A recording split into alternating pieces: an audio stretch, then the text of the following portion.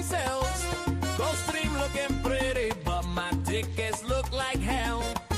Frank and Ciaran yelling, Vice is twice as nice. I'm over here playing my singles, don't roll the dice. Tropical pick three popping like a pina colada. Bomb my lunch shots running so fast he just stole my mom's prom. Horses loading up, I'm sweating buckets of rum. But when the gate pop, boom, double trouble wins the sum. Burst to front. From the rail to the stretch, we breaking it down live. Ciaran dropping heat, Frank barely stays alive. Tropical pick three, hotter than a bad tattoo. My ex go crying, said, baby, how'd you hit all three, too? Gulfstream breeze blowing payouts, raining like confetti. DTL Crew screaming, we rich while I'm dancing with my spaghetti. When the numbers hit and the cash it starts to faint, double trouble live, we lose money, but today we win with no restraint.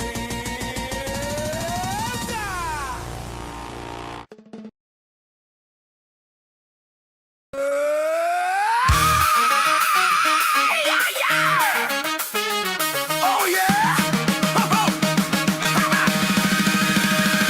Mic check, 1, 2, troubles in the roar. We hit record and the vibes go warm. One says deep thoughts, the other says no. Now we're arguing if cats can and low. We spill the tea, we spill the wine. Had the stories of yours and half of mine. We laugh and cry, we overshare too long. Podcast every now, just double the crutch. Double trouble live, with twice the mess.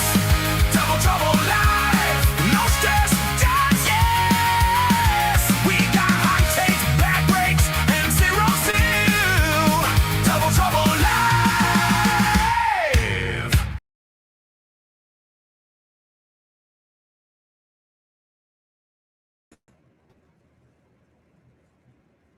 I don't know what happened at the end of the song, but Double Trouble Live, Gulfstream Park, Florida edition.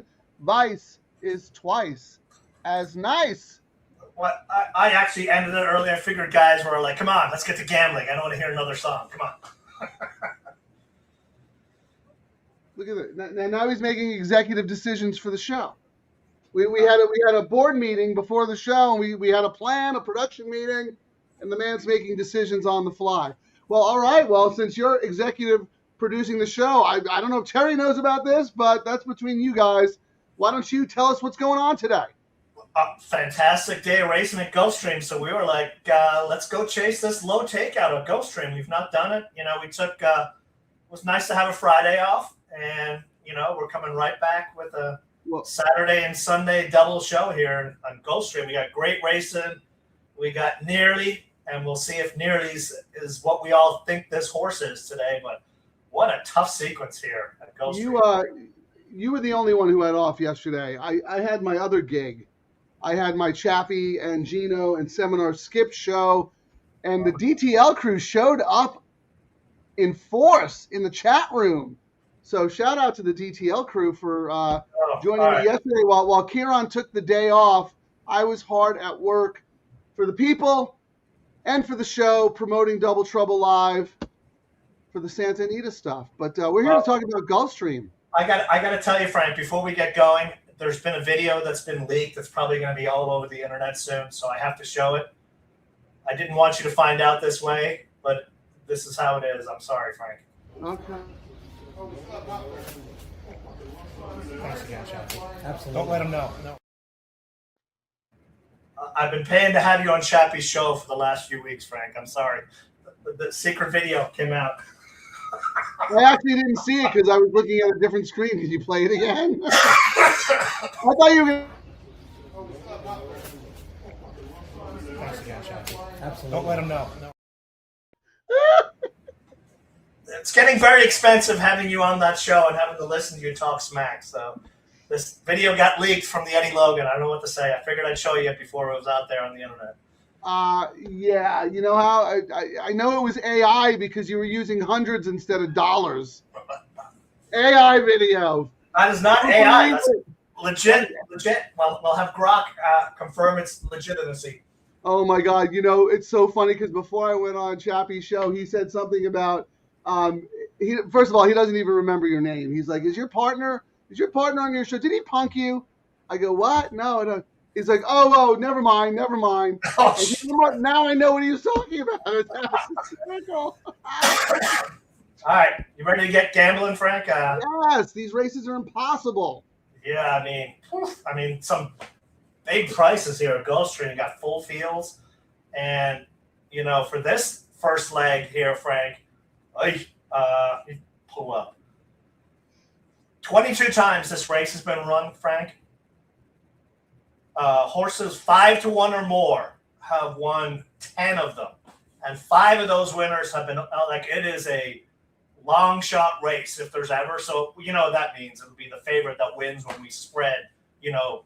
Every single horse on a ticket will have the favorite win the race. Well, right now the favorite. Just sorry to interrupt, but the favorite is number 8. Gosh, I have no idea. Lagina. I have no idea how to pronounce that. I apologize. 8-1 morning line down to 3-1. FYI. Yeah, I actually had that on my ticket, and I originally put it in my first spot, and I ended up going off a little. Rosario, they're 2 for 1 here. Oh, two wins in a second from 3, a sharp work. But I ended up making my top pick here in another price, the number 3, Vekoma View. 1 here last out at the distance. Trainer's stats are off the page and met the long shot criteria. And I kind of pivoted to the 3 being my top choice because I actually thought the morning line was a little crazy on the 8, and now we're seeing that where the 8 is actually. Yeah. I actually thought the 8 might, probably should have been favored on the morning line. I don't That's know right. why. And the reason I thought that too is because I had some friends and they were sending their picks for Gulfstream earlier in the week. You have friends? People who had this 8 as their play. I was like, the fact that there's this many people saying they like this horse, there's no way it's going to be 8-1. Yeah, well, just based on form and figures, just seems ridiculous.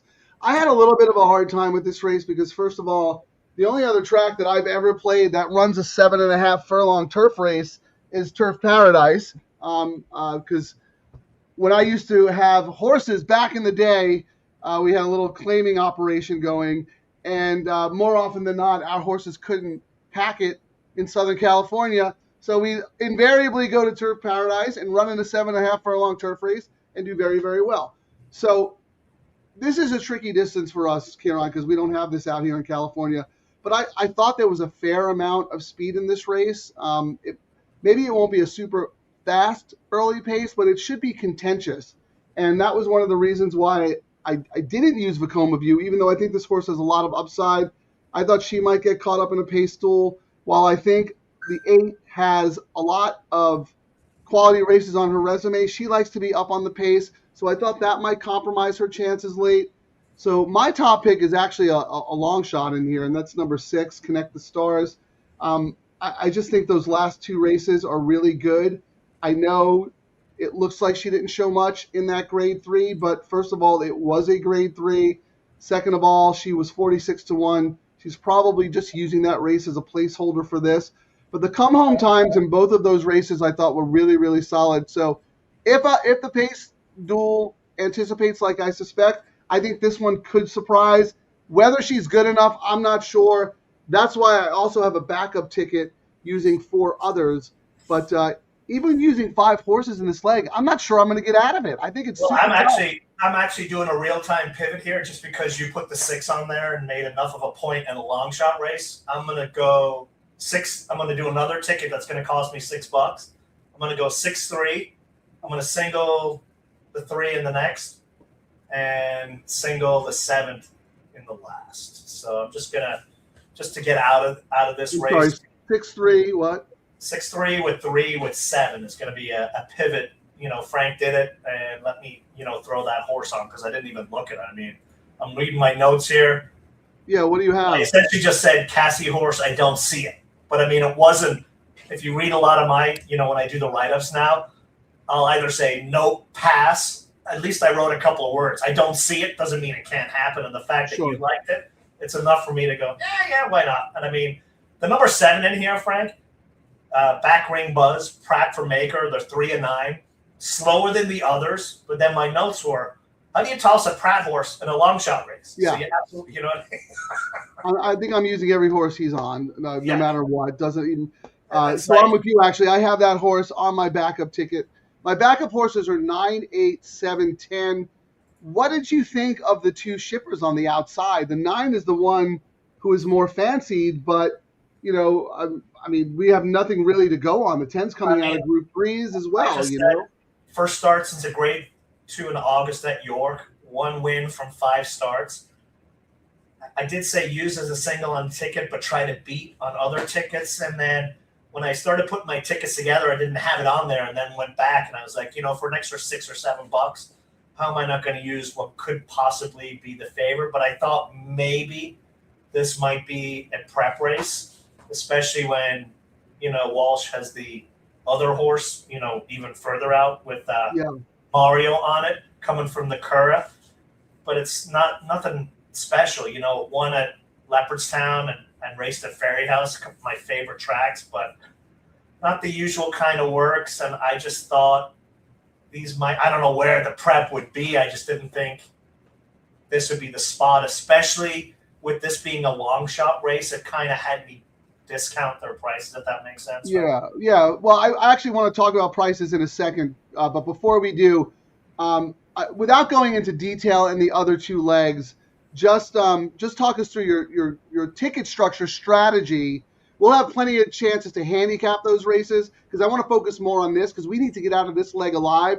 But just in terms of strategy, it looks like the 7 is a key play for you in the nightcap, and then in the 3 in the middle leg also. Yeah, that was the prep race. And when I started putting this ticket together, I kind of put it together like that pick 5 I hit a few months ago where I had a couple of horses that I thought were strong single candidates. And I was like, well, let me try and structure the tickets where maybe I'll be lucky and I can hit two out of the 4 tickets with the spreads, spread in one leg, tight, and then tight, spread, tight, you know what I mean? And then I like those kinds of tickets actually. So that's kind of where I was going. I had another ticket that was another $72, but I was like, you know what? I'm comfortable spending about $150 just because I've not bet this, but I could spread a little bit more on this ticket, but I decided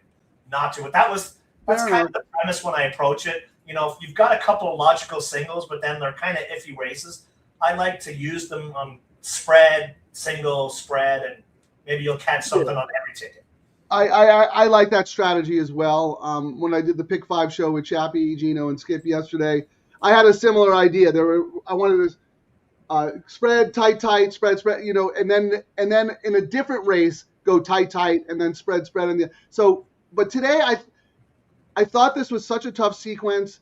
I didn't know where to really plant a flag, but I am with you. I think the 7 is a very strong candidate in the last, but on my other ticket, I have the 6 and 7, but I'm basically playing a single spread, caveman type ticket in the middle and last leg, and then caveman, and then a little tight in the last. But I really had a hard time planting a flag in any of the races. So that's why I was asking you about that middle leg there, because if you can see, I'm using the same 4 horses in that middle leg, and I'm still not confident I might get out of it. I thought it was very, very difficult. When I looked at that middle leg, I was like, what made it easier for me to key in on singling that race, Frank, 67% of the winners have been 5-1 or less. And, we've talked about it a lot of times on the show where some races, I mean, I'm not saying a long shot won't win that race, but when I'm not as confident on a ticket and I find a race where historically low prices do well, it helps me to narrow the ticket down. And if I'm correct, the stats play in my favor, I got a free spot and I can move on. Yeah. Why would you go tight in a race that's almost guaranteed to produce chaos when the race before it is typically very formful? And to your point, it's not like a long shot can't or won't win that race, but the odds are in your favor that it's going to be a shorter price horse. So you want to narrow your selections down in that race as opposed to the chaos race where you want spread because you want to catch that 20-30-1. That's excellent information. That explains everything to me, and we'll talk more about those races in detail. One of us needs to get out of this first leg alive. So let's look at the tote, see if there's anything interesting going on. Look at the will pays first, Ciaran. Yeah, I was going to start with the pick 3 because we usually get a lot of information with the pick 3 and go backwards. So on the pick 3, Frank, it looks like the 5 is the lowest on the pick 3, paying $4.96 Tam Tam. And I think I have that on a ticket. I know. We're like, do we even have this one? I do not have that on my ticket. But on my notes for that one under Mario last out, who, I mean, obviously, if Walsh gives a jockey like Mario a call, he's going to drop whatever he's on to go get that call, you know what I mean, just to get the business. So I kind of discounted from that. But that horse is 1, 2, 3. That horse is 4th choice in the double, but favored in the pick 3. That's fascinating. I mean, I wondered if I should probably come back and play a 3-5 to start here, because I don't have your 3 and I do not have this 5 that's taking the sneaky money. That pick 3. Let's look at the pick 4. On the pick 4, Frank, this is also the favorite on the pick 4 at $274. So wow, that's pick 4. Money. That's pick 4 and pick 3 money, Frank, have gone on to this 5, and we really didn't see it. Let me see what the pick 5 is. I guess it's gigantic pays, but even on the pick 5, it's one of the lower pays. So I think we absolutely have to do a saver bet with this 5, Frank. Here, I'm just going to put up here's an alternate play for those out there. This is based on Ciaran's push on the 3 in the first leg, and then the sneaky money that we're seeing hidden, and not in the double where it was obvious in the last race going forward. Buried in the pick 3 and the pick 4, which you cannot find until now. So that's super sneaky. So what is it? 8 times 2, 16 times 3. What is that? That's 48. 48. Yep. 48, yeah. So here, let me just show you as an alternate play for those who want to play the board. 3-5. I just put my 4 in the middle, and then 6-7. Actually, what's funny is because what I was debating doing right now, Frank, because I already used your 6, I was debating one right now. 5 with 1, 3, 4, 6 with 7, 6, 2, 1. All right, here. Let me put your Ciaran alternate, $3, because you have a couple of different horses in the middle leg than I do, so I wouldn't want one of those horses to win and people not have it on this alternate. Correct. So what was your alternate, Ciaran? 5 with? 5 with. Yep. 1, 3, 4, 6. Yep. With 1, 2, 6, 7. I mean, that's the next 2 legs are a couple of chalky horses, but then my other horses are price horses that we can go into later. But that's 4 times 4, 16 times 3, and that's my extra 48. So here I am. I'm probably going to spend $200 on this one, but we're doing it live, and there's just too much sneaky money on this 5. Yeah, 100%. Across multiple different bets, and in the right world, the 5 doesn't win, and all our other bets are live. But it would suck if we ID'd this sneaky money and we not get out of the race with it. Correct. Yeah. I mean, this is why we do the show. We're betting in real time. We're trying to use all of the information available at our fingertips.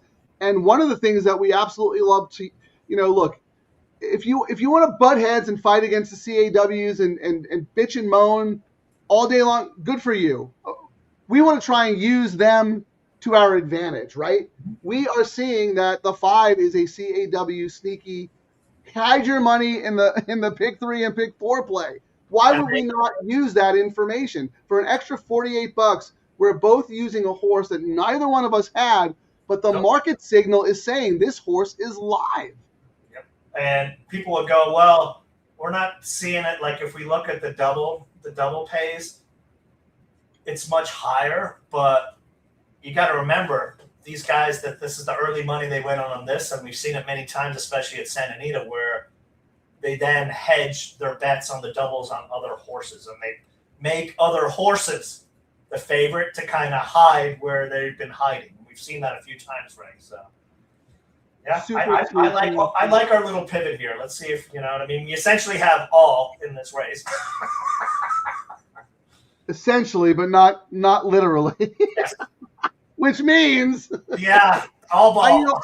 Seriously though, I'm still not super confident that I'm not as confident. I mean, I'm more confident in the 3 in the next leg and the 7 in the last. Just in the next leg, just my notes on that 3. Let me pull it up here. Yeah, no, I agree with you. I have the 3 also and the 7. But in this race, we're all over the place, and neither one of us used the 5, the market signal horse. So. Yeah, so we absolutely had to pivot.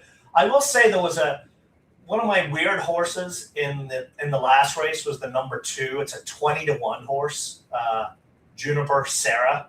I mean, I made it my third thing, but Gaff hops on, and the horse has a huge late kick. So that's why, if the Chalky McChalks, don't do their jobs, I thought it was an interesting one for, the guy who does really well at Gulfstream, almost won. It's all, long distance type of horse and always been around the wire. And this is the first time the horse gets this kind of jockey, you know what I mean? Like a quality jockey. And sometimes that's a difference maker. And look at some of the results today. We've seen some crazy prices here at Gulfstream. So nothing's super short or super long. That's right. It's been a little crazy. But one last thing I want to say about starting this leg in the tropical turf. I am also making a win bet on number 6, Connect the Stars. The horse is 14-1.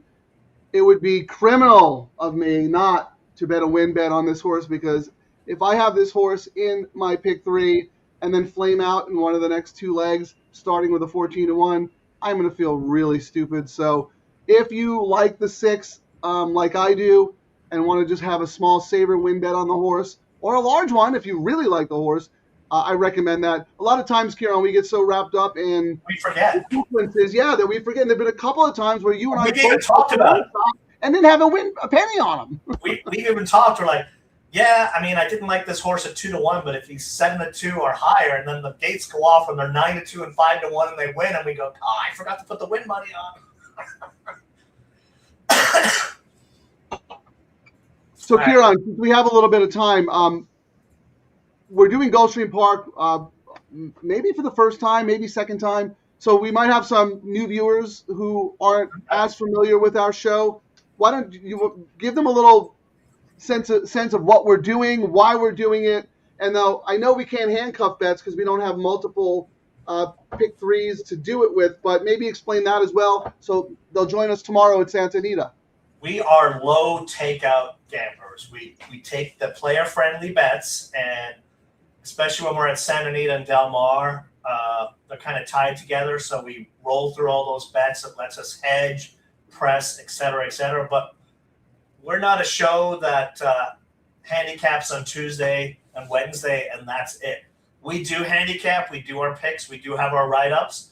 But we come on this show, and we use the information that the big money guys show us, looking at the betting pools and the will pays and the probables, and we change our bets. Just like you perfect example today, neither of us had this number 5, and we both pivoted because we saw the money was hidden on that number 5 across multiple different bets. And, we're trying to do low takeout bets, but we're also trying to show people this is old school handicapping. This is what the OGs used to do back in the day with the doubles. They would look at the probables, and they would look at the will pays and do their bets based on that. No matter what they thought, they would adjust. And we have some fun. We make fun of each other. We have a few drinks, and, we're a live gambling and entertainment show is how I would best describe us. And with handicapping kind of on the side. Couldn't have said it better. And we got a lot of comments to get to. We will get to them after this race. Right now, we're all about strategy and gambling. But I do want to welcome everyone, DTL Crew, any newcomers who are watching. We will address all the comments after this race because there's a dirt race. That's not part of any sequence, so we can spend some time there. I want to look at the tote again, Ciaran. There's a perfect 3-1. The sneaky horse is 4-1. Yep. Your 3 is 9-2. My 6 is dead, 14. And how about the morning line favorite, the one of the Irish horses, little dead on the board at 9-2, wouldn't you say? Yeah, I mean, I thought the morning line price was crazy, but having not really, I play Gulfstream, but I play it in contests more, so I have more of an eye for long shots, and I kind of tossed it. So when I saw the morning line here, I thought it was a little weird, but then I was like, maybe it's just this is like, a Baffert at Santa Anita, Frank, where no matter what the horse has, they're gambling it, Right. I wonder if the post has anything to do with that. We don't play Gulfstream enough, but I would have to imagine, just based on the schematic, the outside post looks pretty awful. It looks like there's a couple of jumps, and then you're right into the first turn at this weird 7.5 furlong distance. So that might have a big factor in the odds as well. And that also might mean why some of the speed horses, Ciaran, are taking a lot of the money, because it is a shorter distance. If you make the lead and everyone else is forced wide or has to drop back, your chances go up exponentially in this shorter race. I mean, 7.5 is it's a very tricky distance. So I'm curious to see how this runs. That being said, we'll get to the comments, but if anybody likes anyone in here or wants to put up their play, especially you, Jay, you're right. You call this handicapping? Loosely. This is gambling. This is wagering. This is ticket construction. I love it. If there was anything we would show, or if people were to take something away, you got to be able to adapt in this game, because you don't know everything, and big money guys usually know more than we know, and we can kind of sniff it out sometimes. Now, this 5 may need an Uber to finish the race, but the money tells us we got to take a look and we have to use it, just based on. I mean, it's one thing to see it just from the pick 3, but across pick 4, pick 5, all that kind of money, and being one of the lowest horses, you really got to take a close look when the money's hidden across multiple pools like that. Jay, thank you for joining us. You're a regular on the DTL Crew Santa Anita broadcast, so we appreciate you spending your afternoon with us. You're also very sharp and very smart, so we appreciate any information you might have or any tickets you want to put up before the sequence starts. So thank you for joining us. 2 minutes to post. I don't think they have the 2-minute cutoff at Gulfstream. Do they, Ciaran? Does that? I do not. I'm not sure. Maybe someone can chime in. I do not think so. So I think the money could change. Oh, hey, we should look at. Let's see what the will pays are into the next leg.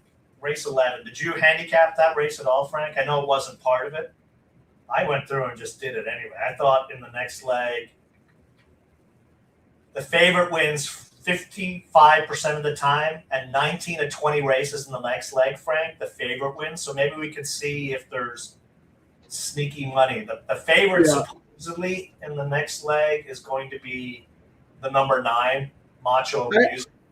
I only do races I get paid to handicap, Ciaran. That wasn't one of the ones that was on the program schedule. So I'll let you handle that race. I'm looking at the 9. So the 3 into the the 8 into the 9 is paying $19, Frank. The 5 into the 9 is paying $30. The 9 into the 9 is paying $32. So I'm scrolling down. The 3 into the 3 in the next leg is paying, Scotland is paying $29, but it looks like, looking across, nothing really jumps out except it's telling me 9-9 is $25. 9, 3, and 5 are the 3 horses out of this race. Just on my quick glance, I might have missed one into that next leg, Frank. So the 5 is getting money as even going forward, you mean? Yes, going forward, correct. Right. Not the 8. 9, 3, and 5, you said? Yeah, but the 8 is getting a little. 8's getting action into the 2, 3. Now the 8's getting action as well. Yeah, 8 into 2 is 21. So that kind of jives. That kind of jives with the tote here. I think though, that's good. That's also very good to know, Ciaran, because I could see some players saying, "Well, my hand is now exposed. Everyone's looking at the will pays, but maybe I could bury money in the double going forward." So it's always good to check the back end as well. I I think based on all of the market analysis we've seen, the horse that absolutely had to be used was the 5. I don't think Yes. we're missing anything else. No. And if we lose, we lose. But I think given the information that we have at our disposal and doing this in real time, if this 5 does end up winning, we're going to look like geniuses because neither one of us had this 5 going into the broadcast, right? We only threw the 5 in based on what we've seen from a wagering standpoint. Yeah, and going out of this leg, it looks like it's 8. Second place 9. Third place 3, 5. So those are the 4 horses out of this race, and then into the next leg, it's the 9 and the 3 getting the play in that next leg. And that next leg, like I said, is 19 of 20 winners of that race have been 5 to 1 or less. And right now, there's 3 horses: the 9, 3, and the 10. Actually, let's see if the 10s. We're almost. Someone's got to keep an eye. I'm going to open the window so I can see, so we don't miss their. Yeah, I'm looking at 0 minutes to post, but they're still messing around. We like to cut off a little sooner because I think our feeds are delayed a little bit, and we don't want to talk over the race. But based on my ADW feed, it looks like there's still 10 is getting play into the next leg, Frank, and in the next leg. Like the money's coming in on the doubles into the 10 in the next leg now. So the 8 into the 10 has dropped to 23. Well, who was your top pick in that race? In that race? Is there an opportunity here for you to play a double or anything? I actually, believe it or not, had that as like my 5th choice. And I ended up going, I like the long shot in there, even though the stats, I went 2, 4, 3, 8. But I was just trying to be against the grain. And also keep in mind today, a lot of these races earlier, we had like 20 and 30 to 1 horses winning races where favorites usually win. So what we're discussing here when we do our Santa Anita show, when we start the late pick 3, we also have the low takeout $5 double to follows it right up. Okay, so a lot of times Ciaran and I will structure our pick 3 ticket based on what we think we might do in the double and kind of play them as a unit together. So there might be a situation where we wouldn't use a horse to start the pick 3. We wouldn't use a horse in the middle leg of our pick 3 because we know we're going to start a double with that horse.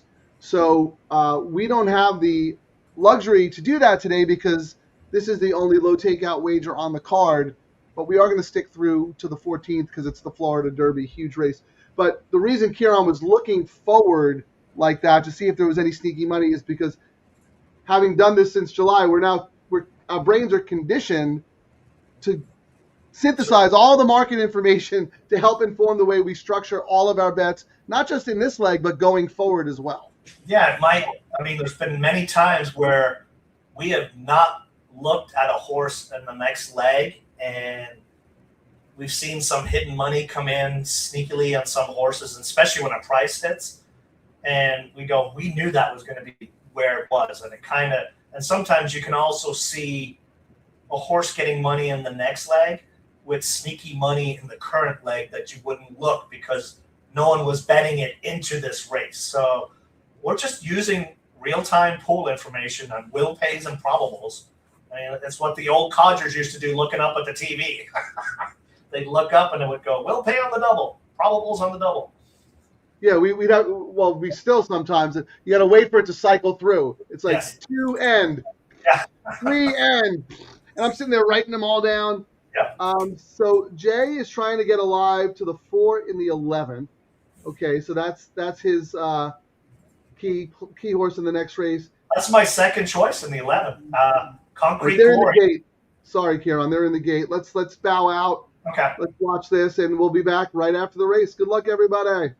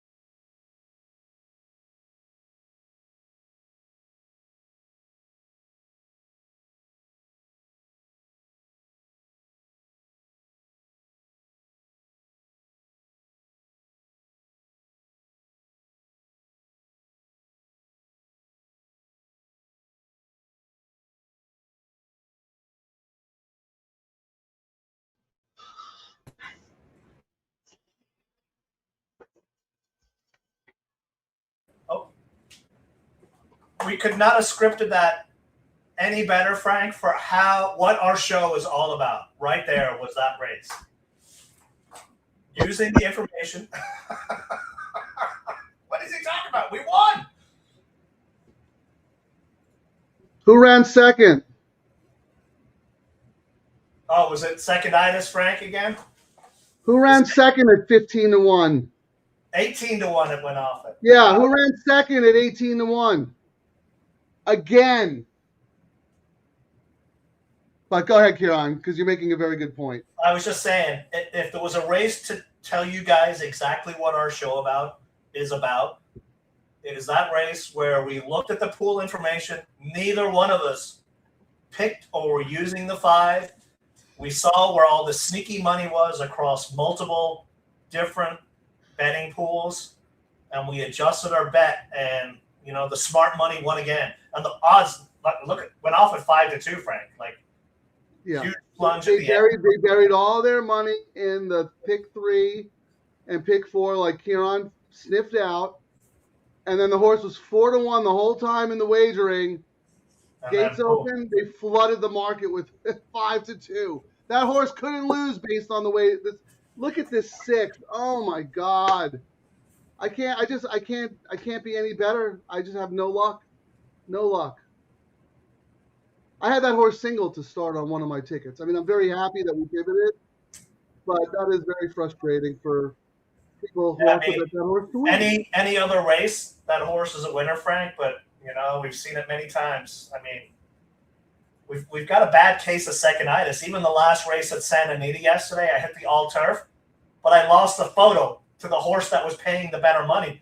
And exactly. The horse who won and finished second like a million times in a row. He finally wins when you need him to.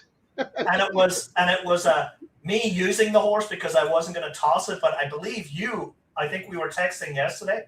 I had the 6 that ran second and lost the photo as my top horse in that race. And I think you had it as an A as well, right? Yeah, I had 2 A's in that race, and that was one of them. Yeah, absolutely. I wanted to beat Certitude, the 8, because same reason as you. I mean, horse never wins.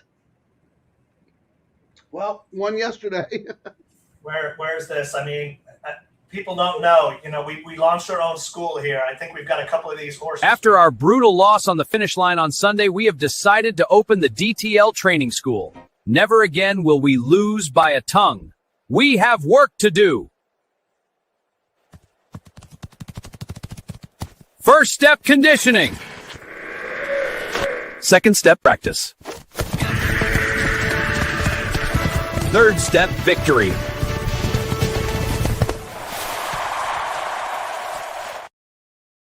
Yeah, I think if your horse had that length of a tongue there, Frank, you would be looking really well there at 18-1.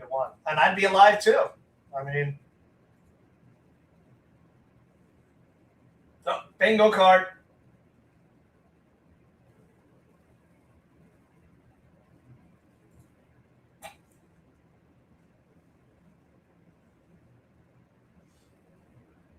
And I'm sorry, I was saying that would have been great for you as well because that was one of your pivot tickets in addition to the 5. I'm not going to let it. You got to move on. As horse players, everybody goes through this. Ciaran, you went through it at Oaklawn Park. Hey, it's not like you're out. You did the pivot with the 5, correct? No, yeah, but I mean, I'd have 2 tickets alive to the 6, and so you'd have 1. I mean, Yeah. You got to start with an 18-1 or a 5-2 that the computer's murdered in every pool. That is true. That is true. But yeah, it's just the way it is. I'm going through a horrible case of seconditis, and I'm going to take the rosy approach, like Ciaran said. At least we're alive, and really, Ciaran, the only reason we're alive is because we did the show. On the show, we changed it on the show because we looked, and if you're going to take anything from watching our show, other than we're a couple of clowns who like to drink and talk smack, is use the information that's out there. I mean, you don't need sophisticated programs or subscriptions to, databases or any of that nonsense. Many times it's enough to follow the money and look at the probables and the will pays. And I mean, my dad never looked at the stuff I looked at and made quite a bit of money. And he would just track the odds and the movements on a piece of paper with a pen. And I mean, sometimes the easiest and simplest way in gambling is the one that makes you the money. No, but Ciaran, I mean, you look at that. Look at the number 5 Tam Tam. Like, there's nothing wrong with that horse. No, but there's nothing. In what world is this horse 5-2 against this group? What makes this horse materially better? The horse just broke the maiden. Well, you know what? This horse looks like 8 other horses in this race. Well, what I will say, they know? They just knew that today was the day. And I will say, like, I use Brisnet a lot. I'm looking at Brisnet. Top speed last race, Tam Tam. Legina was second. Back speed, Legina was top. Tam Tam had the top back speed. Right. So why weren't they betting Legina? Well, I mean, they did, but Legina was an obvious one. They did, and then I think they did to hide the money till the gates opened is what it was. Like, they're like, you know. And we've seen that happen too, where that pick 6 carryover we saw one day, where they hammered a horse for the carryover that had no chance and ran second than the other horse that caused the carryover. You remember that a couple of weeks ago? Yeah, of course. Yeah. Well, see, look at this. Another satisfied customer, Ciaran. Yep. Thank you for joining us, Cat Mondo. Appreciate it. Yes, had the 5-6 exacta because of our insight. I love it. Thank you so much. And we're very happy for you. You're smarter than the hosts because you actually took money out of that race. We still have to sweat 2 more legs. Yep. We're alive. Yeah, but Cat Mondo's cashing out and going to the beach. There's Terry congratulating Cat Mondo. That's awesome. Well, Frank, yeah. So we could pivot again because guess what? This race, I think this starts the coast to coast. Gulfstream 11, correct? I don't know. I don't know what the coast to coast races Yeah, are. I think today. I already handicapped it, so I believe the coast to coast starts the coast to coast. It's Gulfstream 11, Santa Anita 3, 4, and 5, and Gulfstream 14. So I put a ticket together. Excellent. Can I go take a nap? Yes. Wow, Because I did not look at these races and I did not do a coast to coast. But I'm glad you did. See, this is what at least Ciaran made use of his day off yesterday. He was working. He just, didn't have to be the talent anywhere because, a duo can only have 1 star and 1 sidekick. And I think the battle lines have already been drawn. Well, I'm done sponsoring your appearances on Chappie's show. I'm just going to leave it at that. Well, I guess I'll finally tell him. I'll go, okay, because he asked me, are you going to come on next week? I was like, nah. Here, here's another 500. Let Frank do it again. I've got plans. Date night. You can't take it back because on the show yesterday, they actually made me an official member of the band. They made me an official member of the band. And then shortly after that, I said, you know what, guys? I love you, but I'm going solo. So I joined a new band, and I embarked on a solo career at the same time on yesterday's show. Oh, man. I need some more material here. I got to make some more videos during the week. I'm lacking. I thought you were going to play the nice Matrix song you came up with. I guess let me upload. I think you should play that. All right, hang on. If you can find it. In the meantime, I'll. You can go through the comments while I pull it up. Yeah, before I go through the comments, though, I just want to play this little clip from the other day when Ciaran held an open audition and applications for a new sidekick. Come on, boss. Can I finally have the job now? I don't want to be late for Frank's autograph session. Back off. I know Tom Quigley. We got to tell Mark Gelding that he has to stop dropping Tom Matrix Frank. Sorry, I didn't mean to put it on there. No, go ahead, please. For those of you who've not heard, we've actually made it through, an hour of the show without you actually saying the Matrix, and I'm the one who's actually... Well, because I didn't do a Matrix today. I know. All right. Only for Santa Anita. All right, here we go. Matrix Frank keeps yapping about some deranged spreadsheet where your cash just checks out. He's drawing lines and circles like a paranoid crackhead on a mission. while your bank account dies in slow motion, begging for admission. Red pill, blue pill, nah, just swallow the I'm financially dead pill. Frank swears it's science, but it's pure gambling ill. Low takeout, big edge, the only edge is how quick he robs you blind. Every ticket he drops is toilet paper for the broke ass kind. What is this matrix? The matrix. What is this matrix? Matrix Frank keeps yapping about a fancy way to say I suck at betting, but please don't call me out. He circles 10 horses like he's curing cancer with crayon, then watches them all finish last while he screams, next race I'll slay on. Your wife left, your kids left, even your bookie sent flowers. Frank still lived like this matrix is superpowers. Neo peeked in, puked and said I'm staying plugged in forever, cause even the fake world beats this clown's garbage endeavor. What is it, matrix? You're broke, fool. The matrix. Thanks for the out, Frank. What is it, the matrix? Your expensive coat stank.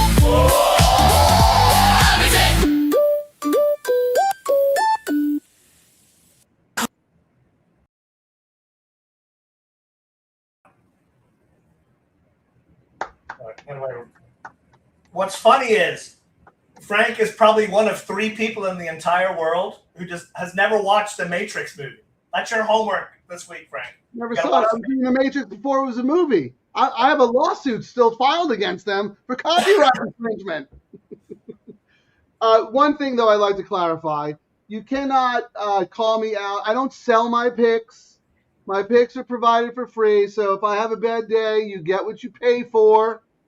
They're free 99, $0.0. So that's the only quibble I have with that. I I didn't think it meant that, but I can modify it. No, it's fine.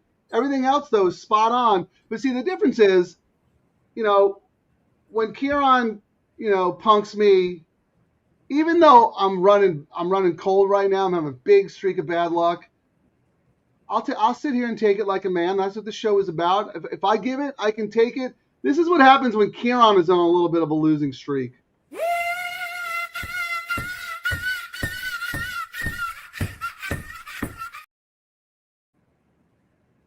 But you know what's great, Frank? You know what's coming? You know how I ended my winning streak? So that's why I had to use your 6 in that first leg that almost won.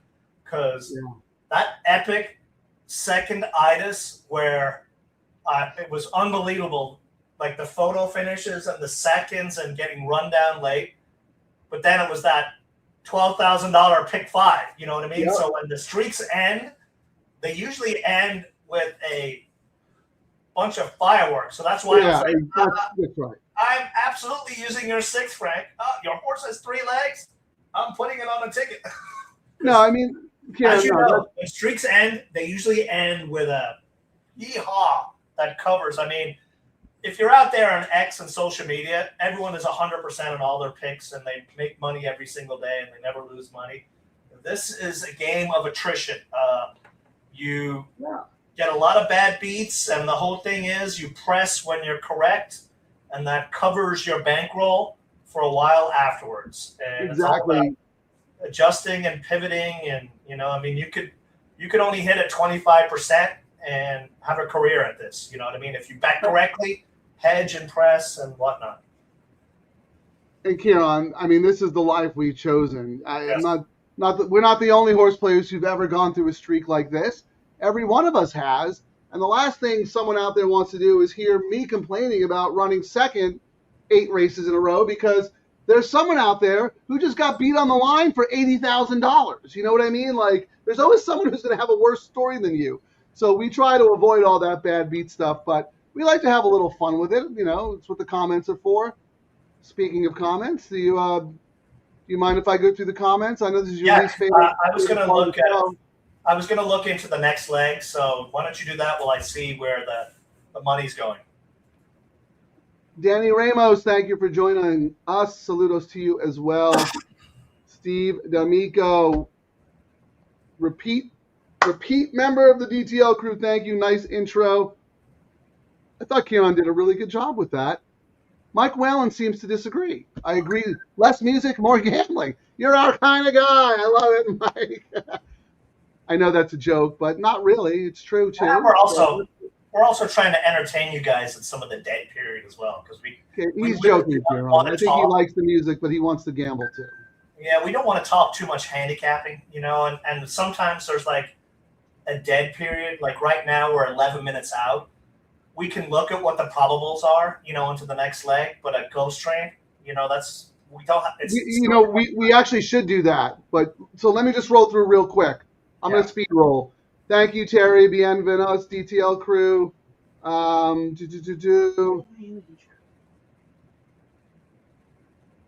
To this.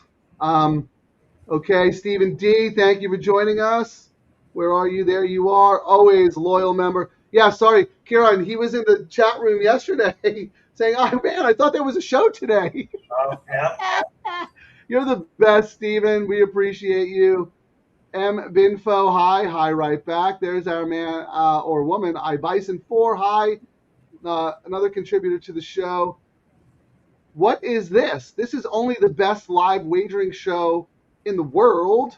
So thank you for joining us. Again, we saw Catmondo. Good job. How about this? Jay went to a ZZ Top Dwight Yoakam. Wow, that's quite the combo there. Cheeseburgers with over meat. Love it. Well, I've got the hair of the dog there. My fruit smoothie, as someone says. My Terry's best Bloody Mary. All right, Ciaran, let's get down to business because we have some market signals to sniff out here. Yeah, I mean, obviously into the next leg, this 3, the chalk in the next leg is the 3. I mean, we thought, what is it, Rebecca? Sweet Rebecca, the Gaff Walsh horse in the next leg is the lowest price. And going off the 3 into the 3 is paying $13. The 2 into the 3 is paying $18. The 4 into the 3 is paying $22. The 8 into the 3 is paying $22. The 9 is paying $29, and the 10 is paying $26. So the pays aren't, aside from the 3, Frank, if you did not like the 3 in this race, you're getting pretty good pays if you really like the 3 in the next leg. Second choice in the next leg looks like it's going to be the 10. So it looks like in race 12, they're saying the 3 Sweet Rebecca is going to be the chalk, and the 10, the Cassie horse, Candy Quest, is going to be the second choice. See what I have both of them. You do not have the 10.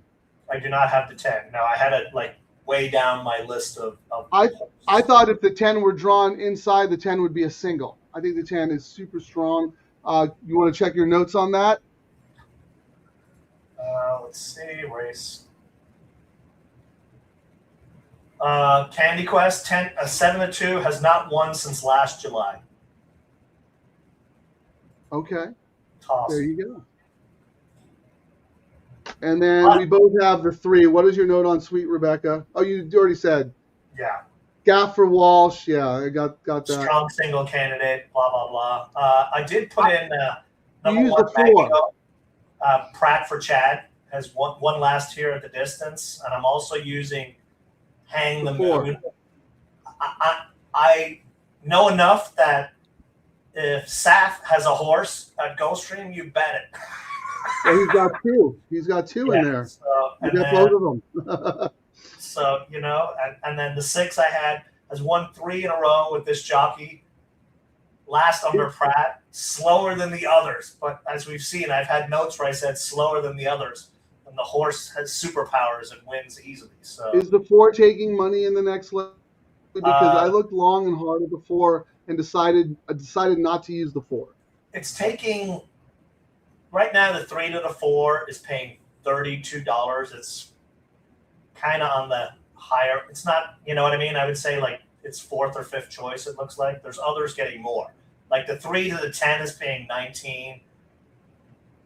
It's not getting any sneaky money right now. Yeah, it's getting the money it should get because the 1 and the 4 are the same price, and I think they're about the same on the morning line, right? Yeah, they're both 6 on the morning line. On the will pays, Frank, the 3 here is paying $104. The next highest is the 9 Macho Music, paying $115. Then the 2 paying $117.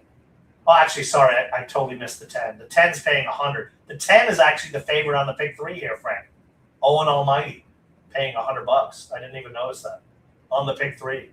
5 to 1 on the board, so that's very interesting. That looks like sneaky money again, right? Yeah, so it's right now on the pick 3s. It's 10, 3, 2, 10, 3, 9, 2, 8. 10, 3, 9, 2, 8. Okay. And then on the board, it's the 3. Lukewarm, though, 7 to 2, 8, 9 to 2. How about the 2? The 2's 4 to 1, bet and a half. Yeah, I mean, 8 to 1, one last out of Tampa, ships in. Sharp Works has won 2 of 3. However, the horse has only won on Lasix and off Lasix. Now, it may win like no issues, but I don't know about, you know what I mean? How is this horse going to be off Lasix? There's no. Yeah, that's a good point. You talk about that a lot more than I do, so I'll give you credit for that. Horses, in most jurisdictions, 2-year-old racing and all stakes races, horses have to run off Lasix. No Lasix allowed.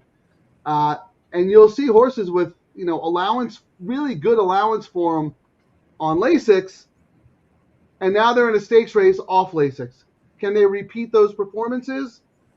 That's actually a really good angle that you focus on a lot more than I do. I need to get better at that. Well, I mean, it's really easy to look at the line, like the last races when they're on or off, and I find it beneficial when I see horses making the jump up to stakes races, where they're going to go off. If I see that they've done well off Lasix before, I'm getting a price now, I'll upgrade it. Sometimes you'll see a horse that every time it's off Lasix, it runs, 16 lengths behind, so. Right. But then comes back in an allowance race getting Lasix. Dominates, That's boom, yeah. That's see really good. You don't see it a whole lot of times, but it's worth spending the 30 seconds just to peruse it when you see on and off Lasix, just to see if there's any sort of pattern. And it's not, I mean, I'm sure there's some guy who's going to write some AI system that tells that, but I don't see a lot of the AI stuff looking at the Lasix angle a lot. So for now, it's still kind of an angle for those of us who jump in and look at it. I think that's accurate. I don't think the Lasix angle is baked into the price that the CAW set for themselves. There are a couple of little things that we can use that really aren't, incorporated into the models that the computer guys use, and therefore not baked into the price already. Hence, you find value. Like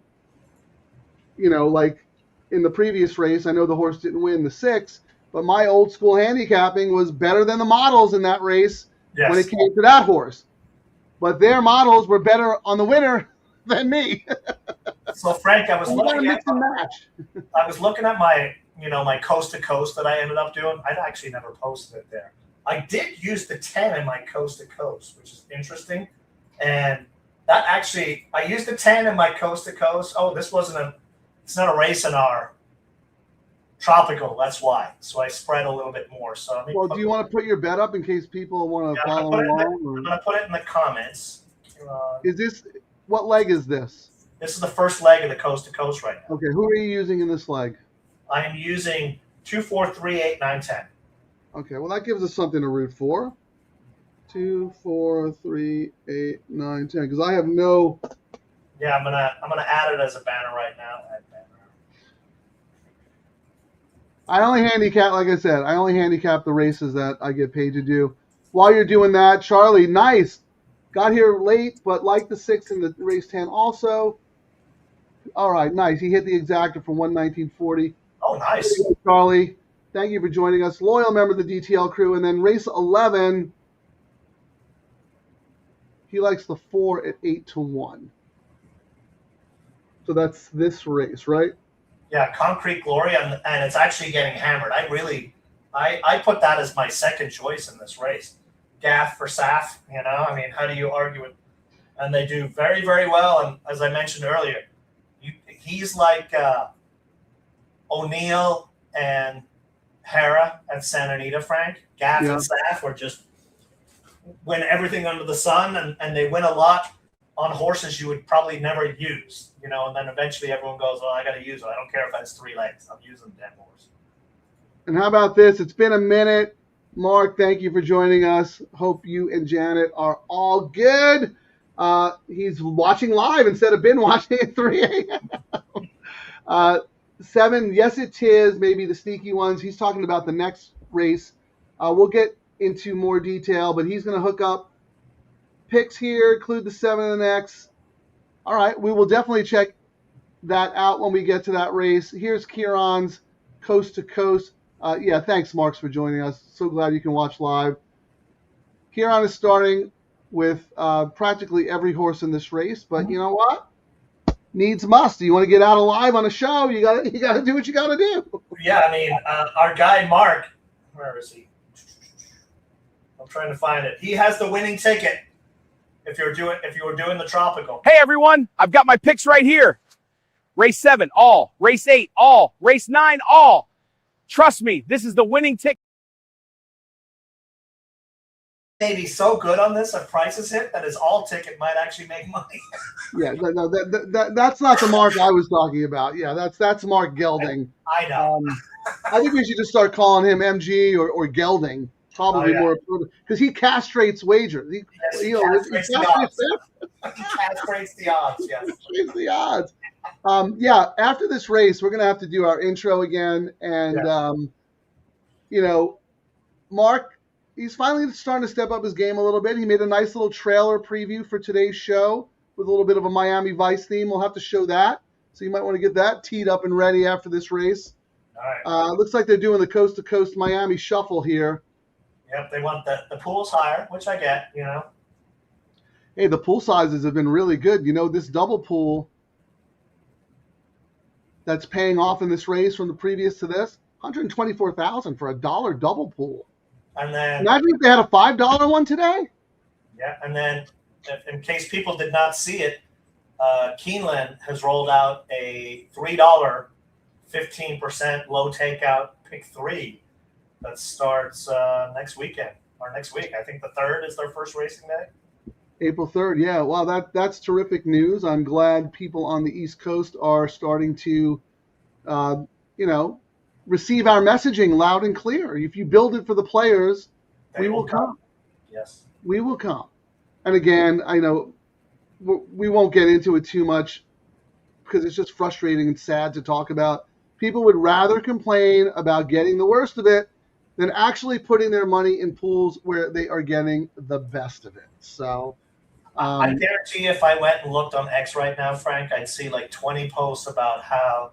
Oh, no, Portnoy's already doing it. He's like 8-1 in the game, 4-1 in the man. And what did that exacta pay? Race before. But that exacta paid $59. I mean, that's a healthy. I guess not really. Yeah, I don't even know. I don't even care, to be honest with you. Like, if that's what you want to do, great, but don't complain about it because you know what you're getting into. You're a grown ass man. What blows my mind is they're in the gate. These are guys who their entire betting is parlays of multiple gains, players doing stuff, and they're not playing them.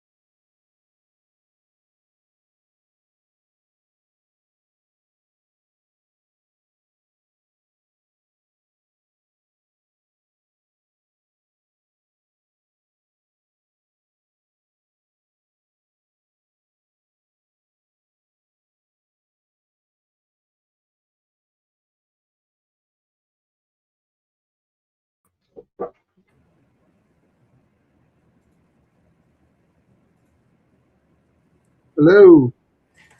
Wow, I thought the 4 was going to hold on, but no such luck. But still alive.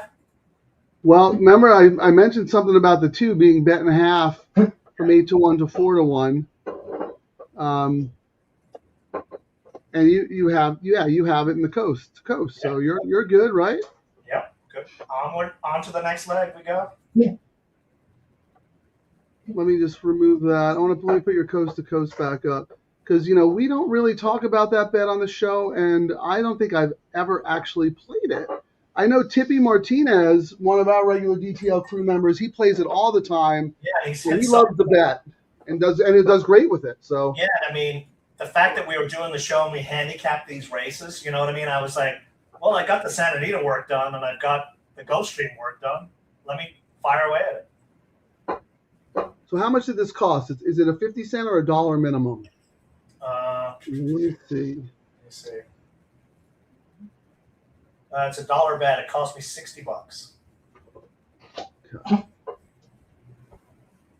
So this is the coast to coast, not to be confused with the cross country. Yes, I mean, I did not want to spend more, and my Santa Anita race 4 is my dodgy race where I'm singling the chalk in there, even though I had a couple of other horses in that race. So we shall see. All right. Well, we have. Well, it's not official yet. Let's wait for this to become official. I'm trying to find our. Oh, here we go. I'm going to upload the Mark Gelding video on his trip to Florida. Yeah, do that. I'm looking at your Santa Anita 5 because I did that for my Matrix column on the Santa Anita website. 3-1. You used 1, 2, 3, 5 horses in that leg, huh? Yeah, I mean, we can talk about that. I mean, both our all turf and whatnot picks are on the site. Race 5, I went. I thought it was. I mean, if you told me, Frank, I had to single, or I could only use 2 horses, I mean, I'm going with the Holly Go Quickly, the 3. Me too. But I thought the number 4, the Victor Espinosa, as we talked about, he's very picky. Broke slow and came late to miss by 2. And the added distance, the bullet work, I thought, if I could only pick 2 horses, go with the horse I think is going to be the favorite. I thought the 9-2 price for Holly Go Quickly was crazy. Yeah. So basically, Ciaran read my Matrix column and just talked about my 2 A's, the 3 and the 4. There you go. Easy game. Holly Go Quickly and Isn't She Loverly? And then, yeah, I agree with you. You do have to throw the 1 in there in case the 1 wires the field. Yeah, I was like, try and beat. And then you got the J.J. Hansen horse, Kimura left, and then Channel Piece, the number 8, the O'Neill-Hare tandem. Absolutely nothing on paper except how do you not bet those 2? You know what I mean? That's like saying, I'm going to toss a Pratt Chad horse, and then they come back and bite you in the butt.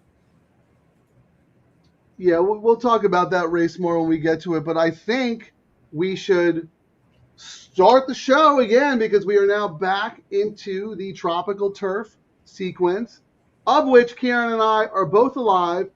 You have a little calypso music for us? Take us a little Miami way. My sister lives in Miami, and Terry and I visited, and we love it.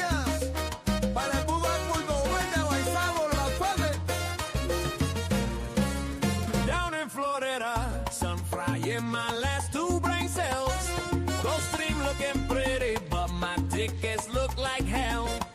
Frank and Ciaran yelling, Vice is twice as nice.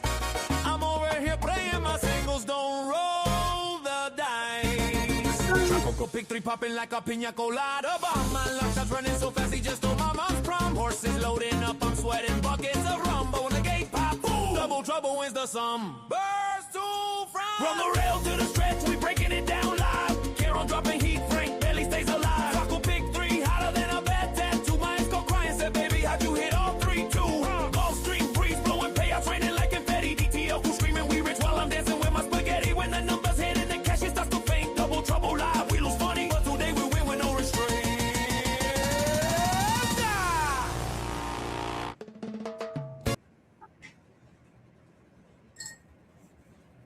Unfortunately, everyone else is out having a beautiful day at the track or on the beach, and we're stuck in the studio.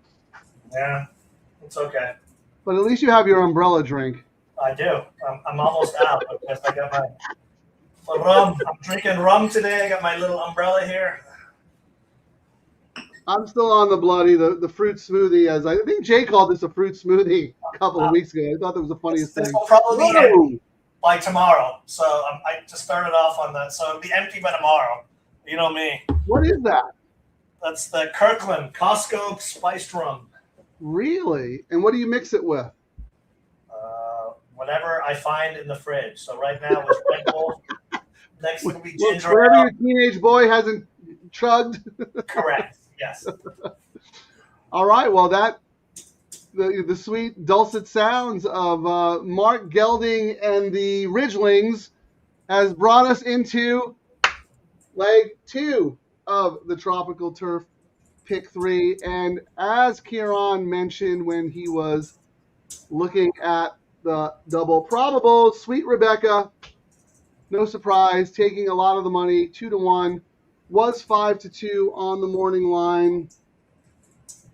I mean, super obvious, but I don't know. I thought this race was a little more wide open than just the 3. The Old California horse, Hang the Moon, used to be part owned, actually, by Mike Joyce. Mike Joyce of FanDuel, and I think it was CJ Thoroughbreds. And this horse won a big race at Del Mar, graded stakes winner. Nice, classy horse.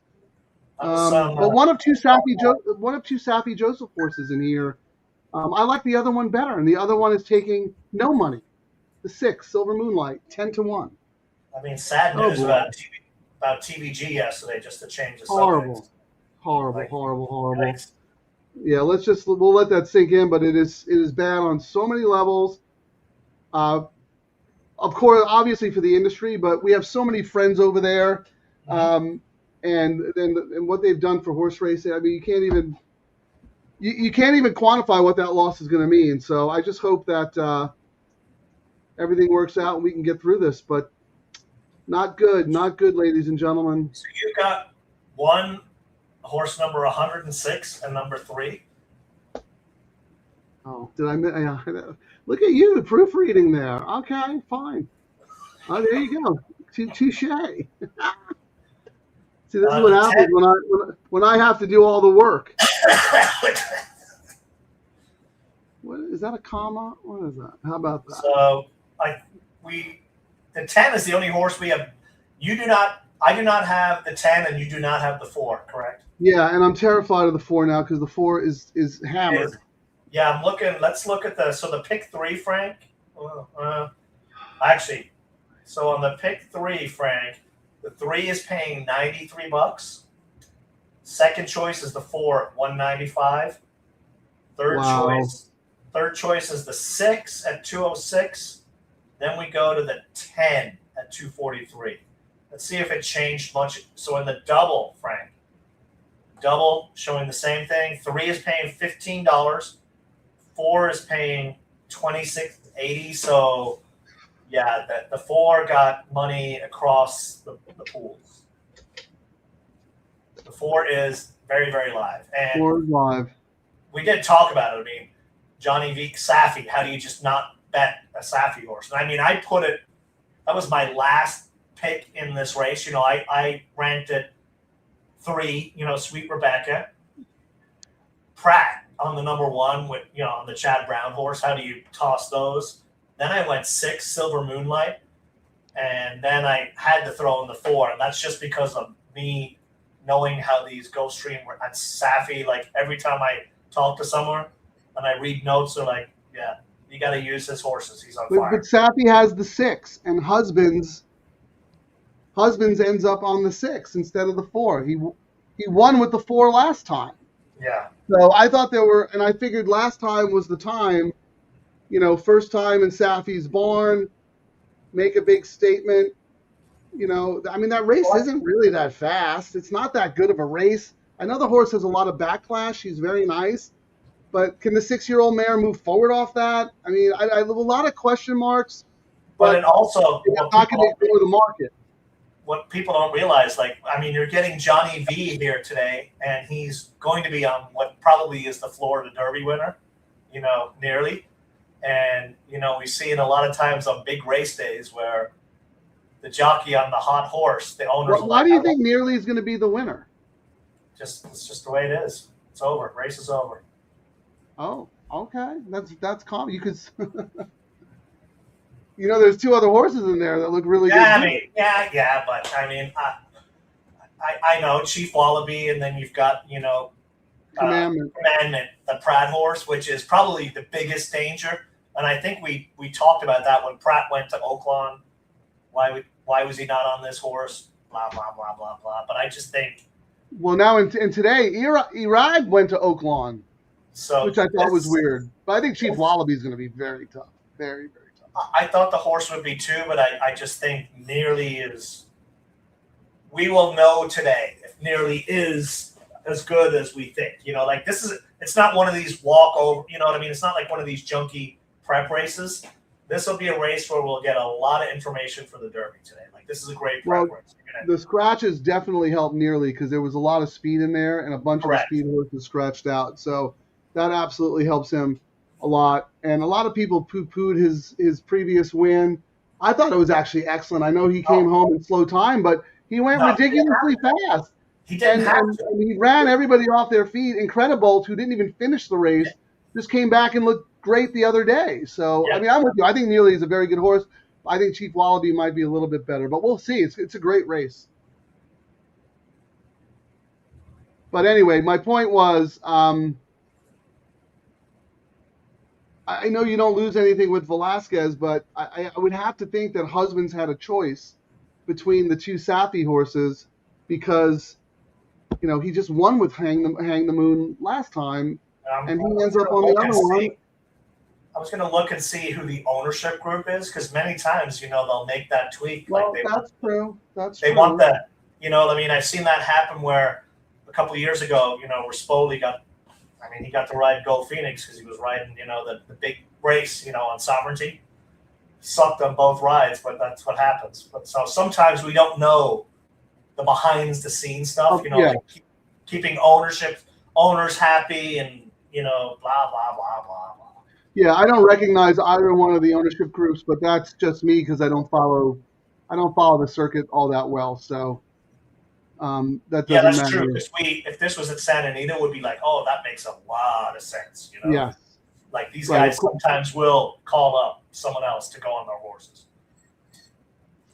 So again, though, Ciaran, I think it is interesting that the 10 on the outside, who, you know, looks very solid on paper, is kind of dead on the board and dead, you know, not bet as strongly as I thought the horse would be in the multis. I think it has to do with the outside post. You know, we talk about not knowing Gulfstream all that well. You know, as we saw at 7.5 furlongs, the 2 imports didn't do anything from outside. Maybe you just can't be parked outside, you know, on this turf course when the rails are out like 58 feet or something. Like, I mean, the good thing about that other race was I did think that maybe the Walsh horses were prepping, so it looks like my analysis was right. And if I was making notes, I would be like, next out is the money ride, you know. And some people go, well, why would you prep on a big race day? You just don't know. I mean, it's also the racing calendar. There's only so many races for these horses, you know, when they're going to a target. And if you know what the target is, I mean, I know the perfect example. I've not said Go Phoenix yet on the show, but yeah, that's the perfect, you know, like it's always the Del Mar handicap is always the target every year. You know, sometimes there's races done to prep the horse for the big race. Let's talk about Mark's sneaky horse there, the 7. Yes, it's his. He mentioned that in his previous post. What are your notes on that horse? Brad Cox, obviously you have to take a close look at the horse. Jockey and trainer are 2 for 2 is what I wrote. Yeah. Yeah, I like the owners better. I mean, and they're 2 for 2 on prices, Frank. Junior, when he rides the Brad Cox horse, he's been winning on his other horses, if that makes sense. You know what I mean? He's getting prices when he does win, so it's not probably will be the horse that knocks us out. Well, look, I mean, horse was 12 to 1 on the morning line, 9 to 2.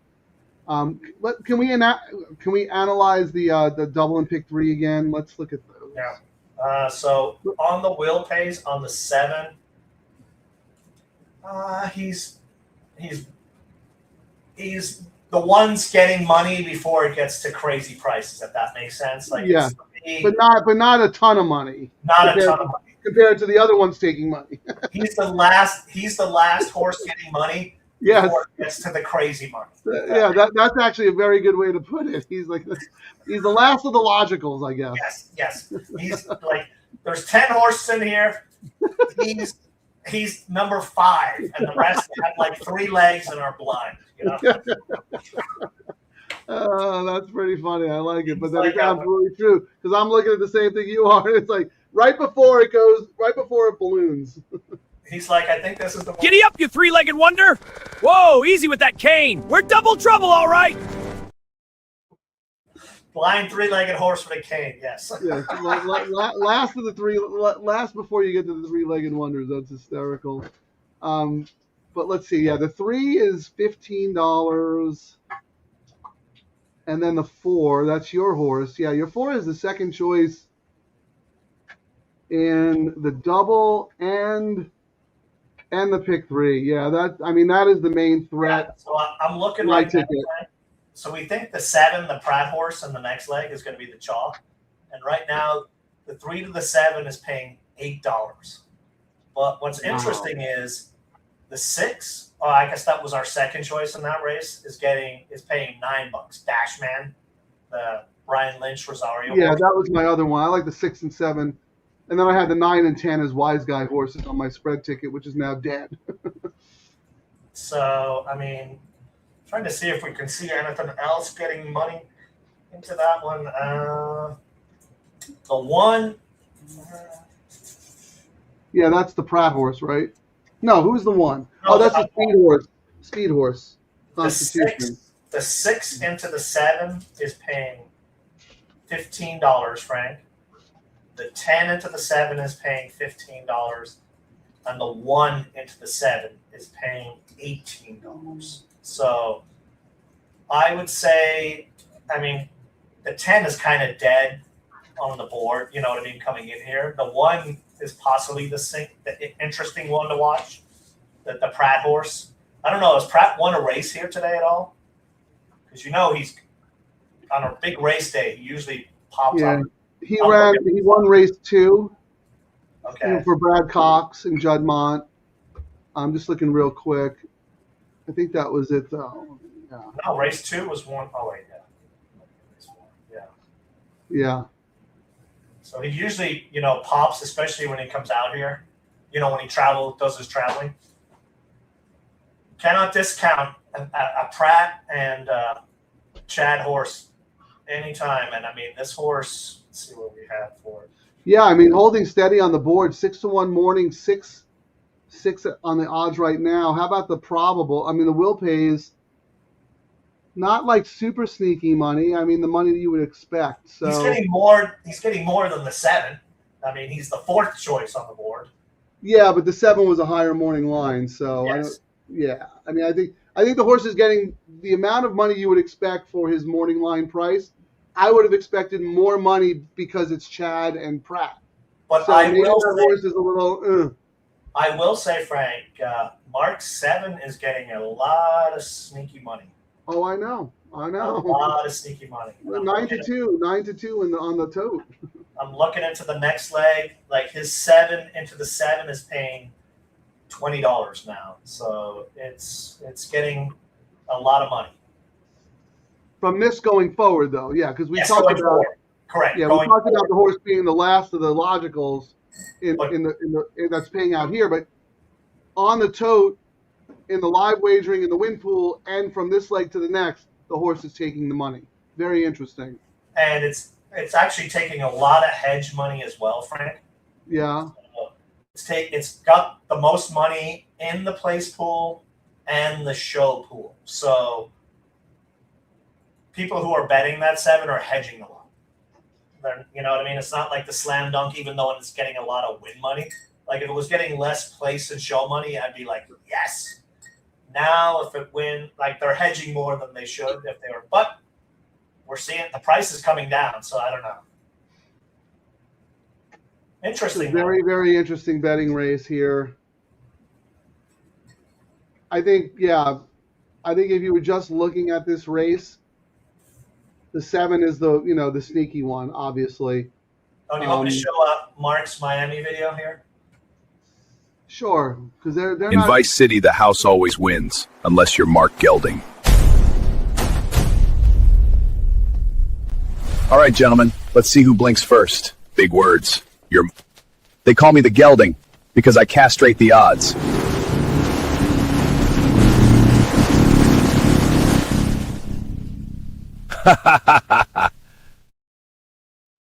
You know, Frank, you should probably go to Florida because I mean, it looks like he looks a lot thinner in Florida. I was just gonna say, did he find an Ozempic deal, black market Ozempic dealer? So maybe you need to go on a trip there for a weekend and you'll look pretty good. I was thinking the same thing. And like he's looking trim and slim there in Florida. Like what's going on? Oh my God, he's like Miami Vice, the Ozempic, and the other kind of illegal diet concoction. He's betting the chalks over there, Frank. he's Hanging out at the chalkboard. Oh my God, he made himself look really good there, didn't he? Oh my goodness, that's very funny. 7 minutes here. Let's see. I mean, Very funny, Ciaran. I like it. Oh yeah, Gelding gets slim. Exactly. Yeah. I'd like to know. Yeah, what's in the hold of that little boat that he's riding there? Is there like a little smuggling operation going? He's smuggling Ozempic into from Cuba to the mainland? No, he's probably bringing rum back. It's probably a lot cheaper in Florida. No, he's bringing gasoline back from Florida. Is probably what it is. As we have like $7 gas here in San Diego. Yeah, it's like he's like I don't know if you ever watched Always Sunny in Philadelphia, but when they had that little gas scam going on that they thought was brilliant, but was clearly wasn't. But anyway, the Miami Geld diet. Yeah, he's gonna have to start working on a book. Actually, I was thinking race 4 at Santa Anita is coming up. So my coast to coast. Wait, what's the coast to coast? Okay, we can. Yeah. Oh, but that's 25 see if minutes. I'm alive. I forgot we missed race 3. Oh, I'm alive. Oh, my price horse came second. Dang it. I could have made my ticket cheaper. So I'm alive on the second leg of the coast to coast, Frank. That was race 3 at Santa was the second leg? Yeah, and it was the 2 to 5 came in first. My JJ Baltus horse came in second that I was trying to beat it with, Miss Artos. Okay, and then the next leg is this one? The next leg is this one. No, the next leg is race 4 on the coast to coast, where I've got a single of the next chalk. So Only Santa 2 races from Gulfstream. It's the race 11 and the Florida Derby is the last race on the coast to coast. Okay, I see here. So race 11 at Gulfstream's in the books, right? You got that one. Santa 3 is in the books. Yes. So you have Santa 4, Santa 5, and Gulfstream 14? Yeah, so essentially for me not to owe Gulfstream money, I need a long shot in race 5 at Santa Anita. And, well, I mean, you did go deep there, and it is a pretty – I mean, I think it's all about the 3, 1, and 4, but, you never know. That's also a weird race, Ciaran, because I don't know if you remember, but we weren't doing the show, but if you look at the PPs, it says a bunch of those horses come out of a race that was declared a no contest. Yeah, the horse I saw that, yep. Yeah, a horse broke through their inner rail, and they had to, they couldn't fix it in time, so they had to pull up the horses coming into the stretch to prevent, ugliness. No one got hurt or anything. It was great, but you couldn't use that race as a research tool for this because it wasn't a race. You know what I mean? That's what makes it a lot difficult because some horses are probably really geared up for that. And here it is, a couple of weeks later. Some horses that paid workout probably did them wonders. Some horses, you key to a race on a certain cycle, and that kind of stuff messes you up. And I mean, that's one of the things too. People have been saying, the racing sucks at Santa Anita and all this stuff. That weather messed up a lot of training. And the weather that came at Santa Anita, it's one thing when it rains, it's the days that it rains and what it does to the training track and the schedules that I think we'll start seeing the fields get bigger, Frank. Well, for sure, next weekend we have the Santa Anita Derby. It should be. And then that one break, and then I think the back half of the card will see a lot bigger fields at Santa Anita. The weather just messed up a lot of stuff. Yeah, I mean, we even had to postpone the traditional start date from Boxing Day to the 28th. I know we don't have any low takeout bets to handcuff together, Ciaran, so I think I'm probably just going to, hold fire. If your 4 beats me, fine. If Mark's 7 beats me, fine. I don't feel like reinvesting any money in a double. We don't have a low takeout, so it's like, give us a low takeout, and we fire away. And I'm not interested in playing any of the, other pools. So there is a long shot I do like in the 13th at Gulfstream, but we can talk about that when we get to that race. We have 3 minutes to post here. Let's take a quick look at the odds board again. The 3 Sweet Rebecca, still the 2-1 favorite. Second choice is spread among 3 horses, Ciaran. They're all at 9-2. Your 4, Mark's 7, and then the 10 from the outside post, who I really liked, but clearly the post is a detriment based on the way this horse is being bet. And then the 1 is now went from 6-1 to 5-1, a little bit of a tick there. My 6, who you didn't like and the market didn't like, is coming in a little bit. Was really dead and is now down to 7-1. Curious to see if any late money comes in on that horse. I'm alive to the 6, Frank.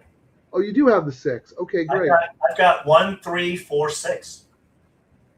Oh, right. You just like the other Safi better. Correct. Yes, but I could not use them. Gotcha. Yeah. My bad. Yeah. You're right. And then the 6. Yeah, compared to the 2 of the 2 Safis, the 4 is way more fancy than the 6, even though the 6 was shorter on the morning line. Yeah, like if I was writing a book, my experience of losing to the other Baltus Safi.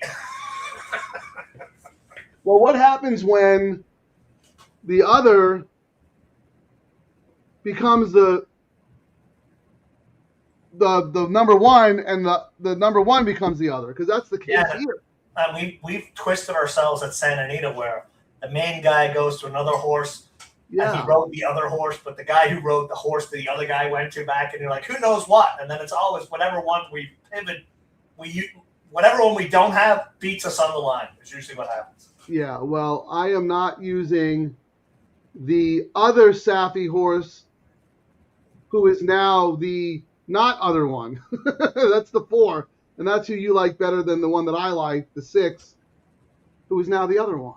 Yeah, I mean, I just thought that was. I mean, I get all the jockey changes and all that. Yeah, maybe sometimes I might have a benefit not handicapping this track as much, where people would be auto tossing it because of certain reasons. I'm like, yeah, that's a great point. I mean, sometimes you get in your head too much, and you know too much. Like people know too much. Simple is usually probably the better thing more times, but sometimes and you get off the better horse. Yeah, you get off the better horse because of these like jockey angles and stuff. Like no, this horse was the better horse and the faster horse, and then you like get it into your head where, well, why did the jockey go here, or why didn't the horse race in the stakes race, or you start overthinking it, and then at the end of the day you look and you go, well, yeah, of course this horse won. This horse was the better horse. Right. So that might just be the case. I mean, Hang the Moon is a classy horse. Oh, no, I mean, these are all, and let me see, looks, one last thing, this race, the stats. Yeah, I mean, a much classier horse than the 6, and I'm on the 6. I mean, this horse won the freaking... Historically, this is this is that race where I said 60. Let's see, from how many races? Race has been run 30 times, Frank. A third of the time, 10 out of 30, the favorite has won. 20 out of 30 times, the horse is less than 5 to 1. So, Yeah. Well, the other thing, Ciaran, is oh, I just lost my train of thought because I was listening to the stat that you were saying. it's usually a very formful race, but when things don't work out with the chalks, it's a crazy race. I remember what I was going to say. As good as Saffie Joseph is, long on turf isn't really his specialty, right? I mean, compared to his other numbers, I mean, you probably have, more detailed numbers than I do, but compared to his other numbers, he's just, and I say this like whatever. I mean, yeah, he's good, but he's like 14% instead of 25%. You know what I mean? Yeah. I mean, he's still very good. Don't get me wrong, but compared to his other categories, that's not necessarily his strongest category, I guess is what I'm saying. And for the four was a winner last race. He's 22% on that, 19% second off the layoff, 17% non-graded. And if we go to the 6, did not win last out. So, that's when you're getting turf starts, like you said. He's 18% non-graded. And I think why I ended up putting the 6 all the way in the back, even though Husbands was his guy, was I was like, well, Pratt didn't win on him last out. The horse won 3 times in a row under this jockey, so it also might be a case of right. But I don't think so, because if this horse is as classy as it is, that's probably why it's getting a little play. If Pratt can win on any horse, right. And a lot of times I'll be like, well, yeah, the horse won a bunch of races, but when it jumped up to the grade 3, Pratt could not win. Yeah, you're putting the winning jockey back on, but sure. No, I mean those are all valid. All right, they're at the gate. We're going to cut out, but Terry has a funny comment. The other Baffert, written by Ciaran and Frank. Oh, that's a bestseller. All right, good luck, everybody. Let's get out of here alive.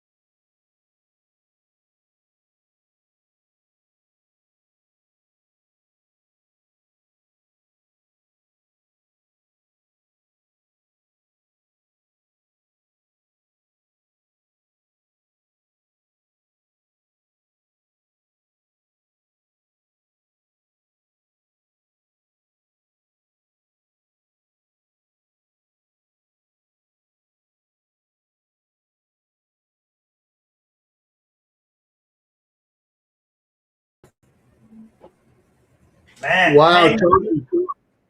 Hang the Moon should have won that race. Just that's locked in. Wow. Yeesh. That would have been nice. Yeah, this is looking very chalky, chalk. Yeah, I'm going to owe the track money, even though we got Hang the Moon was the best horse in that race, but just had no racing luck. I ran out of real estate. Well, that's why Husbands left the horse.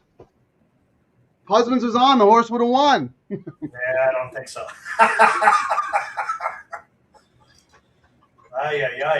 Well, we're alive. We're going to owe the track money, but we're going to hit it. We're live on the CAW ticket. the two horses at the CAW's bet that couldn't lose both won. And yeah, I mean, this is going to be desperate because I have the two obvious ones. You at least have, you might, your 1 and 2 might actually pay okay. Oh, that's right. This is the spread one. Yes. And this is, I mean, no matter what happens, we need this ticket to win. Oh, we have the exact same horses. Oh, wait, that's mine. No, that's you. You have the 1 and the 2 in here. And you have, what are you alive to in the I next just have leg? the 6 and the 7. Ah, okay. Because look, I used your 3 in the first leg there. That was my mistake. Listening to Well, I you. used your 6 on a different one. So, but I mean, the reason we're alive would be great is we pivoted. You know what I mean? We follow the money, and even if we don't make money, it'll show people you got to adapt to what the betting pools are telling you. Well, I have to think that even with the short price winners, at least your 2 horse is it's got to pay well, right? I mean, because the 6 and the 7 are going to take a ton of action, and then the 1 is 7 to 2 on the morning line, so that's going to take some money as well. But at least you're alive to a horse who's probably, probably going to play pretty good. We'll have to wait for this to become official here. Look, you want to look at Santa Anita real quick because you have your coast to coast, right? We've got 10 minutes of post over there. And we actually can take a look at it because we can see if this is alive into the start of the all turf that we've already put our picks on. I suppose we could show everyone what our all turf is at Santa Anita, right, Frank? Yeah, sure. Let me pull it up here. Yeah, I have to pull mine up as well because I didn't do my usual typing it out because I've got a couple of different tickets here. Oh yeah, I've got 2 tickets here, so I'll put it in. We're gonna put them in the comments. We're on Santa. I'm just going to go with a screenshot, actually, just because that'll be easier for me, and then I'll have people take a picture. Okay. So let me just do this real quick. Mine is actually caveman-y, Frank. Believe it or not, my all turf today, and I spent more money after me texting you yesterday that I was going to reduce it, but the fact that I cavemaned it told you I thought it was a hard sequence today.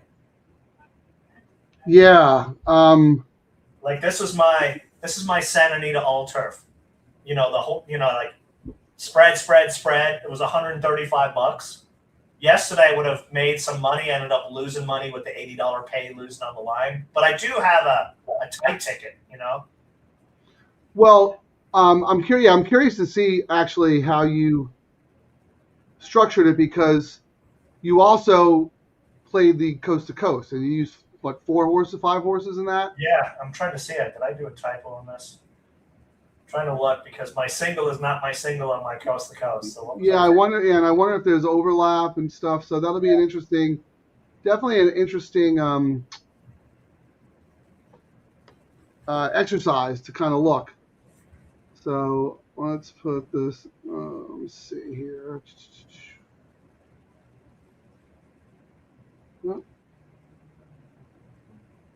All right, hold on. I'm trying to put up. Oh yeah.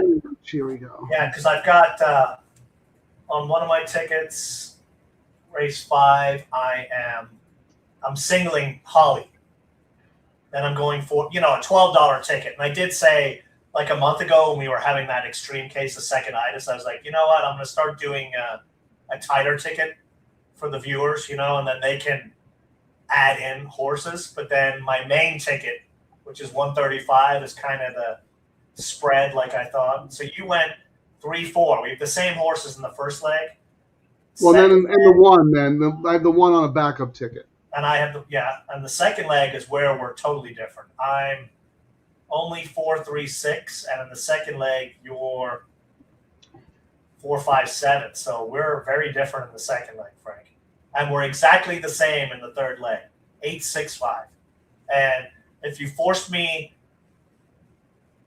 to reduce the ticket, I would go 8-6 in the last.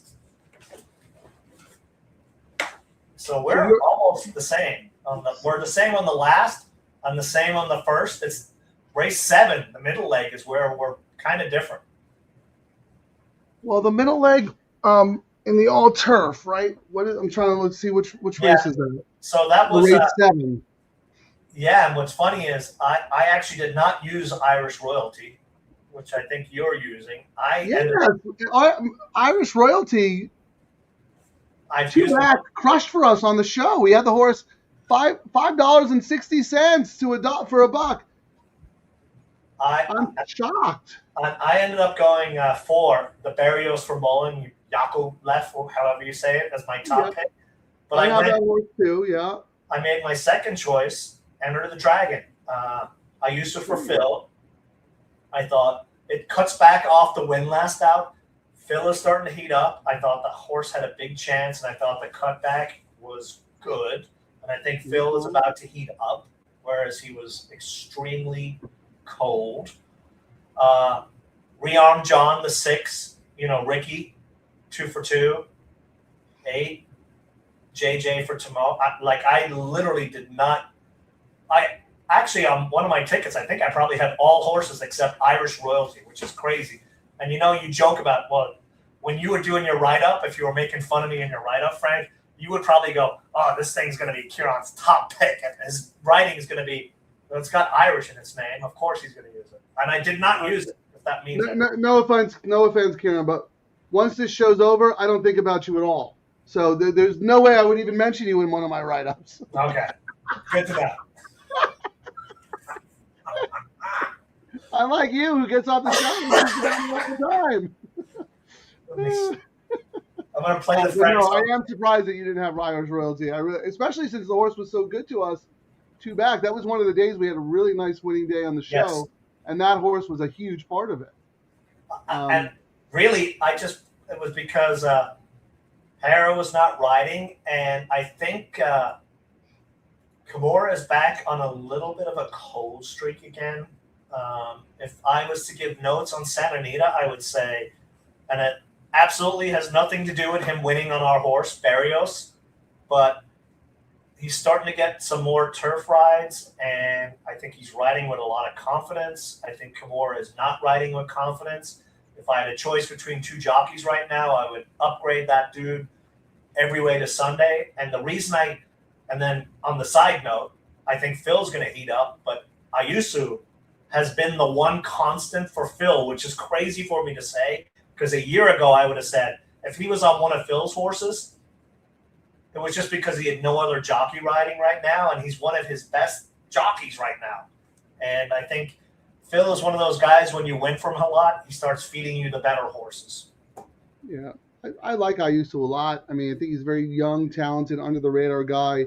Still get good prices on his horses. I mean, look, he won with your horse, Enter the Dragon, at 9-1 last time. So he deserves another shot with that horse.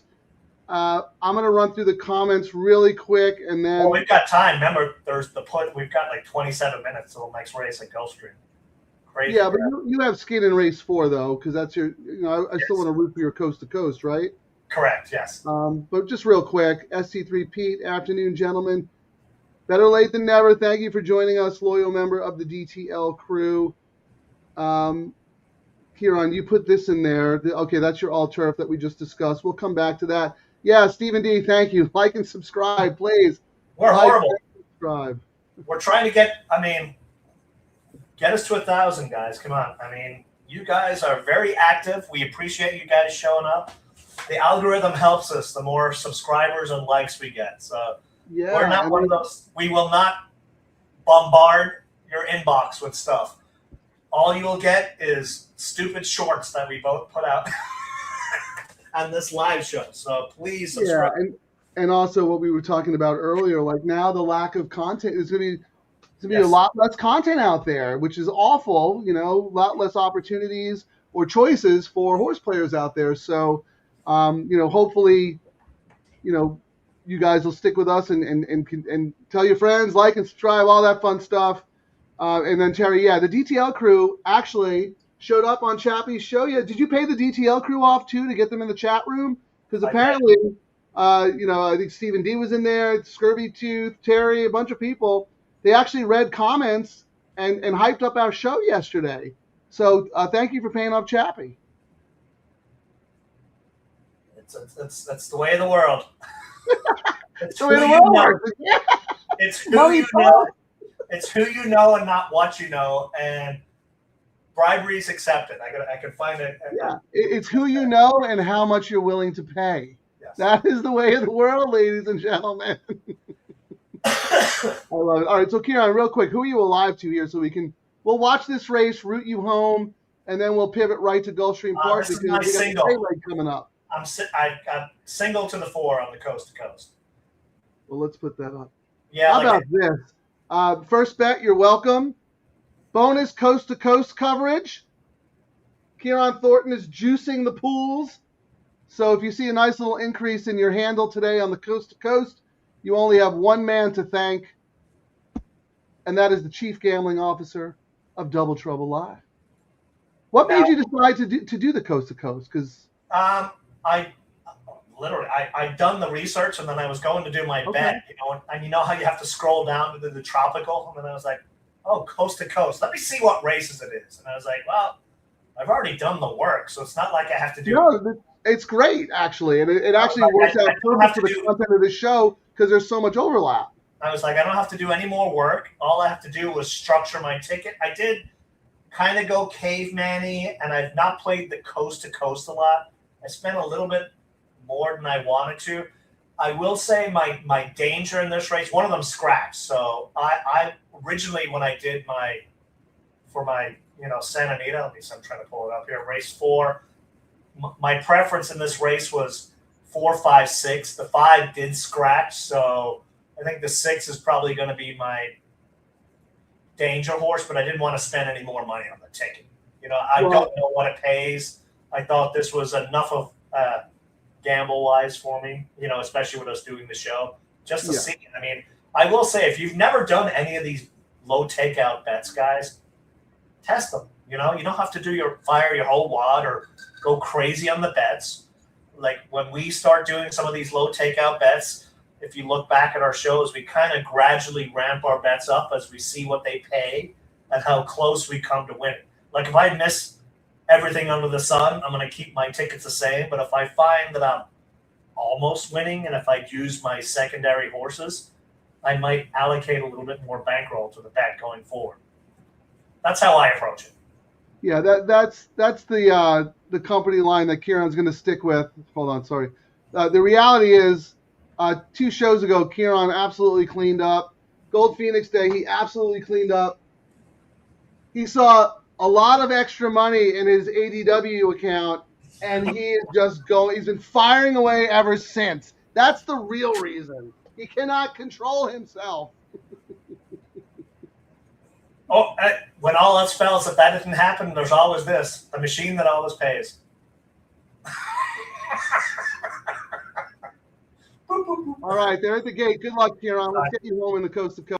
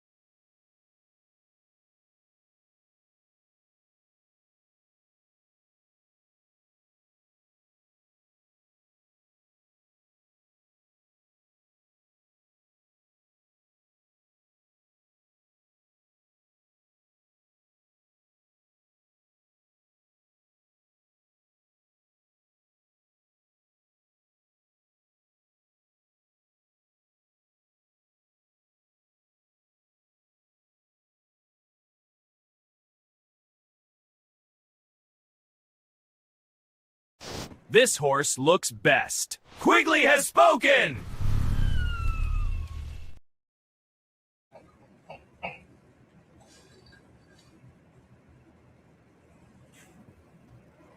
So you do that on purpose. I come in and my microphone is unmuted. Then you play a video which automatically mutes my mic, and then I start talking and I'm on mute. Yep. You're literally setting me up for the bingo square. Like I said, bribes work, guys. So you got your single home. I did get the single home, yes. All right. Awesome. 2 legs to go. So Gulfstream 13 is not part of the coast to coast, but it is the pay leg of the whole point of the show. Mm-hmm. So I'm going to put that up there, Ciaran. Let's see. Let's look at the tote. Let me set up the race for everyone here. We are at race 13 of 80 today at Gulfstream Park. 80 race card. We'll have the Hippodromo Argentina after this. But no, seriously, this is a really cool race because we don't see a lot of these races. And, you know, I'm kind of bummed that Gold Phoenix wasn't running here. This is a 1.5 mile Pan American Grade 3 sponsored by Rood and Riddle. For those who aren't familiar with Rood and Riddle, and I'm sure most of you are, they are the premier veterinary hospital in the world, really, especially with the equine, their equine division. Rood and Riddle, one of the best, based out of Lexington, Kentucky. I mean, we've taken advantage of their hospitality because the last 2 years, the Breeders' Cup Draw Party at Del Mar was sponsored by Rood and Riddle. So the least we could do is give them a shout out for all the food and drink they've provided us over the years. They do great events the last 2 years. Like, really, like, we've gone and go, wow, this is fantastic. I mean, yeah, the purse is $225.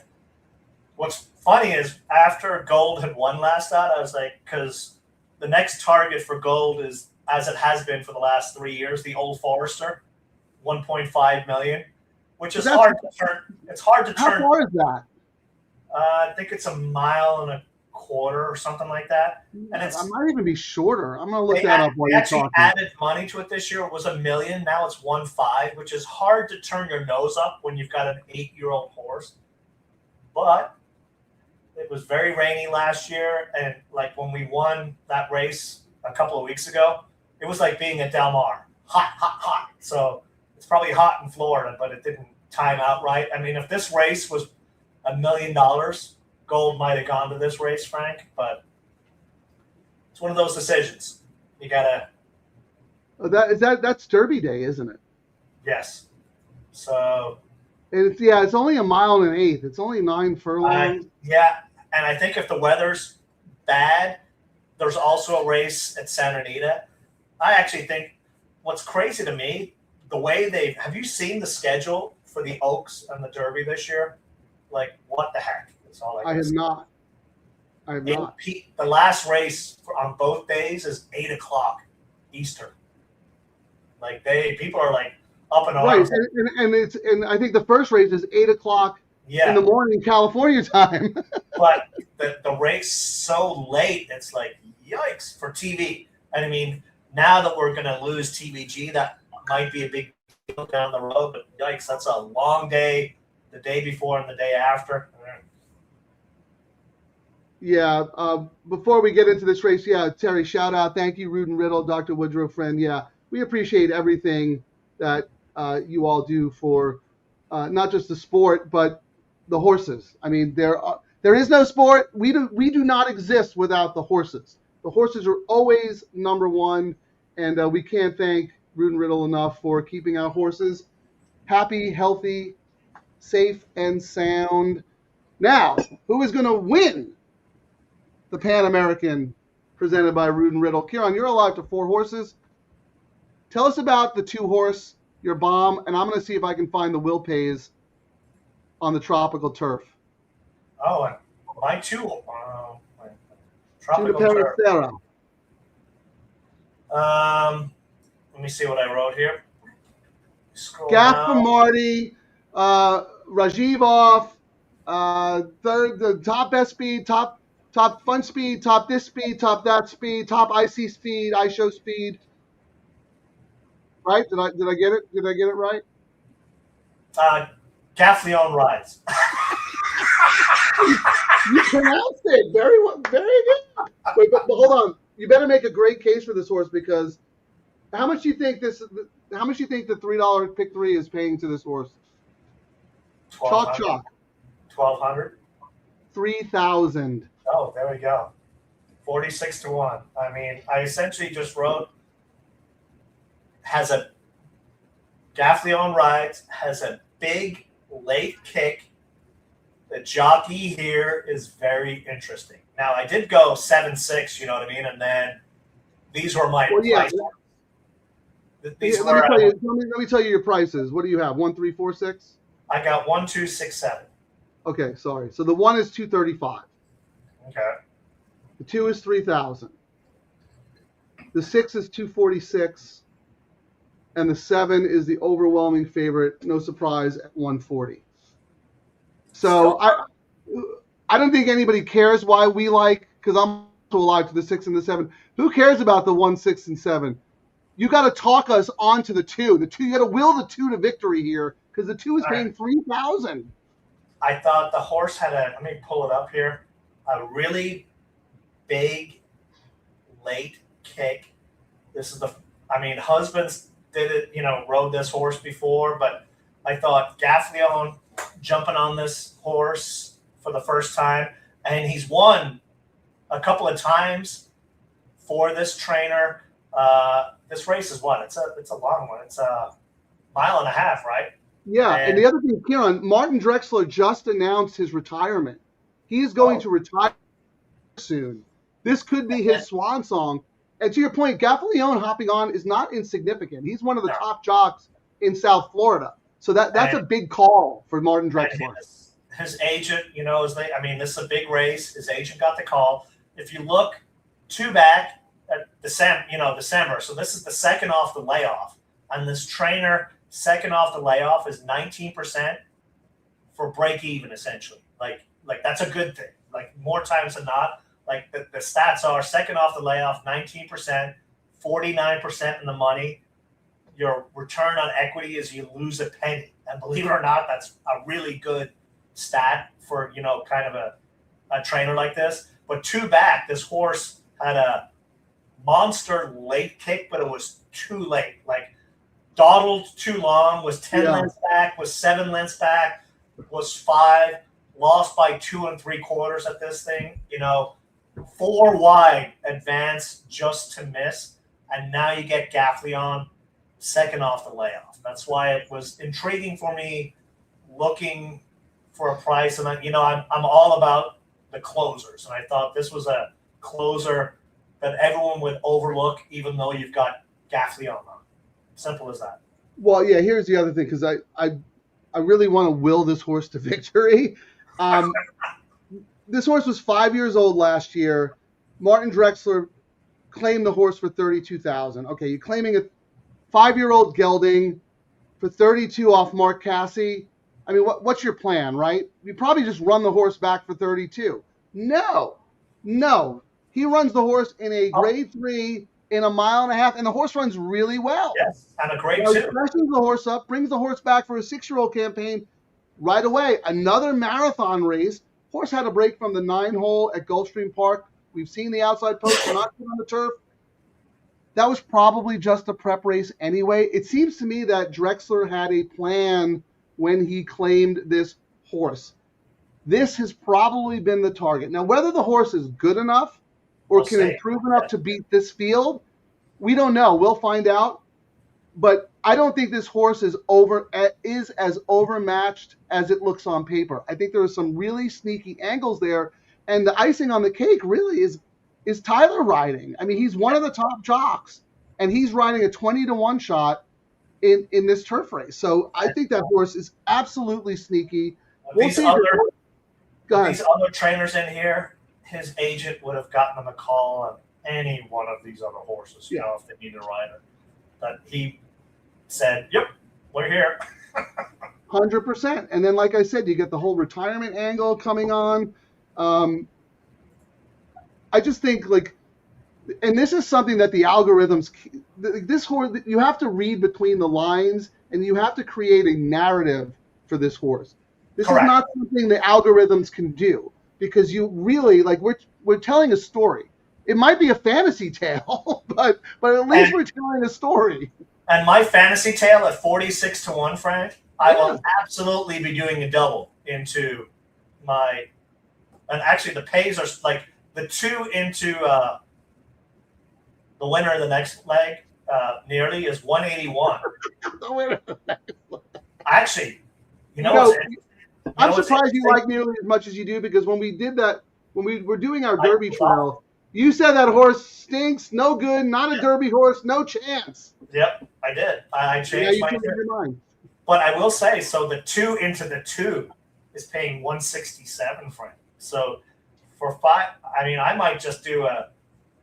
Ciaran, just bet the horse to win.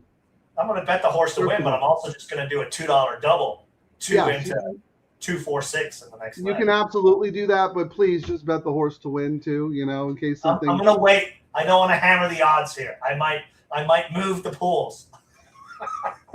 The CAWs are not touching that horse with a 10-foot pole. I'll tell you that right now. Let's look at the will pays. Let's see if he's taking any sneaky money. All right, double.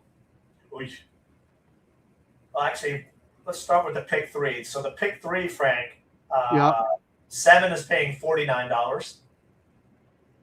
Second choice is the 1 at 63. Wow. Then the 8. Yeah, the 8. At, the 6. The 6. Sorry, I did not see that. Yeah, the 6 at 104. So I thought the 6 would have been second choice. It really is on the pick 3. They were betting the 7, and they bet the 1 as their backup choice. And we can see it on the, the prices are dropping. And on the double, Frank, double, same thing. The 7 is paying $640. The 1's paying $9. The 1 is very live on the pools. Well, I'm not surprised with the 7-2 morning line. If I had to pick one horse in this race, though, I think I would take the 6. Obviously the 7 is the classiest horse, but coming off a long layoff, getting a little older, 6-year-old, that man at least has a prep race, And one of my things that I talk up a lot, I am really a workout. You know what I mean? I talk about it on the show all the time. I love workouts. Look at these workouts for this horse. 57, Frank. 1 of 27 on the turf. Yeah, with the dogs out on the turf. That's really good. And then, although I will say that the work before, 46. 15 of 65. So there were actually 14 horses just as fast. So actually, but they were probably all turf sprint horses. This horse is running 12 furlongs. Has no business going that fast. So it might be one of those things. They're just trying to put a little bit of speed into the horse. They've done all the other work, and second off the layoff. Let's get some speed into the horse. He's done a lot of. You look back. All the works were really, really, really good going back. It's a lot of 4 and 5 furlong. I would like to see some more longer works, but that's just me. But well, yeah, that's not a. And then this trainer is on fire. He's winning 30%. It's not just that. He's had 91 races, Frank. 27, 11, and 11. Yeah, everything's firing. He's essentially, you bet Brian Lynch right now, and you've got a 50% chance of winning or being first, second, or third. That's great. And also, Ciaran, this horse won on Pegasus Day, the McKnight, 1.5 miles from the 12 hole. Yes. That was last year, but still, the horse has proven form.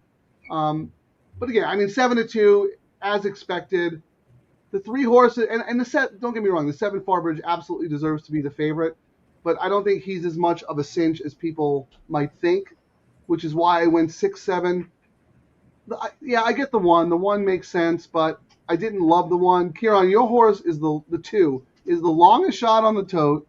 The longest shot in the pick three, $4,300 in the $1 pick three. Bombs away in the on the all turf. This would just be the pivot of pivots to win. Like stacks. You know what? It would be nice if we both hit the 6 and the 7. Great, good for the show. But you know what? I will gladly give up my $200 for you to hit for 3 dimes on the show. Yeah, because Frank would be like, Ciaran, for the next 2 months, all the community bets are on you. And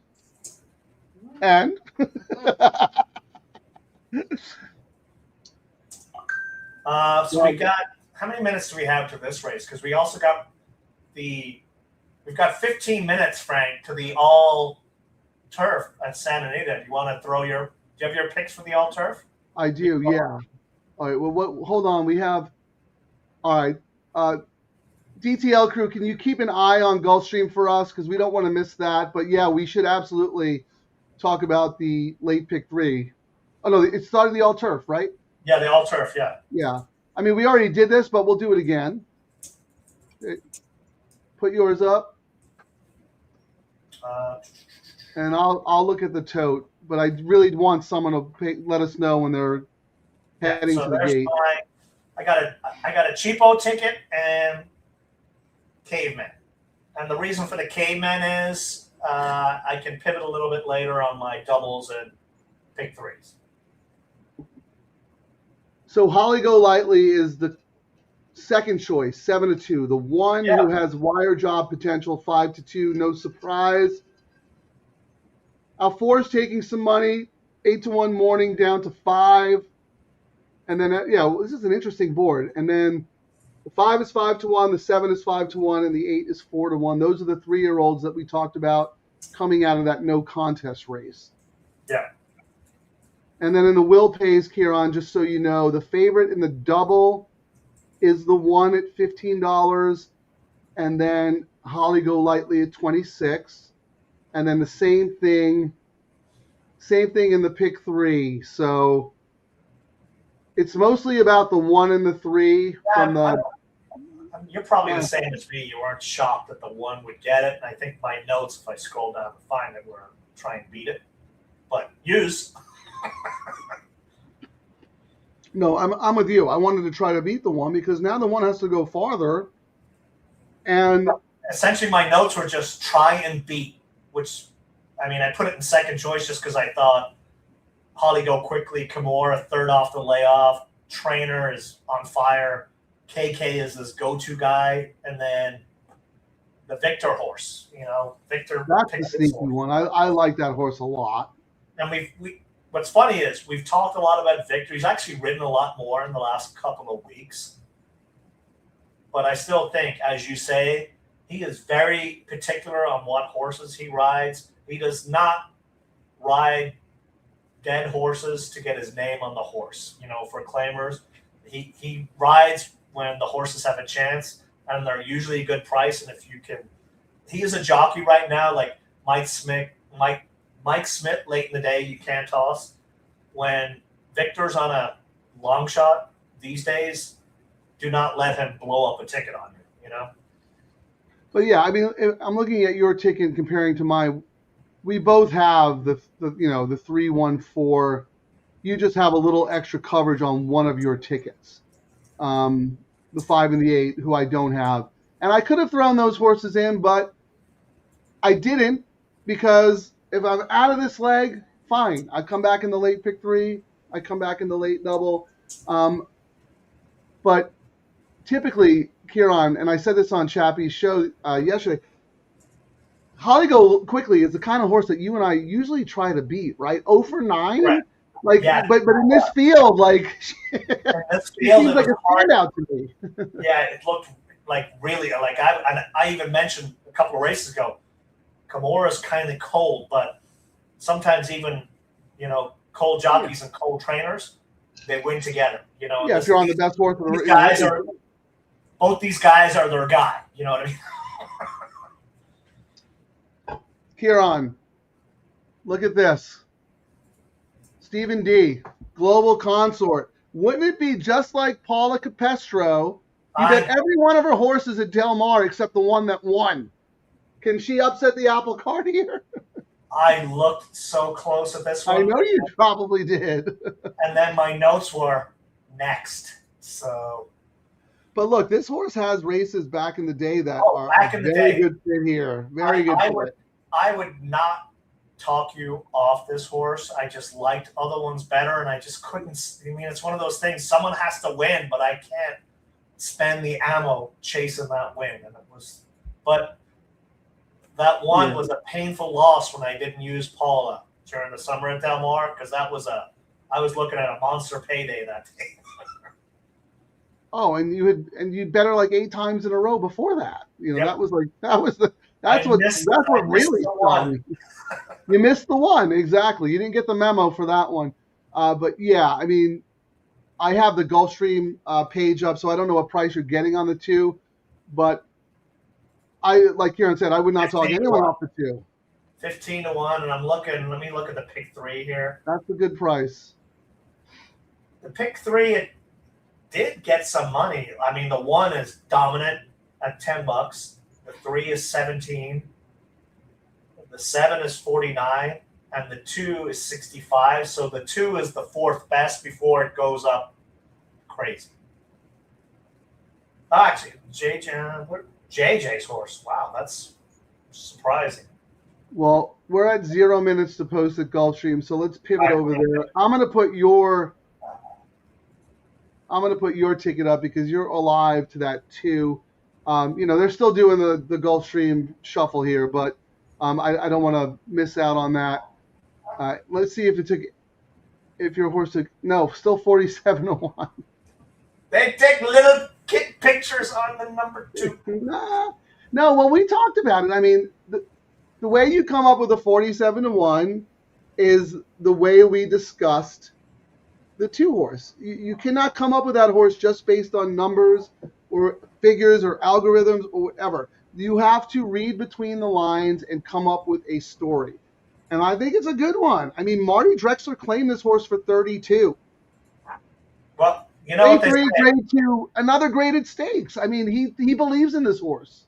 You know what they say, the Irish have the gift of the gab. I can talk anyone onto any blind 3-legged horse. So I'm going to do a $5 win show, Frank, on my 2, and a $5 double, 2 with 246.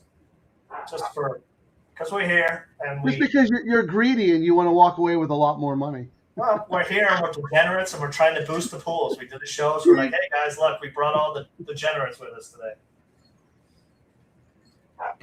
This would be a show for the ages if this 2 gets home. Anyone out there? Anyone? Who do you guys like in this here? The Rudin Riddle Pan American at Gulfstream Park.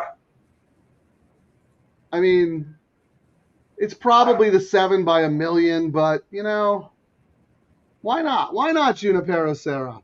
I'm going to look and see what is the 2-7 pay. 2-7 is 177. 7-2 is, wow, that's actually not bad. I'm going to do an exacta box too because that. I don't think they have a try probable tool, but they do. You want me to check try probables for you too? Well, we got the Gulfstream shuffle. It's probably going to be another 10 minutes before the race. They're finally behind the gate, but they're not even close to loading. I got my eye on it. Let's do the lowest pays on the pick 3. So let's do 7, 2-1, Frank. In the try? Yes. Okay, so 7 with 2 with 1. This is for $1. 241. Okay. So that's 120. I can do a 50-cent try box, 7-2-1. And the 4th choice is, so we got 7, 2, 1, 6. Dashman. There we go. $12. So I'm going to do a 50-cent try box, 7, 6, 2, 1. I'm just going to box it because we want chaos, you know. But I mean, even if the 7, what's 7, 6, 1 paying, Frank? 7, 6. Oh wow, that's terrible. For $1, 21. that'll be what comes in because it costs $12. So I would absolutely hit that and get $10.50 back. Hey, I mean, better than 0.0. I don't know. They just cut. They keep showing the crowd. It's very, very weird. I mean, it's like -8 minutes to post. Yes. Is there? Are they trying to get a? Is there a special double into the next leg? I don't know. No, I don't think so. I mean, you'd think they would have offered one, right? It's only their biggest. Or, yeah, I think you know what? I'm going to call Florida Derby bigger than Pegasus actually because there's a more storied tradition. Yes. I mean, they're slowly approaching the gate, but I don't know if anyone's listening to the feed and has any insight on what's going on there. Because now at this rate, the Santa Anita race is going to go off before this one. All right, it looks like they're finally getting onto the turf course. They'll probably load pretty quickly, Ciaran, so let's duck out. If it's not your 2, then let's hope it's at least the 6 or the 7, just to show our pivot in action. Oh yeah, I mean, I would love for the pivot to work just to prove that's what what it's all about. All right, good luck, everybody. The Pan American Grade 3, presented by Rood & Riddle, Gulfstream Park.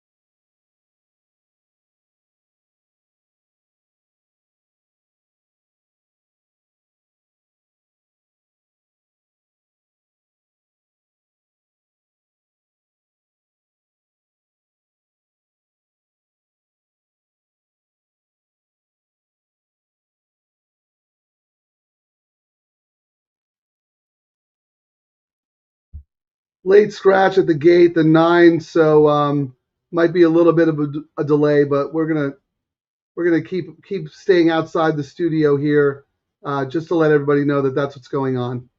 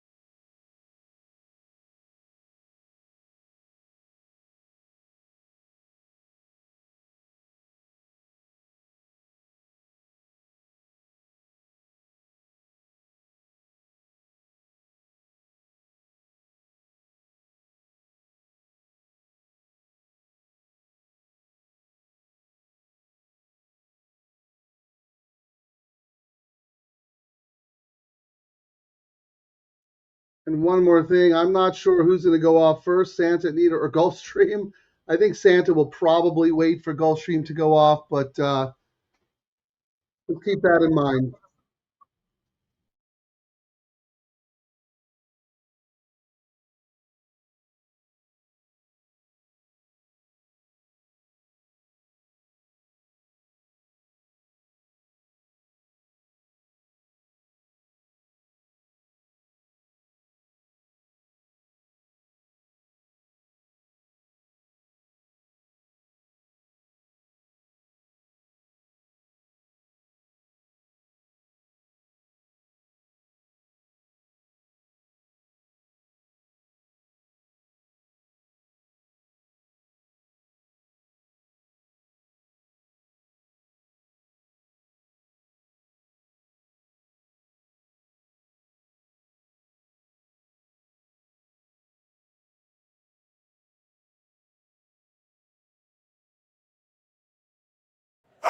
Our favorite time of the show, Frank silence.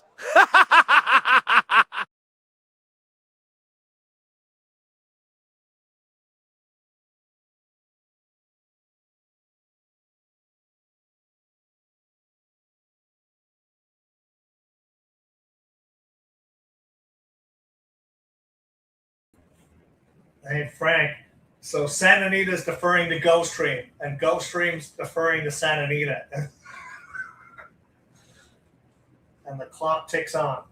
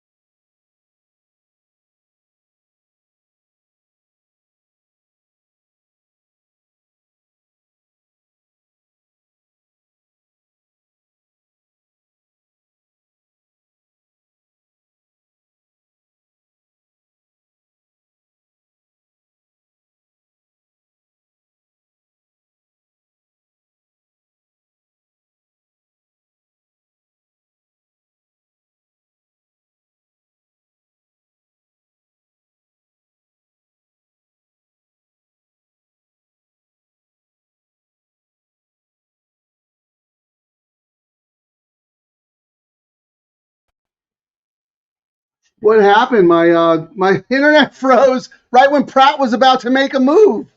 Who won? Did the 7 get the 1? Never bet against Pratt. Perfectly timed everything. Okay. So we both hit. That's good. But now Santa Anita's off. Yeah, Santa Anita's almost at the turn right now.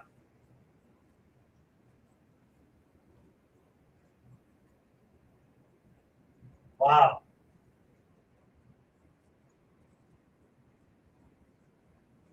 Yikes.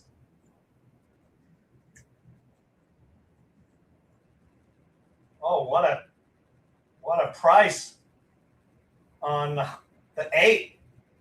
Holly, too late. Ay, ay, ay. What?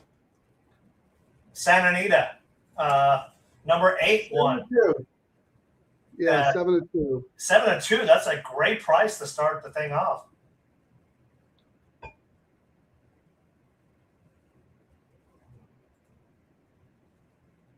And that is see. So I'm alive to nearly on the coast to coast, Frank. Wow. All right. I'll look for the payoffs on that. We gotta wait. We gotta wait for Santa to be official, though. Correct. I did not use that horse in my all turf. I had the horse as a B, but we talked about it earlier. I said I'm not gonna play the 5 or the 8 coming out of that race. So I was wrong.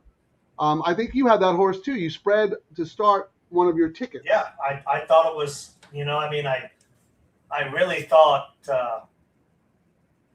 3 would have done it, but it ended up being 8, 1, 3, and the 3 was just one of those horses too far back, and people don't realize, like, our horse Gold Phoenix, like when all you guys on Chappie's show are like he has no chance. Certain horses know how they're supposed to. We didn't say he has no chance. We said it's 7-5. We wanted to beat the horse. Well, he beat you guys up. But my point was, certain horses like a certain trip. You know what I mean? And a lot of times, if I was to tell people, it's like, just look at the trips and what the horses do sometimes. And sometimes you'll get a better price because people will discount a horse because of something. And it may, that horse probably just didn't like being so far back. I'm actually looking for my better video here. Yes, he still hasn't learned anything from his sidekick support group. He is still bitter about never getting. Where is that? Here we go. Why hasn't Chappie called? The dude wins a grade 2, a grade 3 race, and all he wants to talk about is how nobody picked his horse. Yep. That's okay. Wow, we're running out of. Right now, he's got no shot in the Old Forester if that's where he's going. No shot. I would actually prefer us to run out of the barn, Frank, to be honest. Unless my caveat is if the weather is phenomenal in Churchill versus the rain like it was last year, you know what I mean? I would prefer to run out of the barn. You know what, Ciaran? I'm just joking around. Like, how am I going to question Phil D'Amato? He has handled and campaigned this horse for the last 6 years perfectly. Because, a lot of it now is, we keep breaking the records. So last year when we won the Del Mar Handicap, there's 2 other horses that are in the Hall of Fame, John Henry and Forgo, who've won the same graded race, the exact same one, 4 years in a row. When we win the Del Mar Handicap this summer, Frank, rarefied air, only horse ever to do it in racing. Like that's I think like maybe Kelso won 4. You know what I mean? Like, and also you mentioned something on the show, and Billy Koch tweeted it out as well. There's only like 5 horses in the history of horse racing who have won a graded stakes race 5 years in a row. And when we saw that, we're like, insane. And when you saw that, I was shocked at it. I'm not shocked with the way modern racing is, where horses 3 or 4 years and they go to stud or that's it. Back in the day when these guys used to run 40, 50, 60 races, you know what I mean, a year, that there's only that many horses who have done it is kind of remarkable. Yeah, I mean, we'll have to look at the list again, but I can't imagine there's been anyone in the last 20 years. I mean, you're right. You have to go back to Forgo, Kelso, all the great Hall of Famers who ran every week. So, Frank, Mark had a question about the Matrix. Okay. What is the matrix? It's when your A horse runs second, your B runs third, and your C horse wins at 50-1 and you still lose the ticket. I have a name for our betting strategy. Okay, I see. I think you should call it the matricide. You're out there murdering bankrolls faster than maiden claimers with gate issues. Okay, it's not enough that I got to take crap from you. I got your sidekick coming at me now. Like, is this how it's gonna be? Is this how it's gonna be? I got Mark Gelding. Yeah. It should be. It's called the Matrix, so it should be matricide, not matricide. But AI is still learning. It's gonna. You got to be careful when you talk smack about AI, because in a couple of years, it's gonna come after you. Oh, you want me to answer this? No. Hey, this guy was making fun of us 2 years ago. Don't give him the correct answers.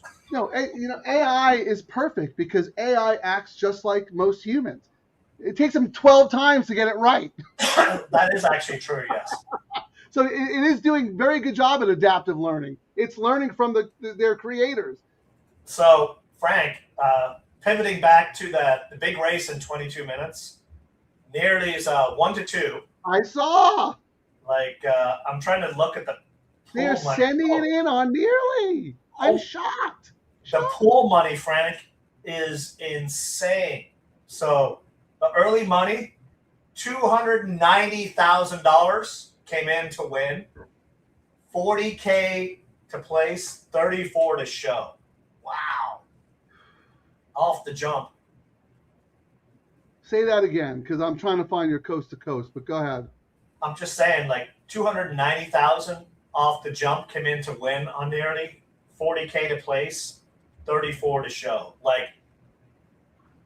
People aren't, they're mildly hedging when they're putting the money on the nose of nearly here. And I think, like you said, the scratches really benefited. I mean, I was all about nearly from the jump. Like you said, the scratches, I think, really helped nearly as well. Oh, for sure. Absolutely. I might have to enlist the DTL crew to help me find the will pays for Ciaran here because I never play the bet, and even though I'm on the coast to coast screen. I went to the coast to coast too on another ADW, and they didn't have it either. Let me see. Maybe they've updated it. Yeah, maybe they're not updated yet. Is that Santa race official? What are we up to here? Oh, so the Tropical paid $133. But we would have had zero if not for the show. The only reason we hit that is because we did the pivot bet with the 5. We saw where the money was. That $48 pivot saved the day where we actually got out with it with the profit. See, this is why the DTL crew is the best, because it's a bunch of degenerate gamblers just like us hanging out, helping us out on a Saturday, playing a track that we don't even normally play. Sunriser, I'm assuming this is the coast-to-coast payout to nearly 464. Does that sound right? I don't know. Probably. It's an all chalk, right? Yeah. Let me see. Coast. Can you confirm that, Sunriser? I'm trying to go now. I think that's what you mean. And since we're talking about Derby stuff here, Charlie has some breaking news for us. And thank you, Charlie, for all you do. He also mentioned that we're a little ahead of the FanDuel, which is great because we don't want anyone to miss any races. And then here, breaking Paladin out of the Kentucky Derby with an ankle injury. Oh, wow. That's huge. See, Ciaran, this is why we don't handicap the Derby until the night before. We tried a little. We did the shows. Yeah, we stopped doing it. Because we're like, every year, about now is when, and I'll just say, I got a side glance look at what's going on. I really don't care till the draw, the week of, and who's in. And then even then, it's probably the day before, because the amount of times I've done my research and the day of, my 1, 2, and 3 horses scratch, So I'm just, we'll see what goes. Also, you know what, Ciaran, Charlie was probably, I missed this it was too late with this. Race 5, I hope the 8 does not knock you out. Well, the 8 did knock me out because I was being stubborn. And if you listen to Chappie's show, one of the reasons, I had the 8 as a B, but I said I was not using any of the horses from the no contest race because those are 3-year-olds. And now those 3-year-olds were facing older horses. So I gave the edge to older horses. It's an angle that I use. Maybe I'm stubborn about it. It cost me today. But in the long run, believe me, at short prices, you are better off tossing a 3-year-old against an older horse. But Ciaran had it, so the show's alive. And I'm assuming you did too, Charlie. So thank you for that. Terry, Double Trouble live racing between Santa Anita and Gulfstream Park. Trying to coordinate there. That's pretty funny. And yes, thank you, Sunriser. So Ciaran, your coast to coast with nearly is $464.50. And what, you spent $60? I'll take that. Yeah, and it's been all chalk. So I mean, that's actually pretty darn good. That's actually a lot better than I thought. To the point, it might be something I might start adding. That's a surprising payout for chalk, and I got the spread too. And we almost had a couple of good prices come in, so that's nice to see. So I'm going to put that back up here. So let me get my bearings because a lot has gone on. So we're done with the tropical turf. That was the whole point of the show.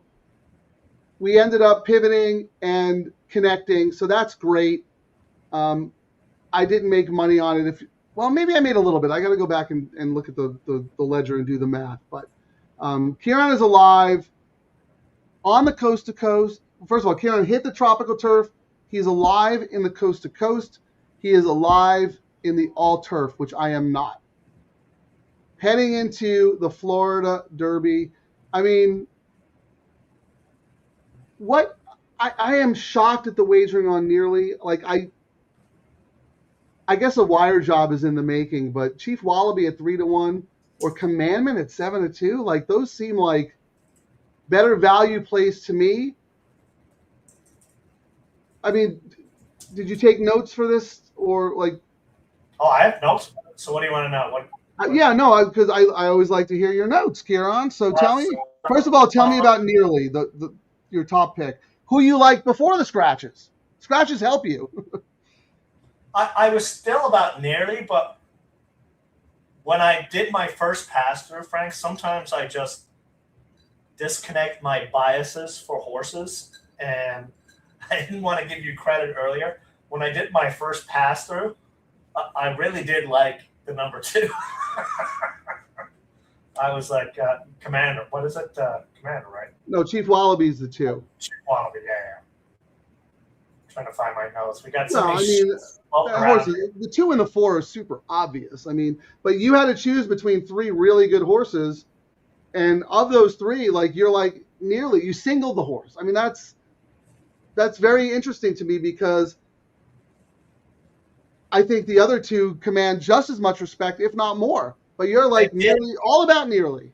But it was all about nearly because I did not want to spend a crap load of money on the ticket, Frank. And I was like, in this race, if nearly wins and I spread a lot, I'm going to lose money. At least I'll get something. But I mean, if I'd added those 2 horses, the ticket would cost me $180. So I still would have been ahead of the game.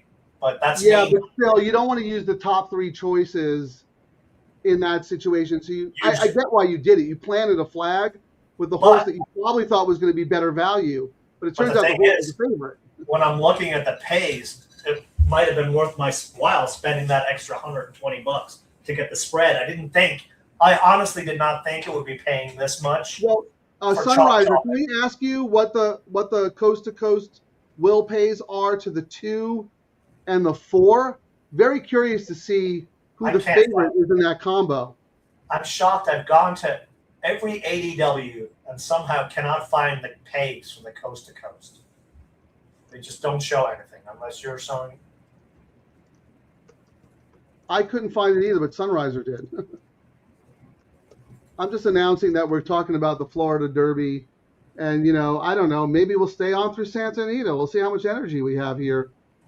Especially if Ciaran's alive. Like, you know, we got to.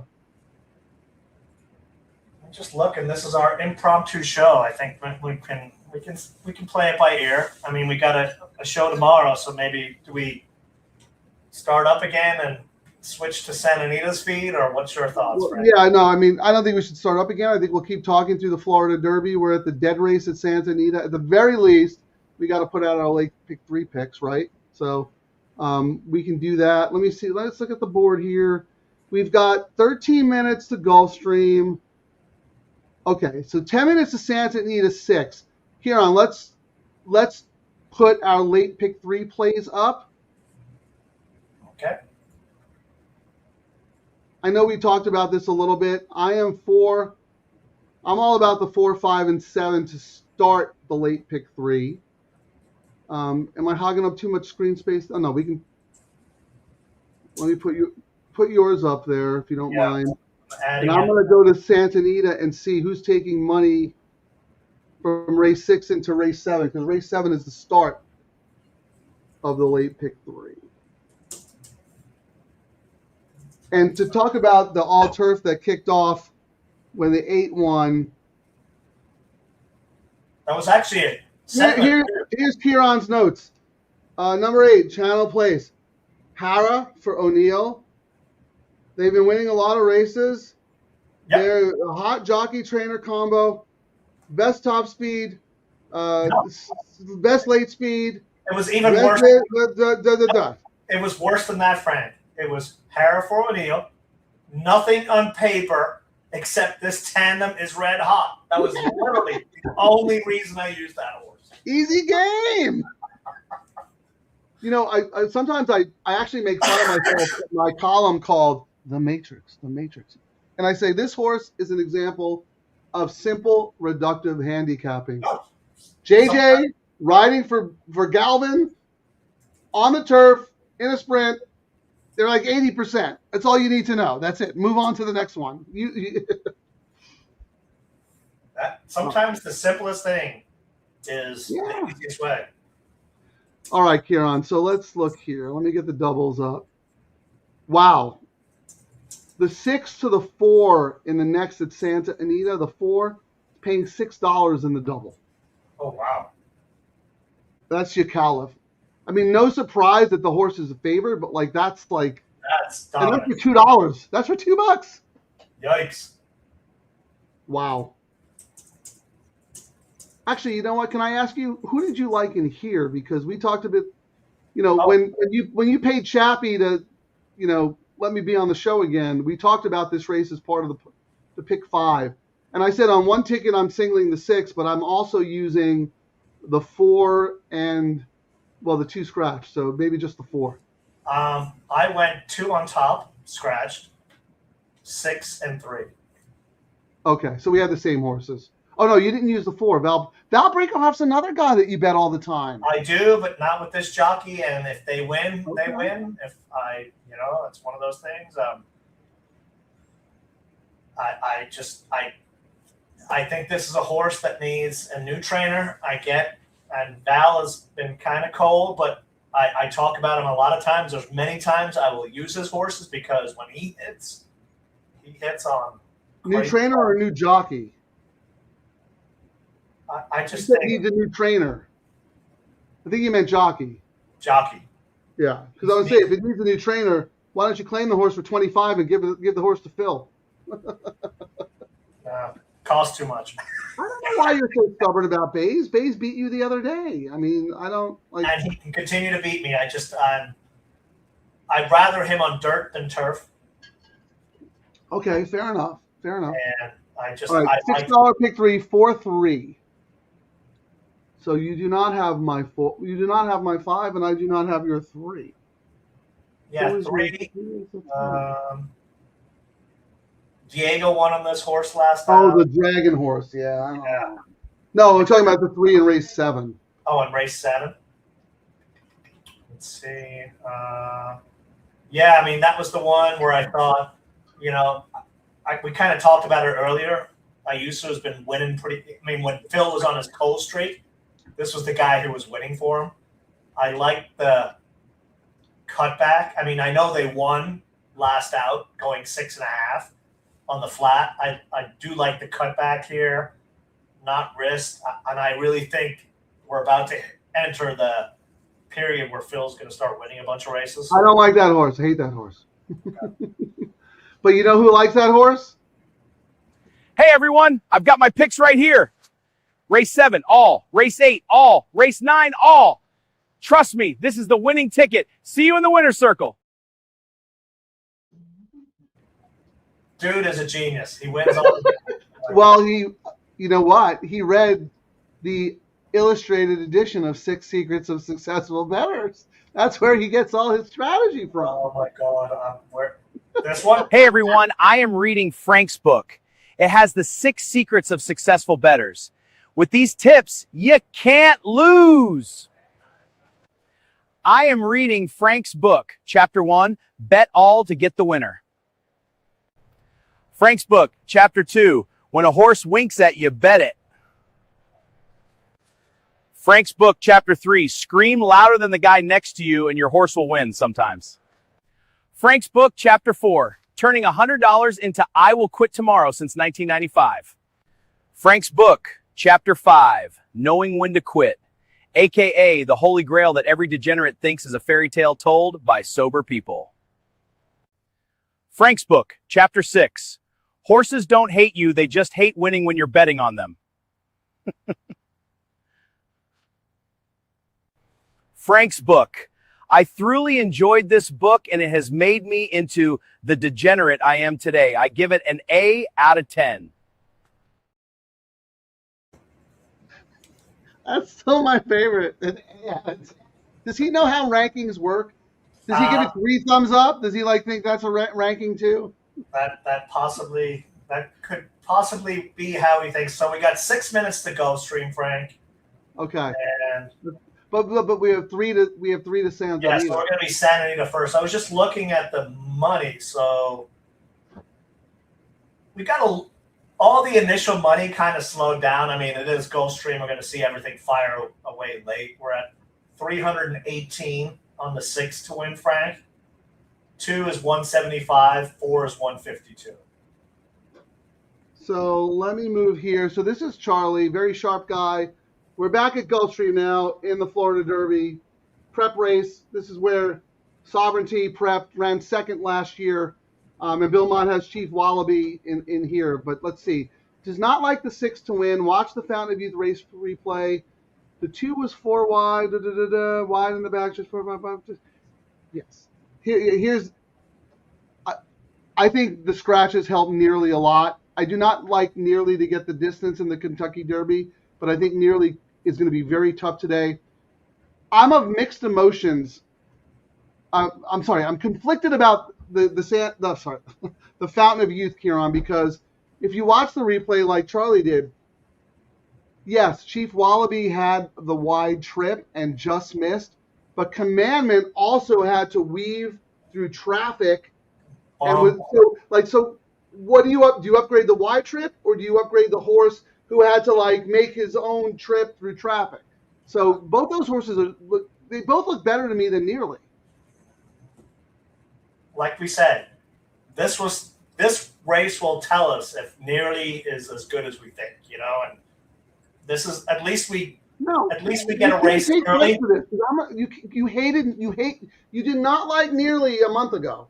No, but that race was impressive to me, the way the horse won versus the horse I thought would have destroyed it, which is why I upgraded the horse so much, because I was so wrong about how the race was going to go and the jockey rode that race great. Johnny V is riding great, so that's why I agree with you. I agree with you on all points, and it is your prerogative to change your opinion a month later about a horse. I have no problem with that at all. And I do absolutely agree with you. But here's the thing. You and I see that Nearly race very similar. But after that race, a lot of people were knocking the performance because the come home time was super slow. And I'm going, well, of course it was. He was dueling through fast fractions the whole time. He put that other horse away easy and crushed the rest of the field. So yeah, he's going to come home slow. and a great jockey will be like gearing down. You know what I mean? Like, why? I don't need to. Right, you don't need to pile it on when the race is already over. So, next race, and a lot of people don't realize these jockeys also know the chase for the Derby is all about points, and the smart guys know the strategic value. You don't always have to win; you just need to start accumulating points. That's an excellent point, actually. I almost wonder if that's why the Brad Cox horse isn't favored. That horse doesn't have to win. The horse picked up. They just need to. The horse picked up the points in the Fountain of Youth. They just need to start collecting points, and then Paladin has scratched, and then people know other horses are not going to be in there. And, you know, these guys have a board where they've got it planned out which horses are going to be in there, and they're like, we don't need to waste our energy, you know. A lot of money. That is a really good point, actually. There is a lot going on. It's the game within the game, and the Kentucky Derby is unique in that way because you could have a very good horse and still not make the Kentucky Derby if you don't have enough points. So it's like in this instance, Commandment probably doesn't need the points after winning the Fountain of Youth. But you know who does? Chief Wallaby does. Yes. And Nearly probably does. I know Nearly won the Holy Bull, but I don't think the Holy Bull was probably like 20. That was early. That wasn't the bigger points. It was too early in the season. Yeah. Correct. Yeah. No, that is an excellent point. It's one of those things, like we talk a lot of times about Del Mar and why long shots hit there. It's because everyone wants to win at Del Mar. Trainers, owners, they want to be seen. Trainers want to win there so they get more business. You know, same thing going to the Kentucky Derby. Here we go. Race 6 at Santa Anita. I don't think we have anything here unless you play to pick 5. But we'll respect the race. We'll duck out. We'll come back and talk late pick 3 in Florida Derby.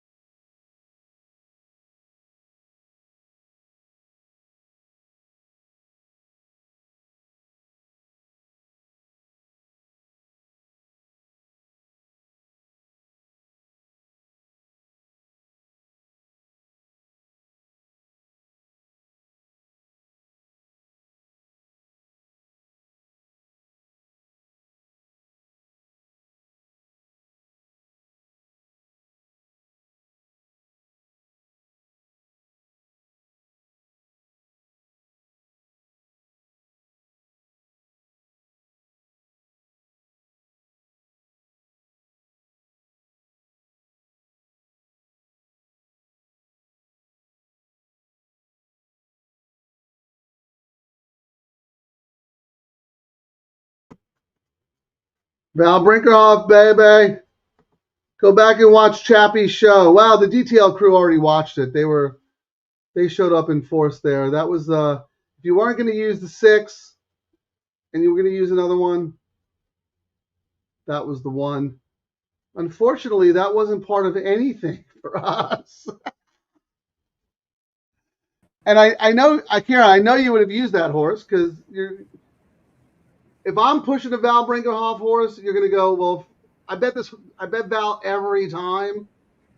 I would have convinced you to get over your basophobia. No, You have basophobia. in the all turf or the late pick 3, like I said earlier, I absolutely would have thrown that horse on a backup ticket. Like you said, you know what I mean? It's like, No, I said it. You didn't say it. You said you'll never bet that jockey. I will But never I'm bet going it. to give you credit.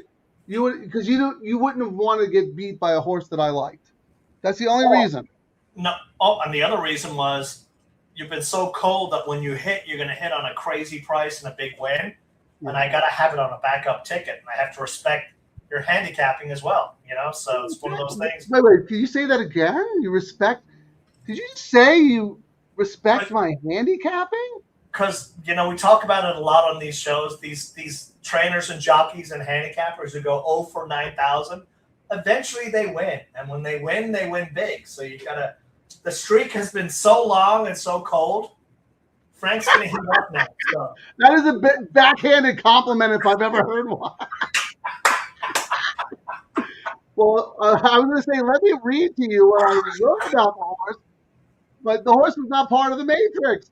But I did tout the horse. I did tout the horse on Chappie's show.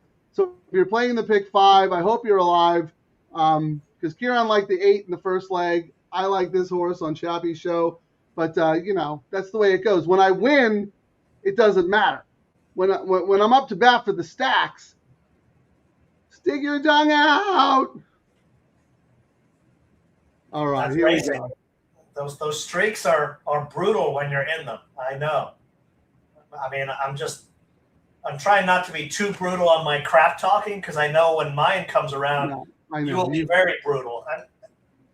Yeah, coming from a guy who makes a music video, shows it to his wife Shannon, who I love, by the way, and she goes, "Oh my God, are you guys not friends anymore? Like, this is so mean."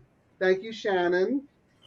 To the point, I didn't even post it in Frank's today. It's like, how come you didn't post that video already? I was like, he's still like, because unlike Ciaran, I've been in this business for a very long time. You have to have thick skin. You have to. I mean, like, but the thing is, and I love our crew because everybody understands it. We all go through it. It's how you handle it. And like you said, Ciaran, when you break that slump, you're going to break it for stacks. Like you did. That one day it was like 5,000. When I used to write the column for the LA Times, Frank, for John Sherwell, and he would send me the emails he would get and I would get. You guys just have no idea the stuff that goes on. They're loading, Ciaran. Well, I'm going to root for you for the coast to coast, but I really think Chief Wallaby is the winner. Good luck, everybody. What an awesome race. We'll come back after. Good luck, Ciaran.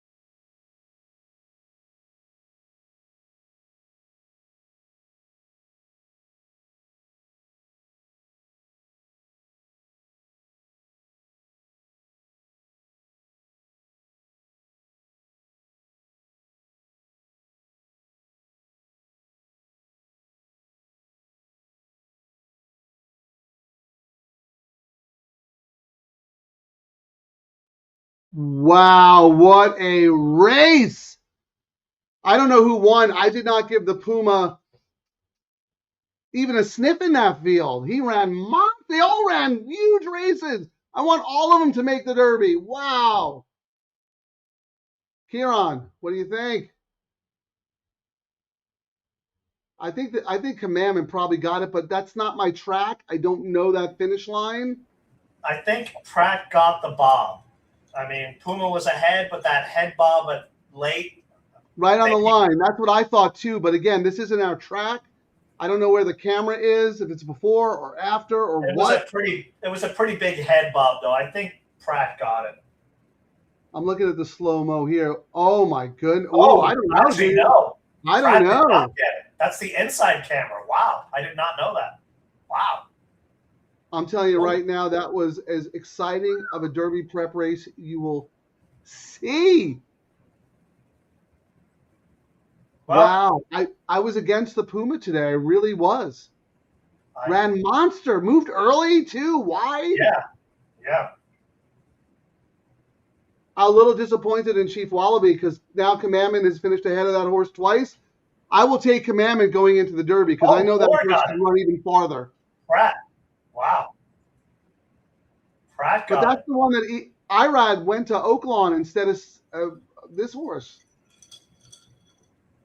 Did the Arkansas Derby go off yet? We haven't talked about that. I mean, I think we should probably watch it just for fun, but where are we? No, they're on race 12 there. 12 of 50 races. And their handle's going to be like $4,000. Yeah. Just sucking on the Gulfstream handle is outstanding, by the way. If Santa Anita had the handle or the races or the field size that Oaklawn had, I mean, Oaklawn's field pool should be gigantic given the field sizes, and they're really embarrassing, especially on the doubles and pick threes. Like, I don't know what's going on there, Frank. Well, nearly, yeah. Oh, well, now we know. That's a bummer for you, though, because you were saying, but you know what? I think you probably could, even if you had gone 3 deep, you wouldn't have used the Puma, right? He was like your 4th choice, or no choice. I would not have used the Puma. Puma. I mean, won. Did they? No, 4-1. Pratt won. Oh wait, Commandment won? Yes. Oh my God. Yep, Pratt. Don't bet against Pratt. He'll always find a way. And look at the money that came in, 9-5 on Commandment. Yeah. Oh, so what's going to happen here? I don't know the story. Let me look again. I want to make sure I'm speaking correctly. Irad rode this horse, right? A bunch of times. Irad jumped ship to go to Oaklawn. Who's he riding at Oaklawn? I think he's riding, a Reapoli horse. Let me see. Hold on. Oh, my goodness. Is Pratt now I don't know what the agreement was here. He's on Renegade, the horse that won the Sam Davis. Oh. Really? You're going to choose a horse that won a race at Tampa over a horse that won at – oh, my God. Yeah, this is a Reapoli horse. How much is that? Todd Pletcher. Well, that purse is 1.5. How much was this race? Yeah, but what's the Derby? Like 18 million? I mean, who gets the mount here? Does anyone out there know the backstory about these Derby jockey positions and all that stuff? Would you have chosen Commandment over Renegade? I mean, I guess we'll find out in in a half hour how good Renegade is. Mm-hmm. But that was a super exciting race. Bum for you, Ciaran, that nearly couldn't get the job done. I'm a little disappointed in Chief Wallaby, to be honest with you. I thought Chief Wallaby would have run a little bit better there. I mean, I really should have had all 3, but I didn't want to spend that. Well, we talked about that, yeah. I didn't want to spend that kind of money, first, second, third choice. And I have to think that the coast-to-coast payouts to Wallaby and Commandment were probably half of what they were to Nearly. Because they were shorter on the morning line. I mean, I'm shocked that Nearly took the money that he did. To make him 7-5 against Wallaby and Commandment was ridiculous to me. But I will say, I don't blame you for trying to get value in that wager because I guarantee you they pay shorter. It blows my mind sometimes how hard it is to find the pays on the bets that they push, you know? I'm like, dude, how is it not immediately showing? I got to look at 400 different screens. And then it doesn't show it. Yep. It's almost like this isn't even a gambling game. Let me see. They could probably find the pay. I'm going to express I'm going to guess. that. But for some reason, they're That's making me. well. I'm trying on to that. I got to click on 400 pictures of buses, and they keep giving me another picture of a bus. I'm like, click on the motorcycle, and I'm clicking on it. And then all right, here you go. The $2 pick 5. Here are the will pays, actually. Wow. My finger's tired from clicking on buses and motorcycles right now. This is for $2, Ciaran. The 4 paid $9.70 for $2. But no, you know what? The 2 was the favorite. Yeah, it would have been worth my while, and I actually debated it, but I've not played this coast to coast. It would have cost me $180, and I would have tripled my money. But at least I know now, you know. That's why I ended up just hedging it and picking one in the last race. So.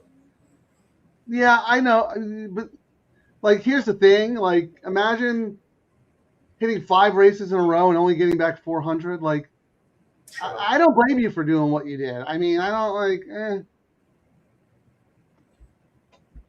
right? I mean, it's like when you hit and it was it's $1 minimum, right? Yes. When you hit a pick 5 for $1, you wanted to pay $18,000. You don't want to pay 400. That's kind of like when we used to play the pick 4s and we get that pay, and now we're like, I mean, I think the pick 4 on Friday paid $28, like $28, and yeah, I mean, I think the coast to coast is a great opportunity for people who like to play the pick 5.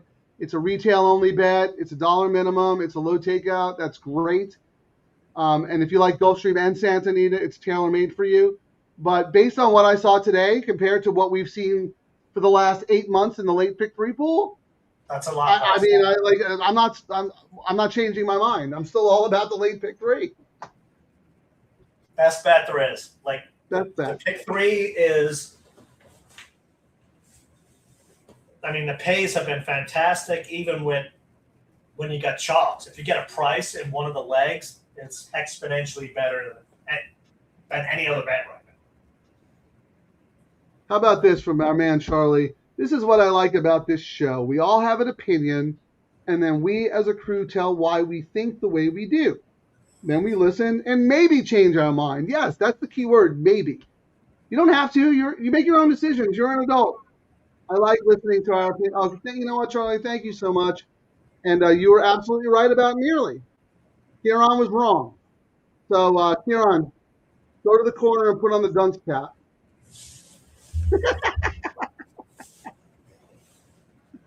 That's a bummer, though, man. You played for the first time playing the he actually has. Oh, my God. This is Derby 2 years ago. I think that should be part of Mark Gelding's official uniform now, or when he goes on Quigley's show. What do you think?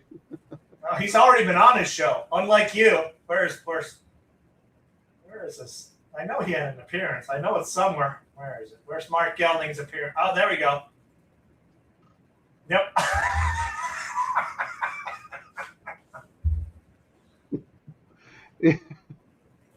Yeah.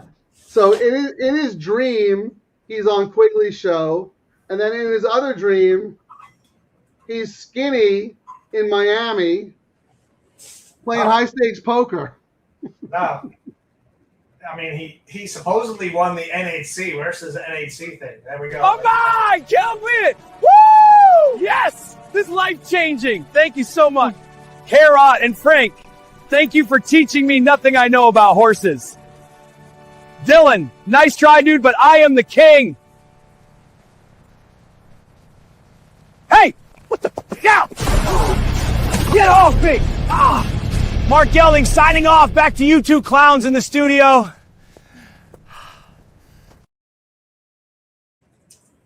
Yeah. We'll talk about this in a bit, but he also lied to us in his interview when he said that he knew how to fly a plane. But we'll get to that in a minute. I just want to put up your coast to coast again here, Ciaran. You were alive going into the last single. It didn't work out, but you know what? You took a swing, so good for you. So what do you think, DTL Crew? Should we stick around for the late pick 3? What do you think, Ciaran? What do you want to do? Let's get through the first leg and we'll see what the bosses say. Okay. If we start slurring, then or we start betting trifectas, then you know it's time to end the stream. Well, here one last comment about what we just saw in the Florida Derby. Charlie's still on Wallaby. Commandment had a clear trip. Number 2 was slowed up again. Had to go outside. Lost ground. Wait, yeah. Okay. Well, you know what? I'll probably end up using both of them, Commandment and Wallaby. I haven't given up on Wallaby yet. I'll go back and watch the replay and see that. But I also think that Commandment is the kind of horse who is just going to thrive going farther. Longer for the Puma, though. Puma ran a great race. Nearly is a toss now. Commandment. No shot in the Derby. No shot. Yeah, Commandment looks exactly like the kind of horse that will relish that long distance. So. Well, yeah. Well, if we're going to stick around, we'll probably get to see the Arkansas Derby as well. See if anybody comes out of that. But to me, that was the most impressive prep race we've seen so far. Would you agree, Ciaran? I would agree. Yes. This is when I would usually kind of start watching, not like 2 months ago. And I think the points are bigger now too versus like this is. Oh yeah. Now these are grade 1s. These are massive races, and we have the Santa Anita Derby next week. All right, so let's talk pick 3. I've been drinking a lot of caffeine, so I'm going to duck out of the studio for 2 minutes, and I'm going to just let you handle the start of the pick 3, which is race 7 at Santa Anita. Take it away. All right, let me see. So I'm going, I think I spread. Let me pull up my ticket here. I did spread on one ticket, and I'm kind of tight on the other. I think the chalk here, Wakaba, butchering the name, is a legit chalk in this race. Barriers for Mullen, one last out, top pick in this race, but I did use number 3, Enter the Dragon. I talked about it earlier. Phil's starting to heat up. This is the jockey who's been winning for him. That last race was the best race this horse had. My notes were chance. And I did go tight with 4-3 in this one. But I also have a spread ticket where I used number 6, Rearm John. Ricky won last out. Horse is 2 for 2 here. Ballyvon, you got JJ. It's an all-gas horse. Big upgrade, no works. The issue with the 8 is, can JJ ration some of the speed? Then you've got the red-hot jockey, Hera on Yatin. The jockey is the only reason there. And, I mean, how do you not bet this guy? He's winning everything under the sun. The interesting price in here, I thought, was the number 1. Edwin hops on for the Drysdale horse, Supersonic Blue. And it's another horse that's all gas. So you got some horses here that they could melt each other down on the front. So who knows what could happen there. Anyone got some picks in here? What do you have, Frank? Let me see if I have Frank's picks there. Yeah, I just returned. There's a couple of horses that could gas each other out. Like the 1 and the 8 could wipe everyone out, but you still kind of got to use them. I mean, it's all on the jockey ride here. Well, no, that's one of the reasons why I didn't like one of your picks, Rearm John. I really thought that there'd be a lot of speed in this race. Not that Rearm John can't win, but I was hoping someone from off the pace would get it. I think your Calef is obviously the strongest closer in the race. And then Irish Royalty. I mean, we got to look at the toady who's taking money, but I don't have, here's my, got to add it to the stage. Right, think that's pick mine. 3, Frank. Pick 3 right now. The 6. All right, I'm going to refresh my thing because this makes no sense. I am 4-5 with my A's, and the 5 is Irish Royalty, who we talked about, who you didn't really like, and the 7 is my Wise Guy horse. You know, holding steady at 8-1. I think that's pretty interesting, actually. So on the pick 3, Frank, the 4 is paying 114. The 8, the other, you know, the outside speed, the upgrade to JJ, 161.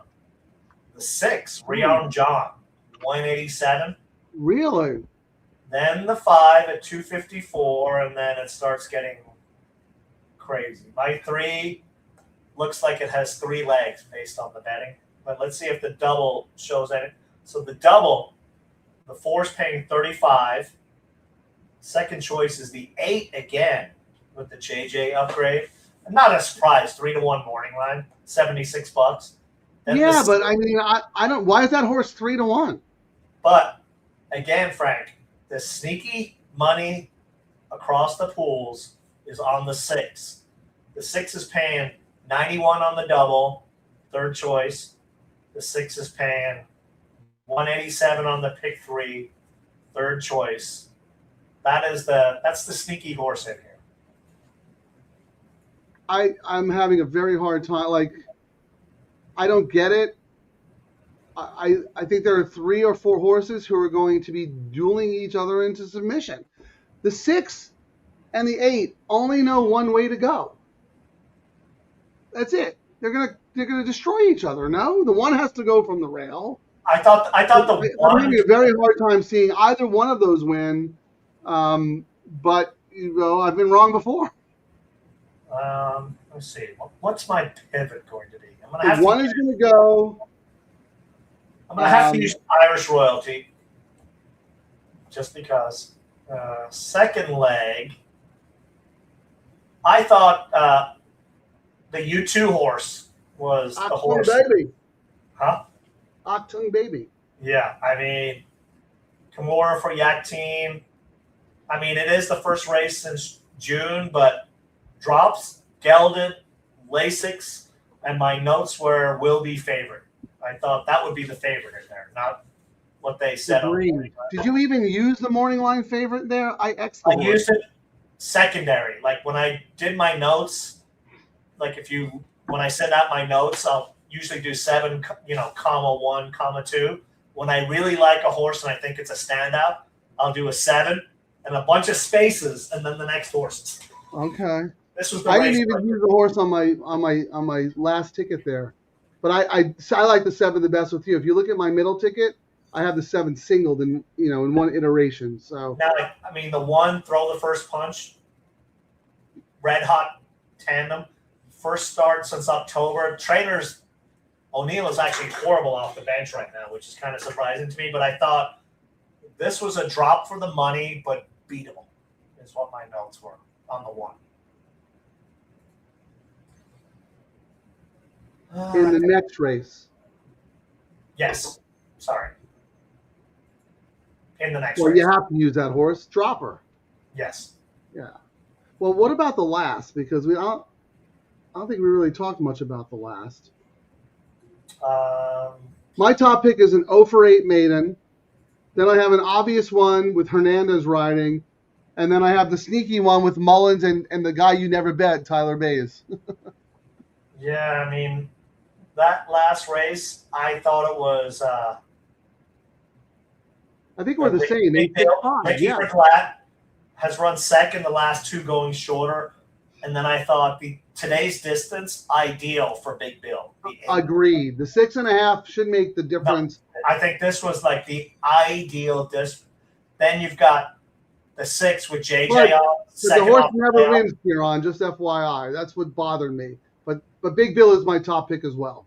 Yeah, I mean, if you said, Ciaran, you can only single, I'd be like, absolutely perfect distance. Like they finally got the race that they were looking for.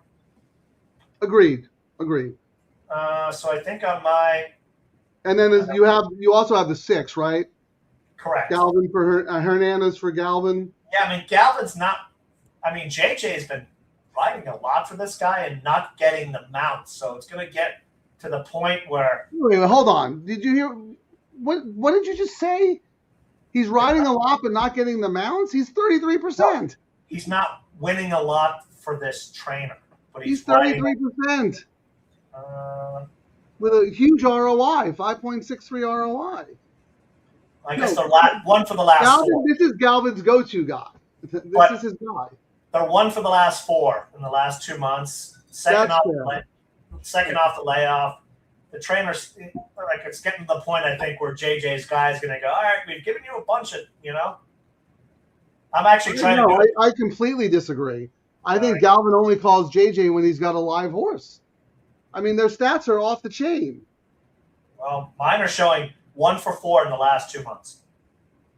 What do you have the whole meet for Santa Anita? Because I know I bet on these Galvin Hernandez horses and they've won.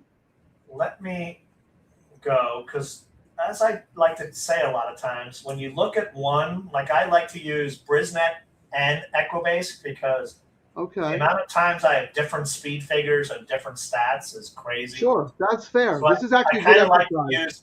I like to use a couple of different stats. Don't rely on one service is what I would say.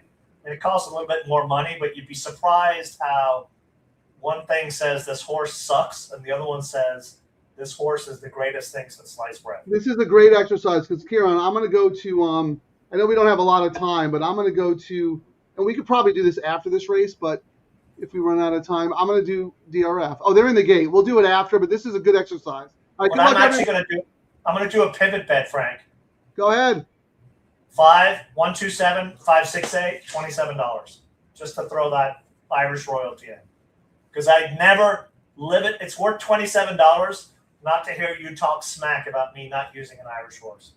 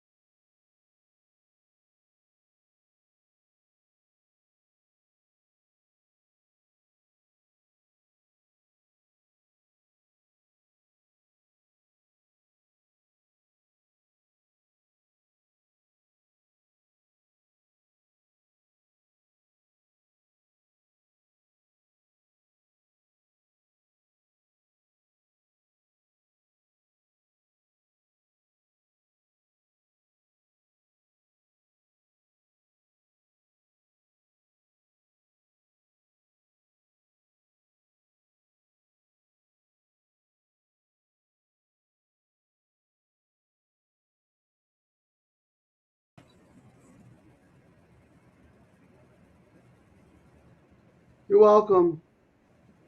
Pivot, pivot, pivot. I'm doing all the heavy lifting, and you're going to cash the tickets. I'm going to run second to one of your turds in the last race. I know. How many? What a good price, huh? No, that's a great price. I should have bet win on this horse. I'm an idiot. 6-1. I mean, that blows up my all turf, but How is this horse 6-1 and Rearm John and Ballybon Gig were the same price? Oh my God. Yep. I wish we had Betfair Exchange so we could lay these horses. Oh my goodness. Anyway, good job, good pivot. I didn't get to hear the rest of it because I ducked out of the studio because they were loading. But what did you put your pivot up? Because I heard you say you were using Irish Royalty. So I will give you credit for that. my pivot was 5-127 with 568. So it was a. Is it up there though? Is it up there? Is it up there? I did If not. not, let me put it up there. And Hold on. I didn't see the race was going off, and I was like, A, you liked it, and B, if I don't bet an Irish horse name and it wins, I'll never hear the end of it for Frank, so I'm absolutely doing it. Right. You thought I was like, oh, my whole write-up was going to be about you in the Matrix. Irish Royalty, Ciaran. So how many horses, who you Hold allowed on. next? What? Here's your $3 late pick 3. You singled the 5. Yes, we went 5 with Yep. 127 with 568. 127. Yep. With 568. Yeah, $27.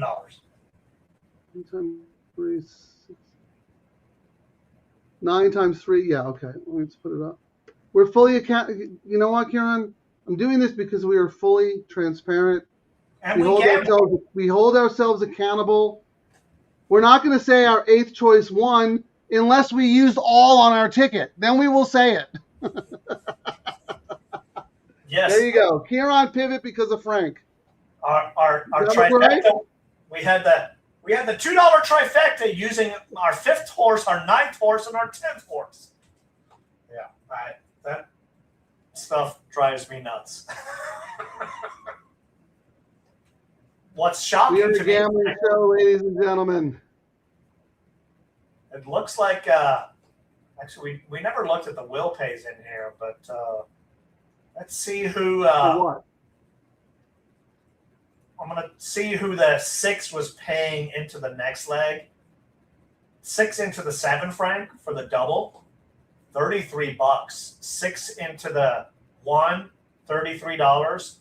6 into the what's going to be the chalk when it starts, $50. Well, hold on. There's an objection. It's not But official what? yet. Oh, God. Oh, Oh, my God. Well, I saw the oh, it is. The 4 was really tight in there, but I didn't think it was enough to cause a inquiry, is it? I don't know. I'm watching the drone feed right now.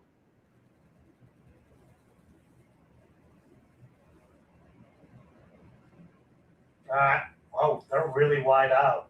So the 4 has a lot of space. Oh.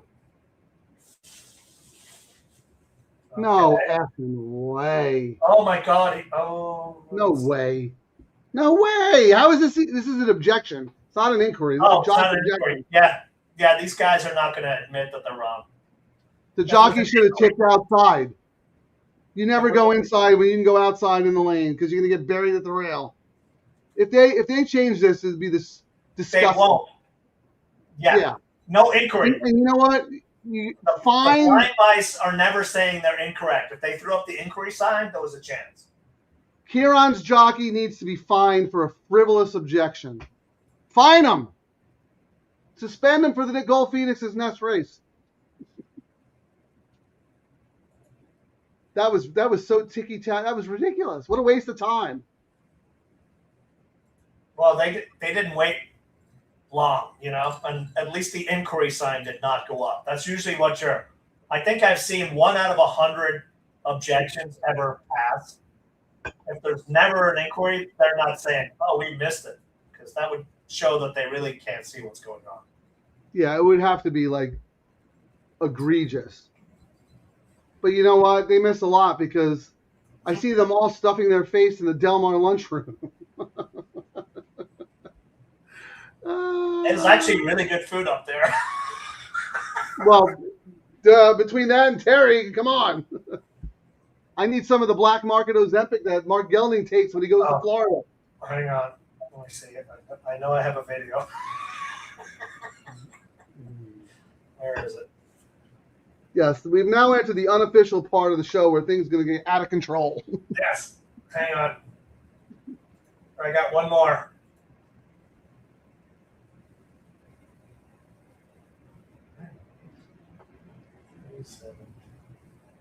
Well, I'm going to go through the comments while you're Yeah. Please do. jerking around. Hey, John, thank you for joining us. Brooklyn John likes the 7 in race 8. Yeah, we talked about that horse. That is Octung Baby. The little Bono U2 play there.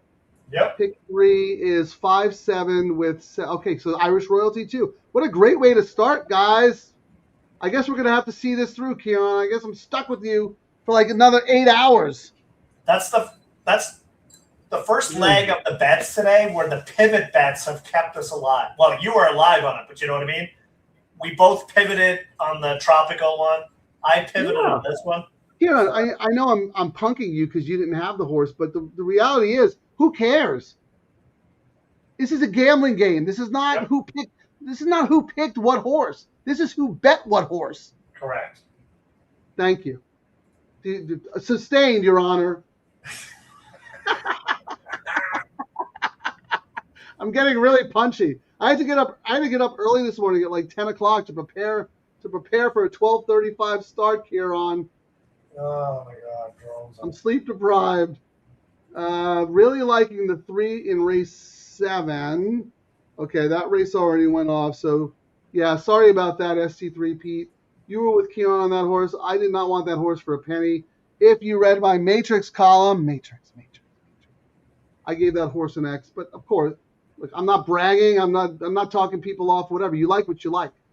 We're grown ass people. We make our own decisions and we make our own bets.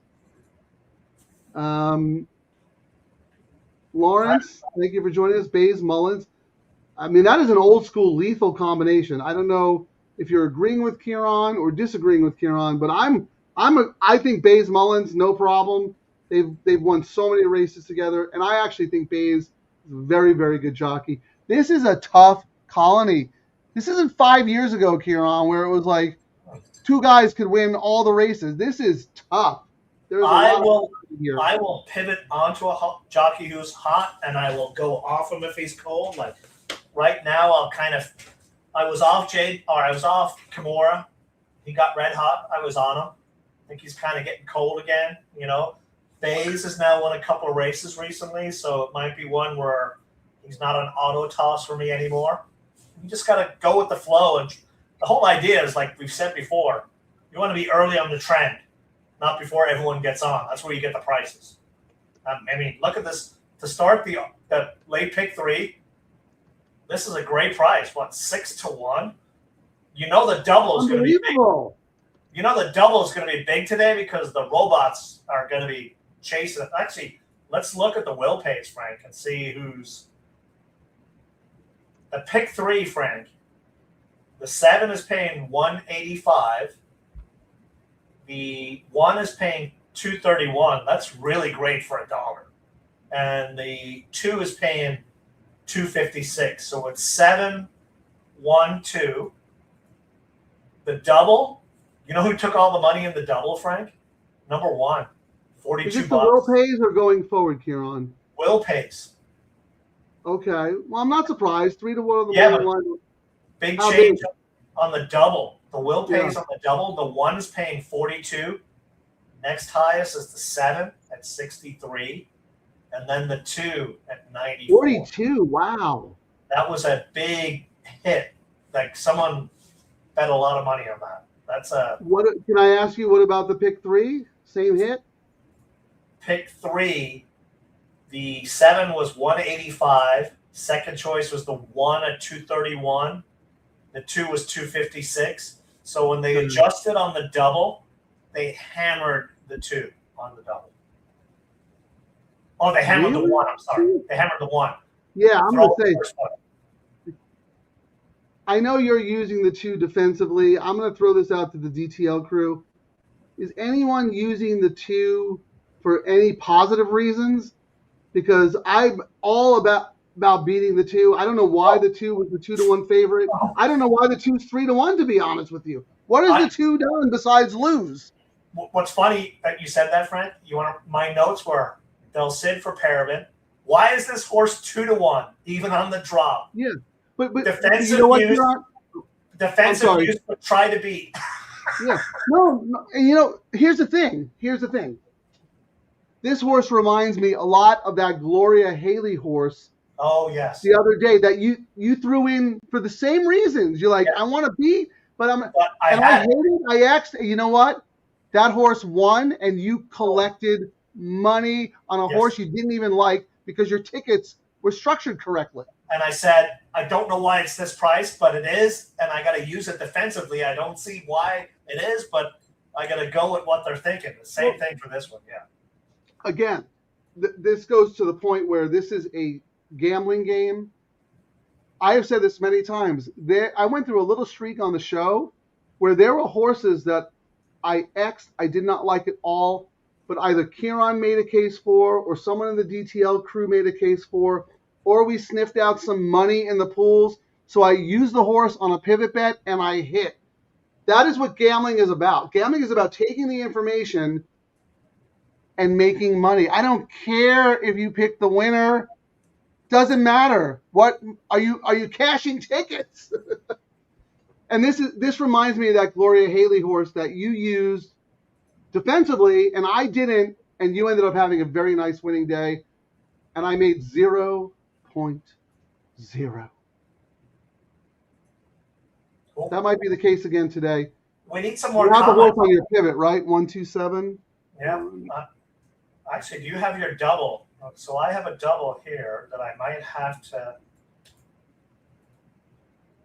I didn't throw it on there, but here was my. I might not do a double because I like where I'm at. I mean, I have 7-1-4-3-8-5 here. I'm covered to the gills. So this was my. All right, I'm going to add a banner. I'm going to put it in that comments so you guys can see it and go back.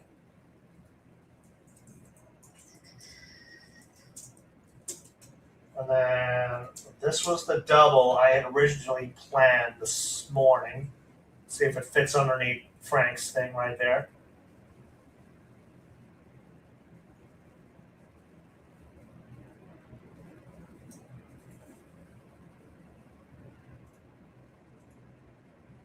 So 7 into 8 is $44, Frank. It looks like, and 2 into 8 is $48. Did we lose, Frank? Am I gone? What? No, I'm here. I didn't hear you talking, so I thought it was another one of those. Well, how can I talk? You're talking. Oh, okay. No, I was actually checking Twitter. Sorry. 7 into 8 is paying 44. 2 into 8 is paying 49. 7 into 6 is paying 58. So yeah, it's all about the 7 in here. But the one that we thought was the sneaky one is the 1. Let's see what the 1. So the 1 into. No. I'm going to stop you right there. We did not think the 1 was a sneaky one. The 1's 3-1 on the morning line and it's 2-1 on the tote. But the horse was taking a lot of money, extra money in the will pay. That's what I was trying. Yes. Okay. So 1 into the 8 is 49. 1 into the 6 is 65. The 5 is the value. And it's rare that we both, I'm 865 and you're 865, correct, Frank? In which leg? I'm sorry. Last leg. I am just 865, but it looks like the 9 is taking some money. But I'm also 865 as well. Like, it's rare that we both agree on a leg in that order. Like, I went 865 in order. You? Well, you read the Matrix. That's why. So here's the thing. I'm glad you're bringing this up, Ciaran, because I do not have the 9, the Steve Knapp Firster. I do not either. I don't actually. I have reasons not to like the horse, but why would I get beat by a horse when I'm alive to everyone and their brother? So I'm going to take my 3 A's in this leg, which were, we both agree that the 7 is our top pick, right? We're 7-1-2 or 7-1-2, right? What are you? Yeah, my A's are 7-1-4. I'll let the 2 beat me, but I'm gonna go 7-1-4 to. Can you tell me what they're paying to the 9 in the next leg? Hang on. 1-9 All double. right. So we're looking at the double. So you want to know which horses now? 7 to The what? 1 in this leg to the 9 in the next, please. The 1 to the 9 is 99. Okay, I'm gonna bet that. Then I would like to know the 7 to the 9. 85. How much? 85. Okay. And then the 4 to the 9. 454. Okay. What do you don't have the 9 at all, do you? I do not. So I was actually writing down a pivot where I'm probably going to do 7142 with 9. Yeah. Because You want to just DTL crew that one to start? We'll yeah, share? I mean, for $5, that's a $20 bet. That if it chalks out, it's paying $99, and it's. You want to make it while I type it, or vice versa? You can type it. I'll do it. Okay, $5 late double. Who are we using here? 7142.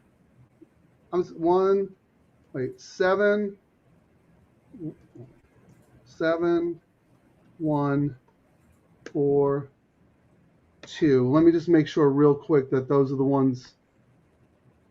You know what? How about what do you have on the 8 here outside speed? In this leg or the last? Yeah, leg? no, in this race 8, this one. Whatever. Anything on the 8? I had nope. Bossing Nothing? no. I just went nope.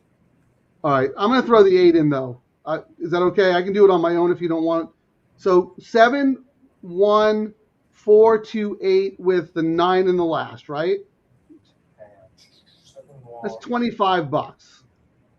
Yeah, but hang on. So how about? Can you just do that for $5 for me? I'll Venmo you. No, I'm doing it for 5. 7-1-4-2-8 with I'm looking 9. to see if it was worthwhile us throwing in the 8 in the next, but so 7-1. Hang on. Well, let's start with this. Let's make sure we have this bet. 7-1. So we're gonna do 1, 2, 4, 5, 7, 8. 8. Are you going to So throw the that's 5 six in the horses first with- leg? Yeah, so $25, correct? 2, 4. No. You're adding the 5, you said? Oh, I didn't. No, I don't want to. We should. It's a first-time starter. We've been burned by them. So let's do 7-1-4-2-8-5 Okay. to the 9 in the next, because neither one of us have it, but the money is showing. 7-1-4-2-5. So that's 7-1-4-2-8-5. That's a $25 bet. 1, 2, 3, 4. No, that's 6 times 5 is 30. 7-1. Oh, 8. I forgot the 8. It'd be nice to root for the 8 because the 8 is owned by Dapitan Star. Clarence was one of him and Joy were our 500 subscribers, so we would love to root for that horse. All right. And I think the horse has a shot actually. So. And then the price horses we don't have. So the 8, 4, 5 with our 8. With our single, right? Yeah. So 4 to the 8 is 315. 5 to the 8 is 201. 8 to the 8 is 162. I think we just do that for $5, right? Yeah, that's all. So which are the ones again? So we're gonna do 8, 5, 4. Yep. And To the 8. to the 8.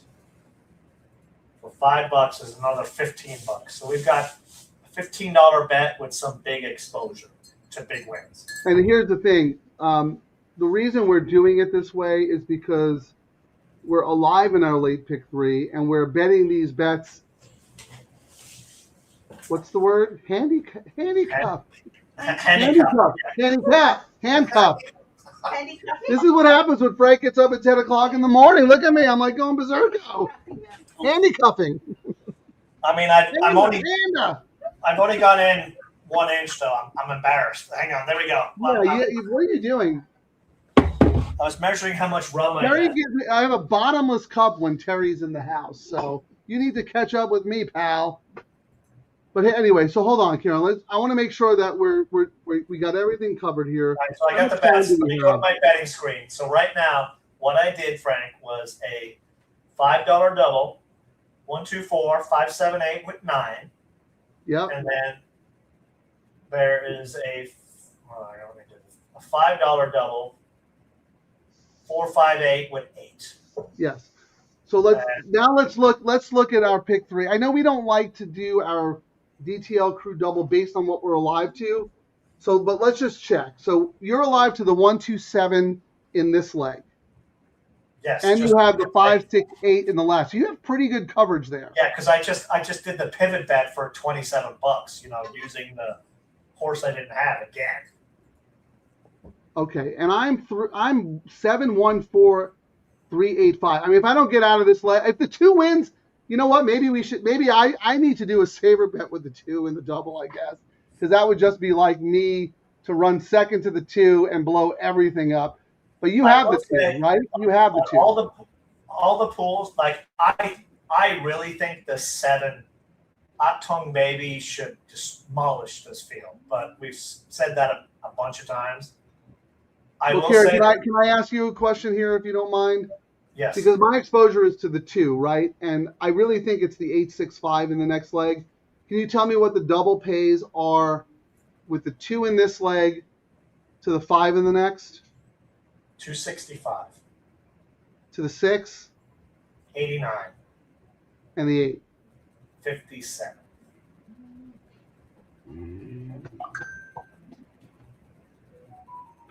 You know what?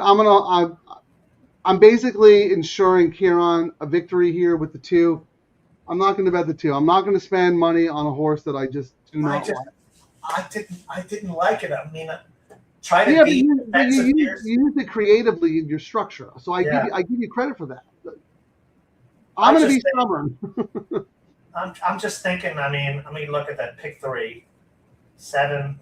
Well, I mean, we got some crazy prices. It's not as dramatic as we thought, 185, but the double, the 1 is the one that is so much, like the 1 is $42 on the double, 63 to the 7, Frank. The 1 is really sneaky. Well, I mean, like you said, it's 3 to 1, 5 to 2, but the amount of money, the hedging that went in on the double, yes, is I get like you. 50. We usually don't see a 50%. You know what I mean? Like that's a big difference. Well, here's the thing, Ciaran. Like, I'm able to really stick to my guns and stick to my conviction against the 2, because you know what? If I'm wrong about the 2, you have the 2 to start your double. You also have the 2 in your pivot. I could just root for you, and and I'm okay with that. But we also have the 2 in the community double to a price horse in the next. So I'm going to live and die with the 2. This reminds me just like the Gloria Haley horse who won the other day. But I do not want to develop bad habits and bet horses that I am vehemently against. So, well, I'm going to do a bad habit. I'm going to do a bad habit. I'm going to use the 8. I'm not going to use the 6. Those bad decisions aren't going to make themselves. The rum is talking, Frank. I'm going to do 1 into all X 865. So I'm going to do 1 into the crazy horses. 1, 2, 3, 4, 7, 9. Okay. Cost me Terry's $30. saging me.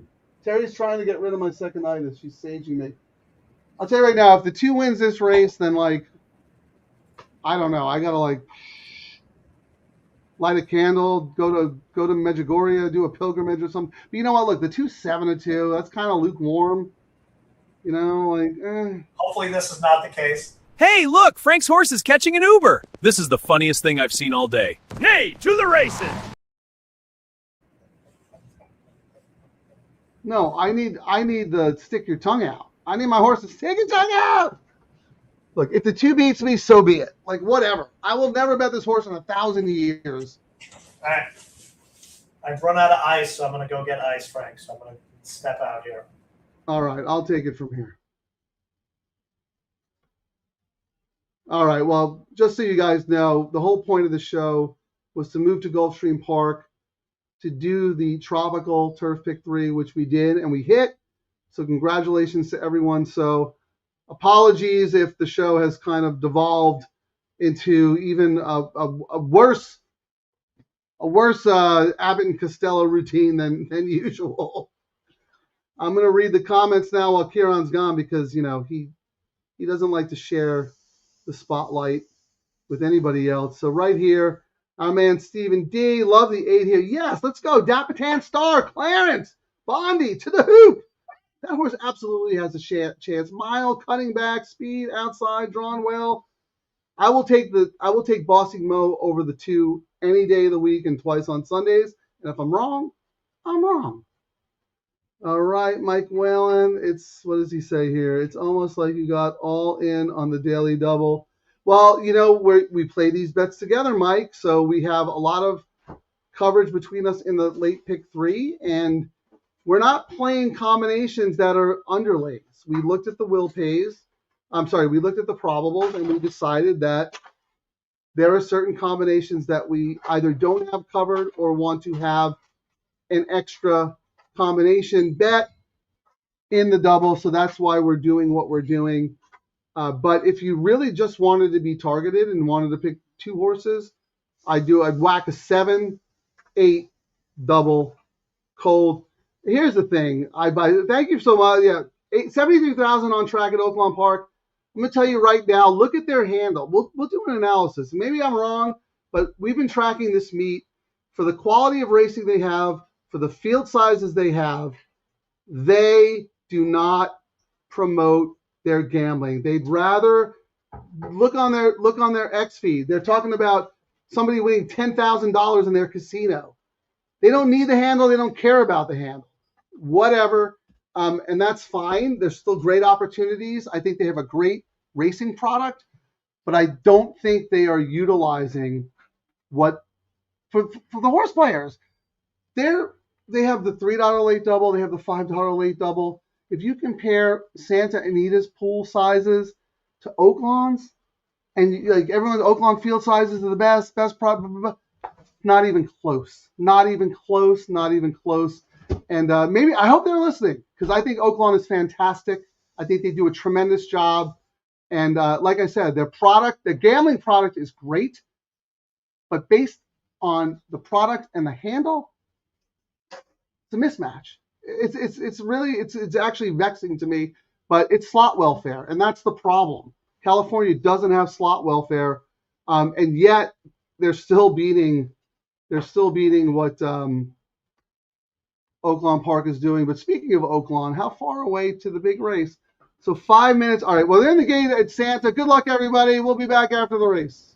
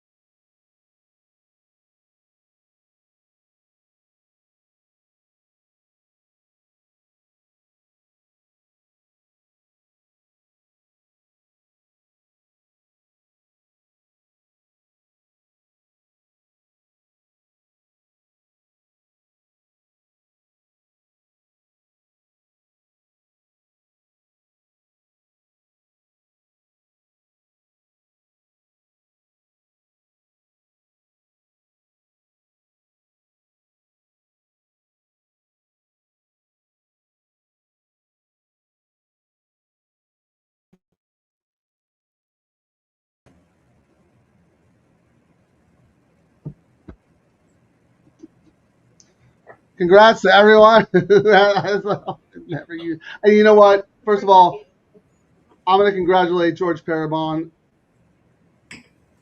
He is so good for race. One of those middle tier guys, doesn't get a lot of stock, been around the game a long time. He is a great horseman. So congratulations to George Parabon, Tricar Stables. They've had skin in the game for a very, very long time. And also congrats to Del Cid, who's trying to make a go of it here in Southern California. And you know what? All it takes is for Frank to spend 10 minutes dissing you and right into the winner's circle. But Parabon's another guy like Miotti who give, like when you see some of these certain trainers put certain jockeys on, you got to pay attention. Like Del Cid has not been getting the rides, but when he gets the rides, he does really, really well on them. Yeah, but I mean, come on, Ciaran. Like, you had nothing positive to say about this horse, but still, you were smart. You're like, you know what? I had the flexibility because the way I'm structuring my bets that I could use the horse. So again, this was just like that Gloria Haley horse the other day that you used that I couldn't stand.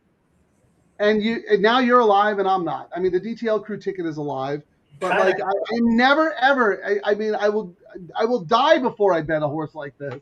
I mean, my notes were the exact same as yours. I don't know why it's 2-1. There's no way, but it won like a 2-1 morning line. Like, but Ciaran, here's the thing.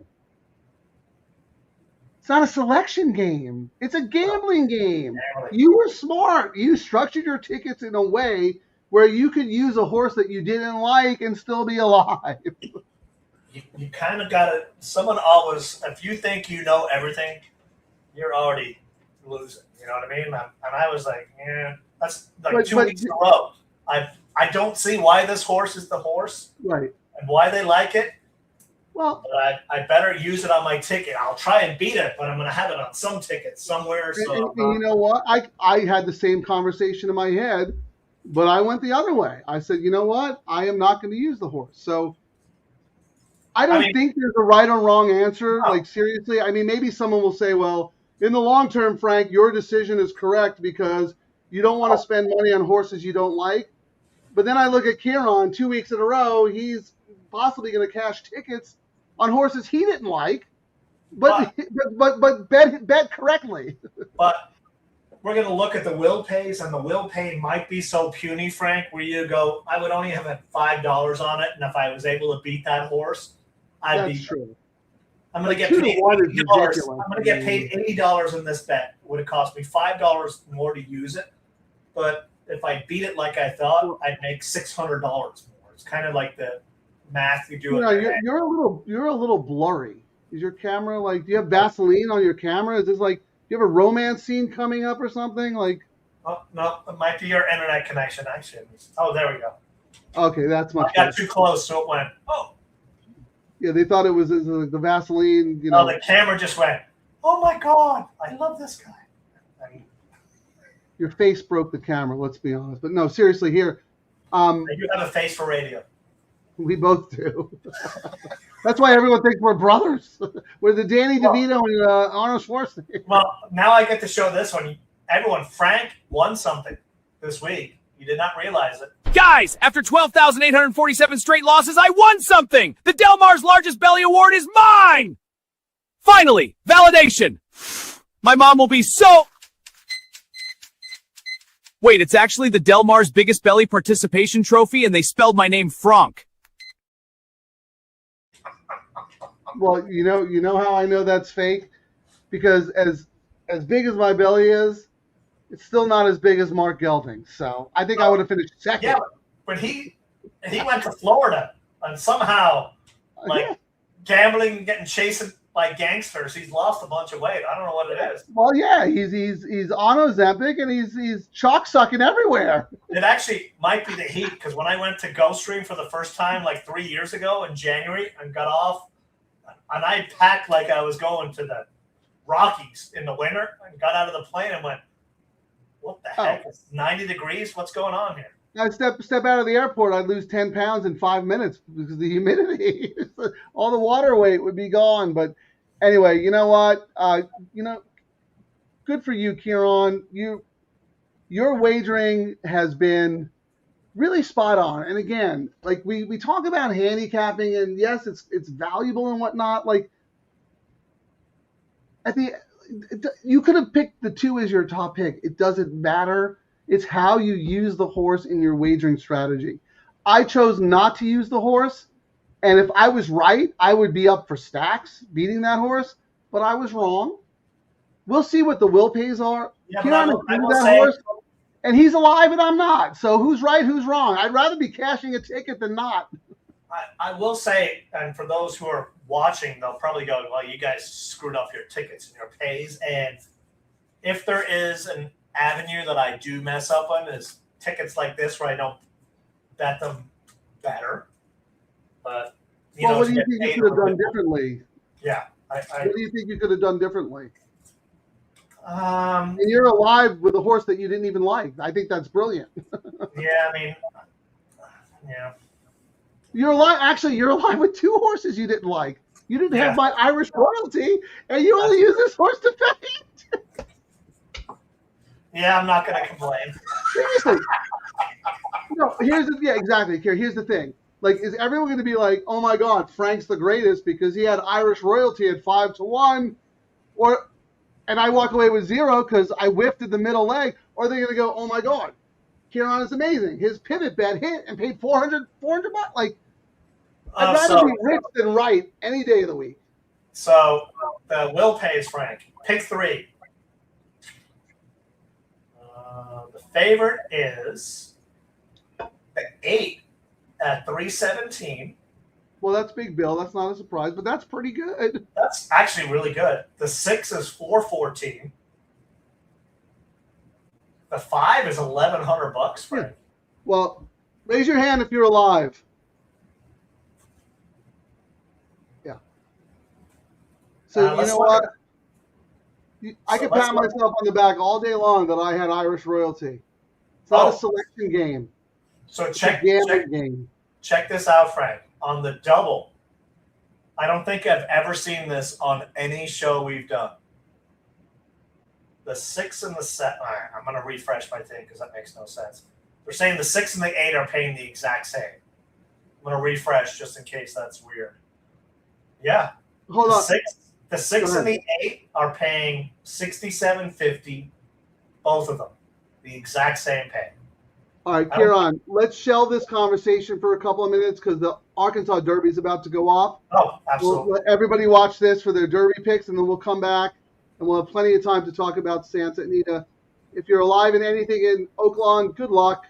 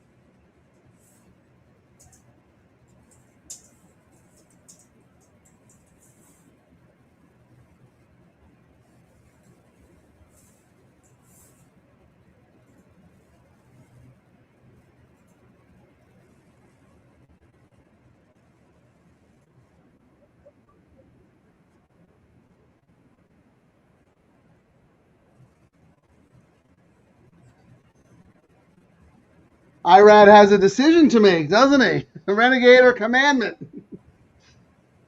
But I think that field was way weaker. What do you think? That was a weak sauce.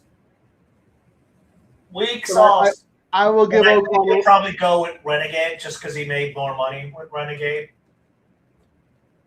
Well, it's Pletcher and Reapley versus Brad Cox, and I don't know who the ownership group is, but gosh, if it's Godolphin, I don't know about that. Let me see. I think he's No, it's Wampler, which is also a Middle Eastern. I think he's staying with Renegade. I mean, a lot of times they just go. No, I think you're right because he basically made his decision today. Yeah. And I think this race was what, 1.5 million versus the 1 million. So he's made his money. Wow. But yeah, that was not. From both races, I would give Commandment the better.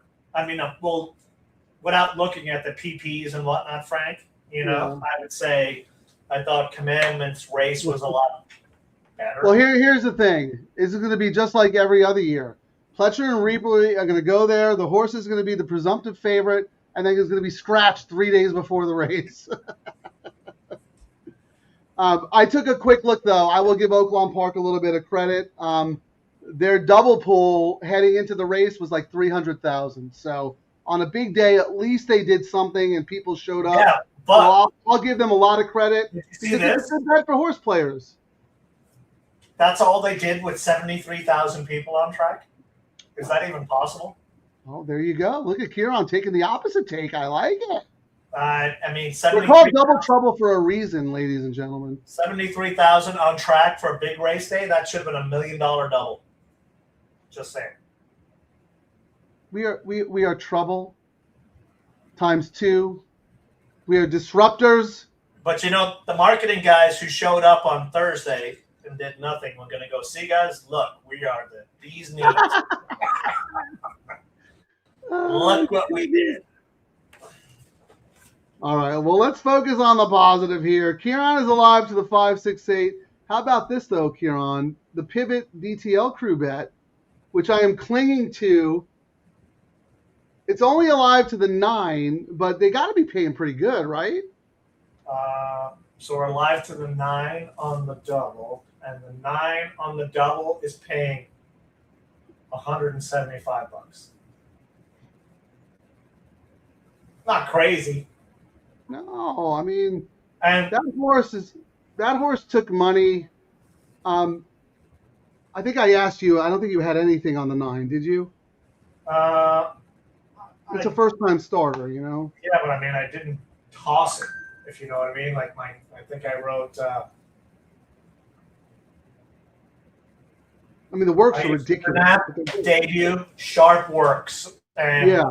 And I'm someone who likes sharp work. Like I'm all about a lot of people. You either use workouts or you don't. You know what I mean? Well, here's the thing, Ciaran. Let's write down pays because sometimes we like to use the trifecta probable tool. So right now the DTL Crew got out of the first leg with the 2. So you said the 2 to the 9 is how much? 175. Okay. Now let's look at everything that you're alive to. So let's start with the double first, Ciaran, because you also have the double with the 2. Yeah. So what is it with 5, 6, 8? You have it twice. So 2, 5 double. We'll pay. 5's paying 303. Wait, hold on. Let me put it back. What are you doing? Let me put it back up. Hold on. The timer, it was a stupid timer thing. Ciaran's double. You got to change the timer, man. No timer. Timer off. Okay, here we go. All right. So 5, 6, 8 times 2. So just tell me the $5 pay to the 5. With the 6 and the 8 are the exact same, which I've never seen before on this show. 67.50 times 2. Times 2, okay. And then the 5? 303. Times 2. That's nice. And then let's look at your pick 3, because your pivot pick 3 is alive too, right? Let me see. Yes. Same 3 horses, though. Correct. That's okay. So what is the $3 pick 3 paying to the 5? 1,100. Whoa. 6? 414. 414? Mm-hmm. That's good. And the 8? 317. Those are great, dude. Not bad for that, you know what I mean? Like small pivot. Like that. But it's funny though that you said that the double to the 6 and the 8 are exact, but the 8 is pretty decent favorite over the 6 in the pick 3. Yep. So who is this 5 that? Oh, this is the Mullins. Yeah, the you have Mullins. to use Mullins. I mean, come on. The Mullins Bays horse. I mean, I will say they already won the race for the day. Like they did what they needed to do. But yeah, this is the. And then I think, what did I put here? What did I write? Bays for Mullen, who's 13% debut. Cannot toss his horses, no matter who rides. Trainer play. Yeah. And you know what? Mullins and Bays was Mullins' guy back for in the a day, long time back in the day. Yeah. But So my comment was, even if I had a bias, you can't toss Mullen horses, and especially, I mean, we've lost money on debut horses. well, yeah. Well, he had that horse from the 11 pole going long first time start, but I don't think Bays rode. I think it was somebody else. I don't remember who rode that. I think about Frazu maybe. I don't remember, but. And then Mullins, I mean, he's just on fire. 29% he's winning, but then he's had 65 races, 19 wins, 9 seconds, 7 thirds. His horses are firing. Yeah. Bays is 0 for 6 for him, but he won for Val like 2 races ago. So now's your time to earn your money, Bays. Come on, make me a believer. I believe. I like his jockey agent. Riley Shapiro is doing a terrific job. And you know what? Tyler Bays has talent. He's a good guy. He loves horses so much. And he won that, what was it, last year or the year before in the Breeders' Cup? Like a big Leo, our good friend Leo, is a huge fan of Tyler Bays.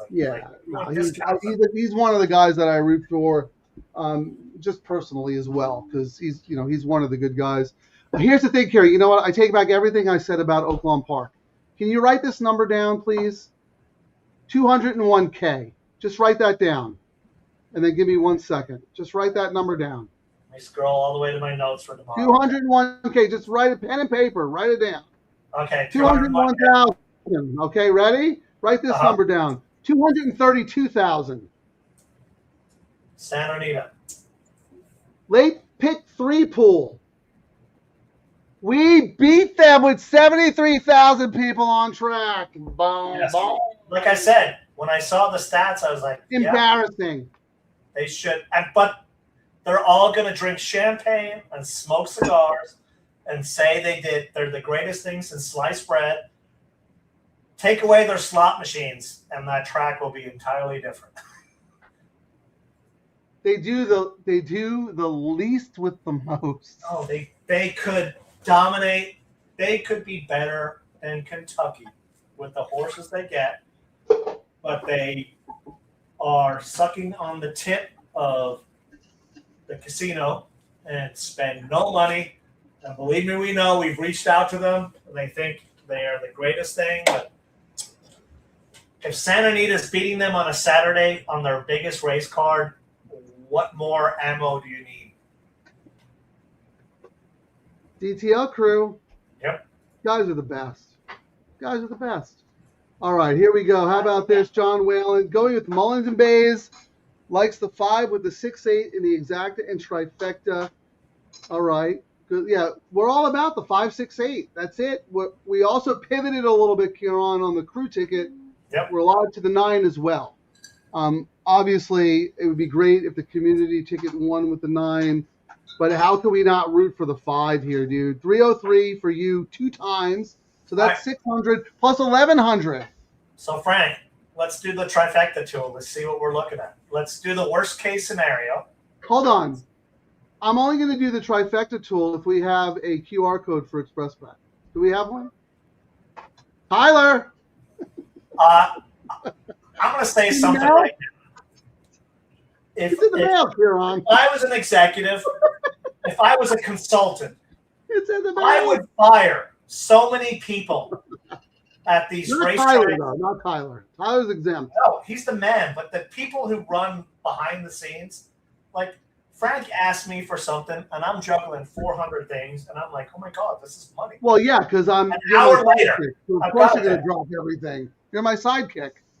But even in like business, like when I look around at this stuff, I'm like, something that could make you money, and it's like 8 weeks later, and crickets. I'm like, What you know what, Ciaran? I'm glad you okay. brought this up because a couple of weeks ago I talked about how I use racing flow numbers to come up with certain horses, and I reached out to his name is Jake, but he goes by Plod Boy Jake, and I reached out to him and said, you know what? I've been using you guys for so long. You've been nothing but nice to me.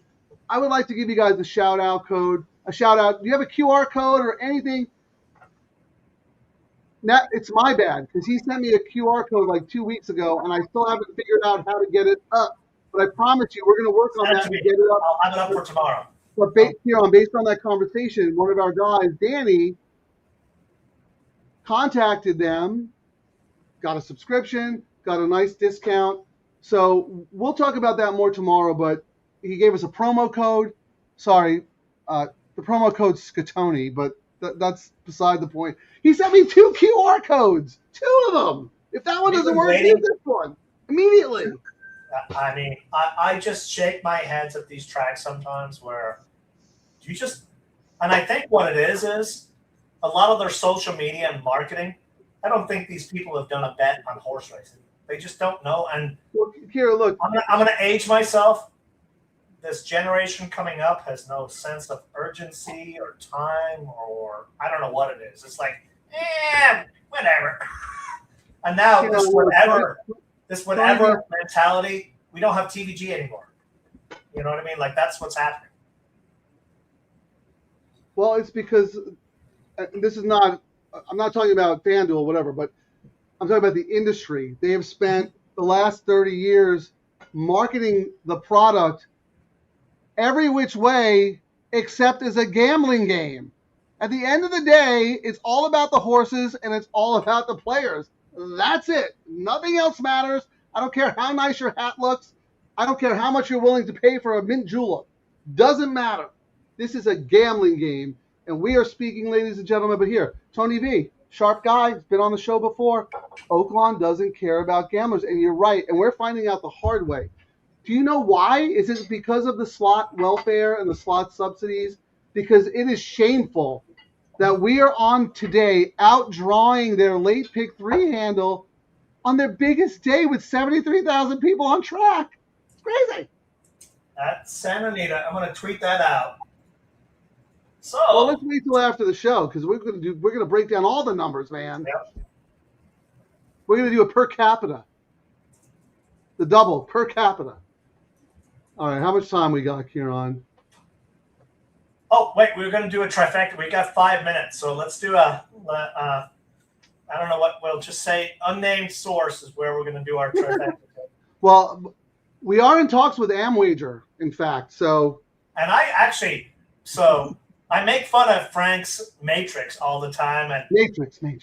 I went on Pete and In the Money Media. You know, they're all about the ABC stuff. So I did do an experiment late last year. I was like, I got to try doing, this. I do list my horses in preference, but I don't do the ABC thing. So I did. They have a You fantastic. kind of do it in your head, though. You do it in your head.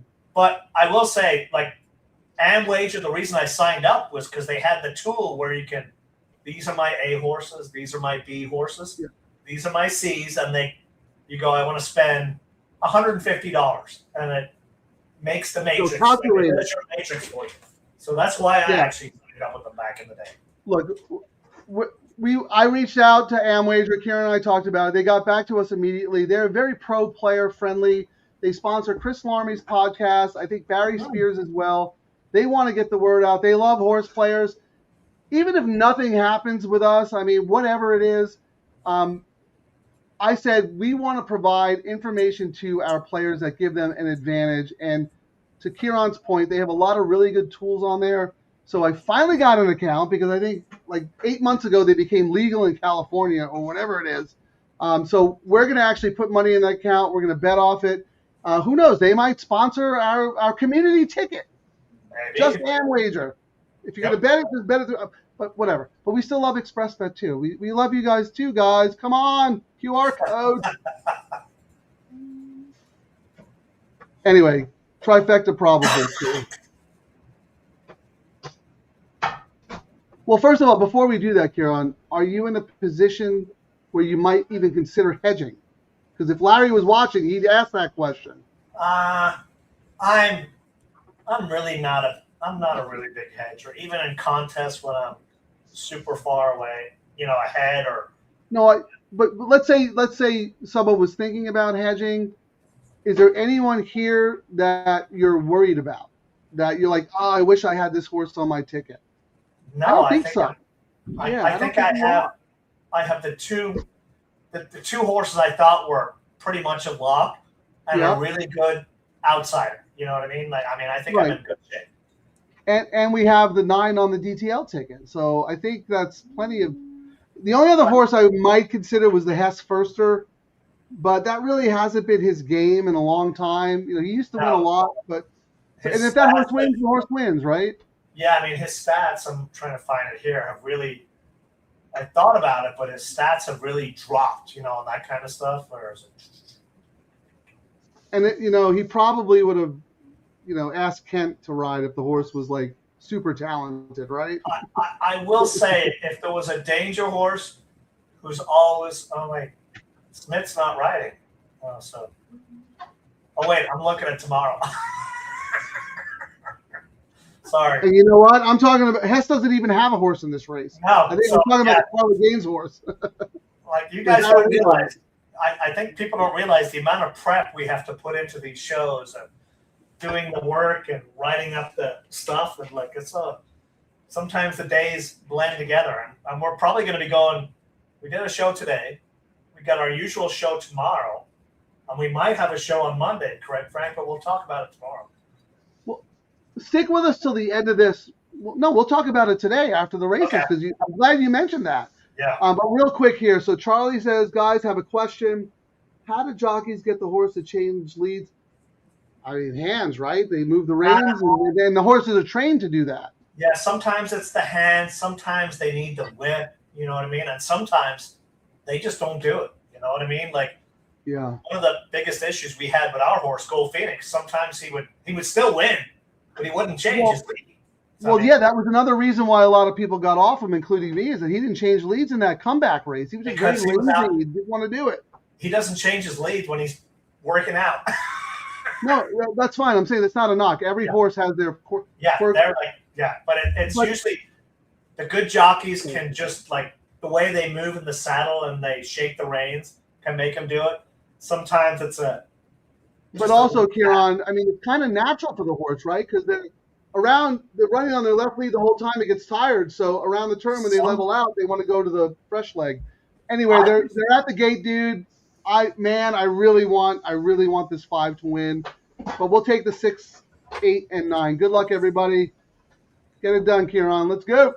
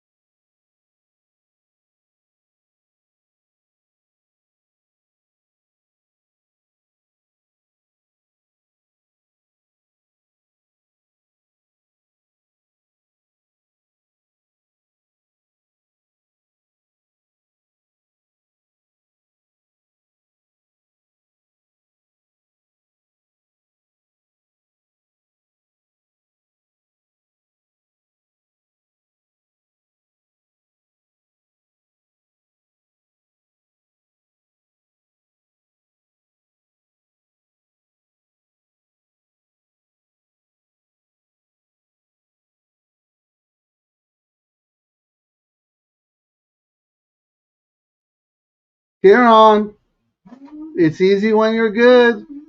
Hell of a pivot, my friend. Hell of a pivot. Do I get 10%? It's all about the pivot. Like live gambling show, we got to pivot. You're going to get 67 times 2 plus 414, all because the middle leg was a horse that you didn't even like but decided to use strategically. Yep. And that is why, ladies and Do the gentlemen, show. Live gambling show, not a but live. also that is why Ciaran, and I dubbed this months ago, he is the chief gambling officer. Now, don't get me wrong, he's going to blow it all on Turfway later tonight, but No, that's another story. No, Turf Paradise on Monday, Frank. Let's talk about that for a second. Yes, guys. So throw it out to the DTL crew because we'd like their opinion, but I think we're going to do it, but I'm curious. We got the 60-year-old jockey, the famous PV, is got his jockey's license at Turf Paradise. 3 races on Monday, including the late double. So we got to do a show. I mean, I think Turf Paradise, and we've talked about it, Frank, and a lot of people don't look at it. They have all the ingredients to be the Oaklawn of the South. They just don't have a low takeout for us yet, but they may. So we are. First of all, what they've done to the facility, from what we've heard, has been the upgrades and the on-track experience is out of this world. And now, once they've accomplished that, now they're focusing on their gambling product. They've already increased their handle because of some things that they've been doing. But talk about an undiscovered gem that has so much potential and is run by gamblers and horse players and a lot of people who have real credibility in the industry. And we both were like, but the last few times I've gone up to the Eddie Logan suite, the powers that be in horse racing and the big gamblers are going, have you gone out there yet? Have you gambled there yet? And that is the first time I've heard buzz like that from people we respect in the industry. So that is paradise we're talking about, ladies and gentlemen. Yes. And there is a lot of buzz. I do not look at what the prices of the horses are. I think this is going to be a track that a lot of us are going to be gambling on going forward. Well, yes. We know some people there, and these are very smart people. We would love to talk to them about embracing some player-friendly wagers, and I think they're smart enough to listen. I don't know what the laws are, what the legislation is, or whatever that is. That's a whole other story. But at least we know we have a captive audience there. But PVAL is coming back on Monday. And if you follow me on X, I'm very conflicted about this because first and foremost, I care about jockey safety and horse safety. Like, at the end of the day, that's really all that matters. And not that, I mean, PVAL, he belongs in the Hall of Fame, and the reason he's not in the Hall of Fame is because he's had some demons over the years, and he's struggled, and, you know, he's got a bad reputation when it comes to his personal life. Professionally, the dude is one of the best to ever do it. Mm-hmm. My concern is that he's 63 years old. And like Ciaran was like, well, Frank, he looks better than you do. He does. I mean, he's in fantastic shape. He looks like I mean, when I heard what his age was, like he looks like the Tory, Mike Smith, those guys. Kent, you know what I mean? Like when I heard that he was that old, I was like, oh wow, I wouldn't have thought that at all. Especially for a hard living jockey who's like had every injury under the sun. That was. And you know what?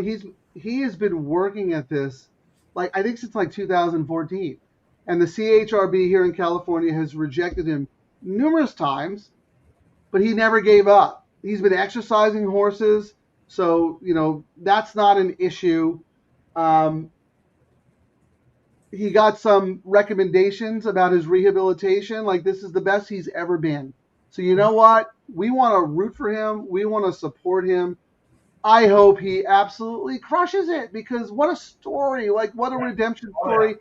And he got his Arizona license. He is in 3 races at Turf Paradise on Monday.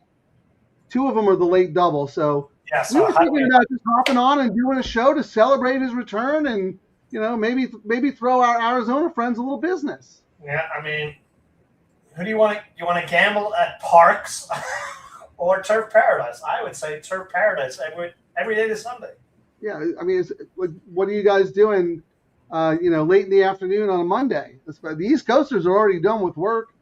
But anyway, so we're thinking about that. If anybody has any thoughts, just let us know privately. Scatoni Racing at Gmail, and California Pick 4 at Gmail. And Terry's right, 63 is the new 53, but 55 is the new 85. So me and Bro are opposite. So Frank, you're not off doing that show that I bribed to have you on, so we can actually do the win parlay bets today. You got your AI run up? I do. See what the pays are, just to show everyone.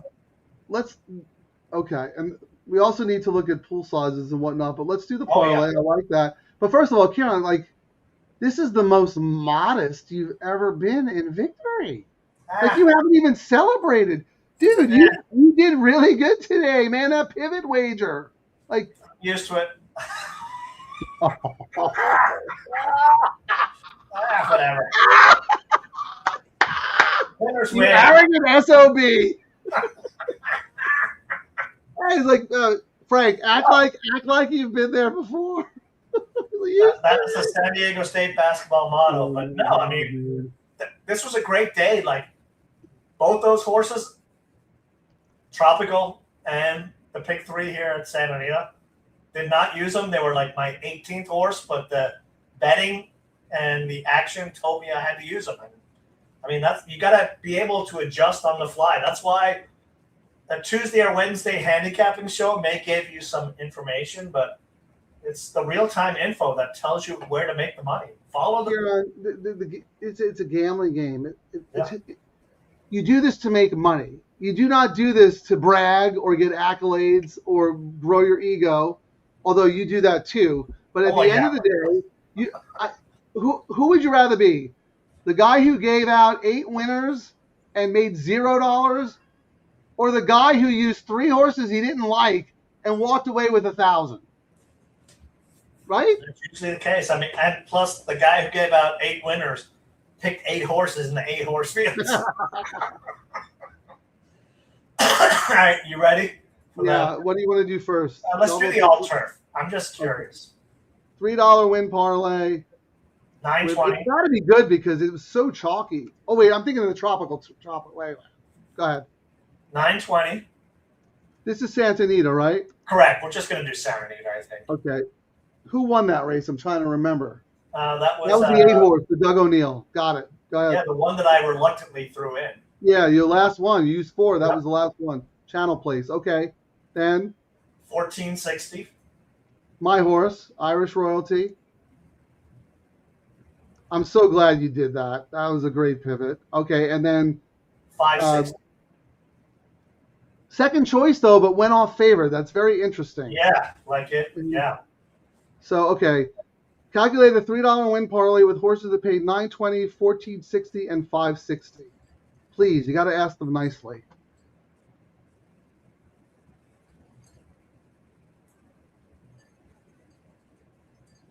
This says 282.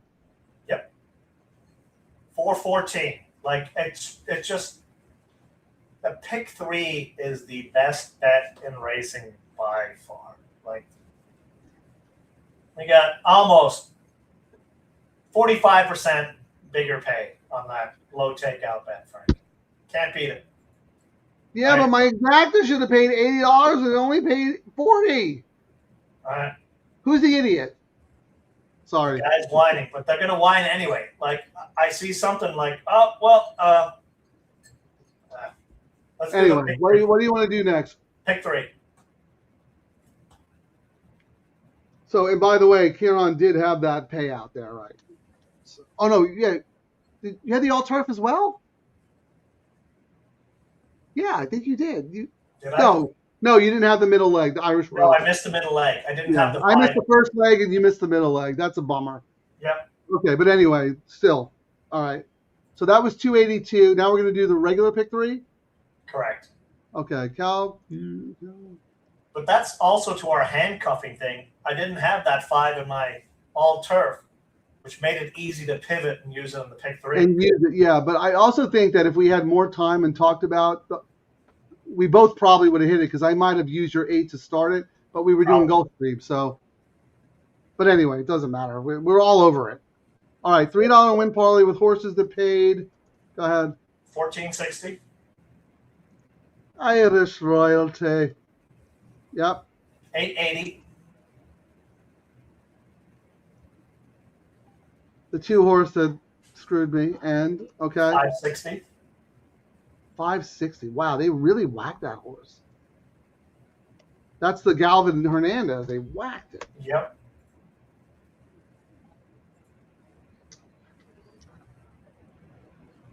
$269.80. 414. I actually gave you the pay for the all turf the last time. So 414 paid what 35% more, Frank. Wait, so what was the all turf? I'm going now to look. Oh, okay. So yeah. The all turf paid $650. It was even Wow. bigger. $282. Yeah, they paid almost 80% more, Frank. The all turf. Can you see what the pool size is there? The pool.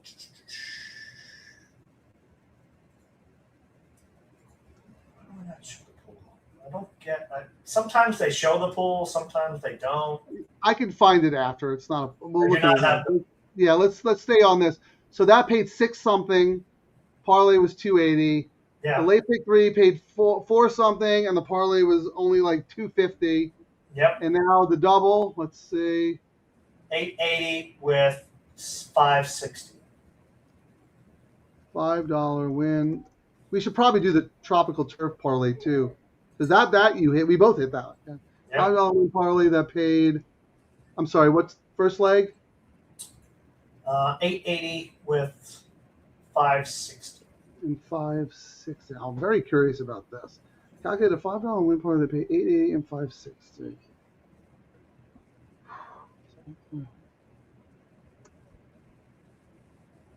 This might be close. I don't know.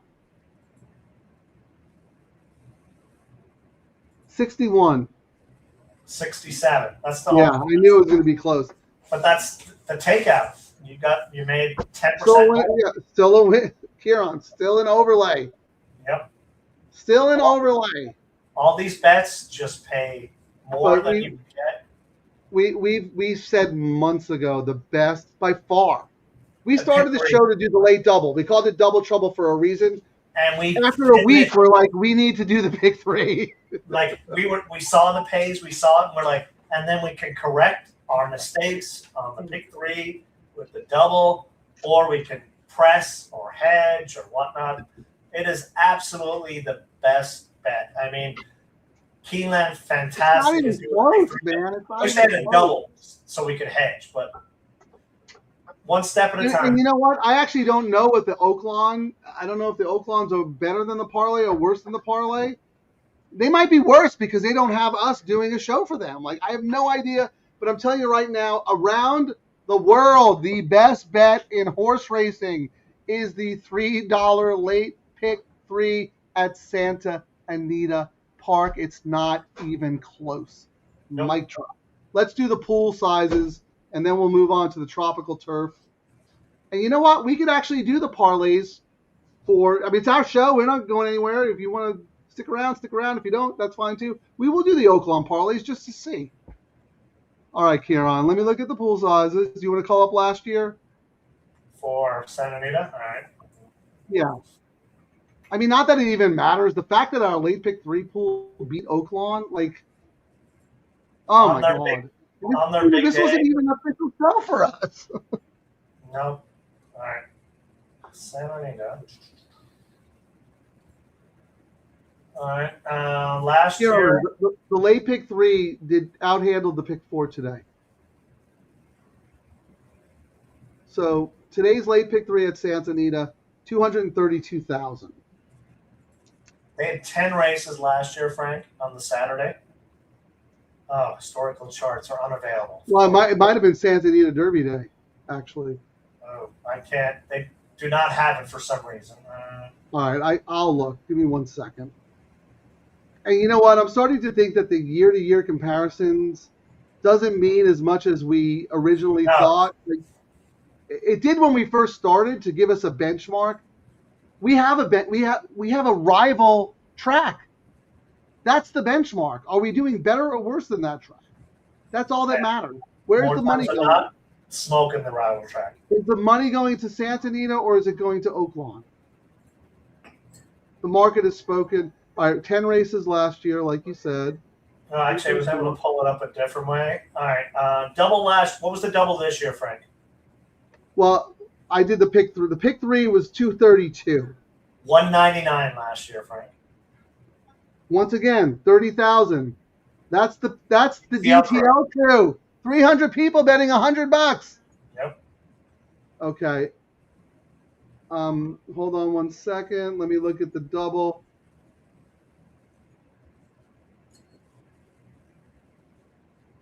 Okay, let's look at so today's double is light.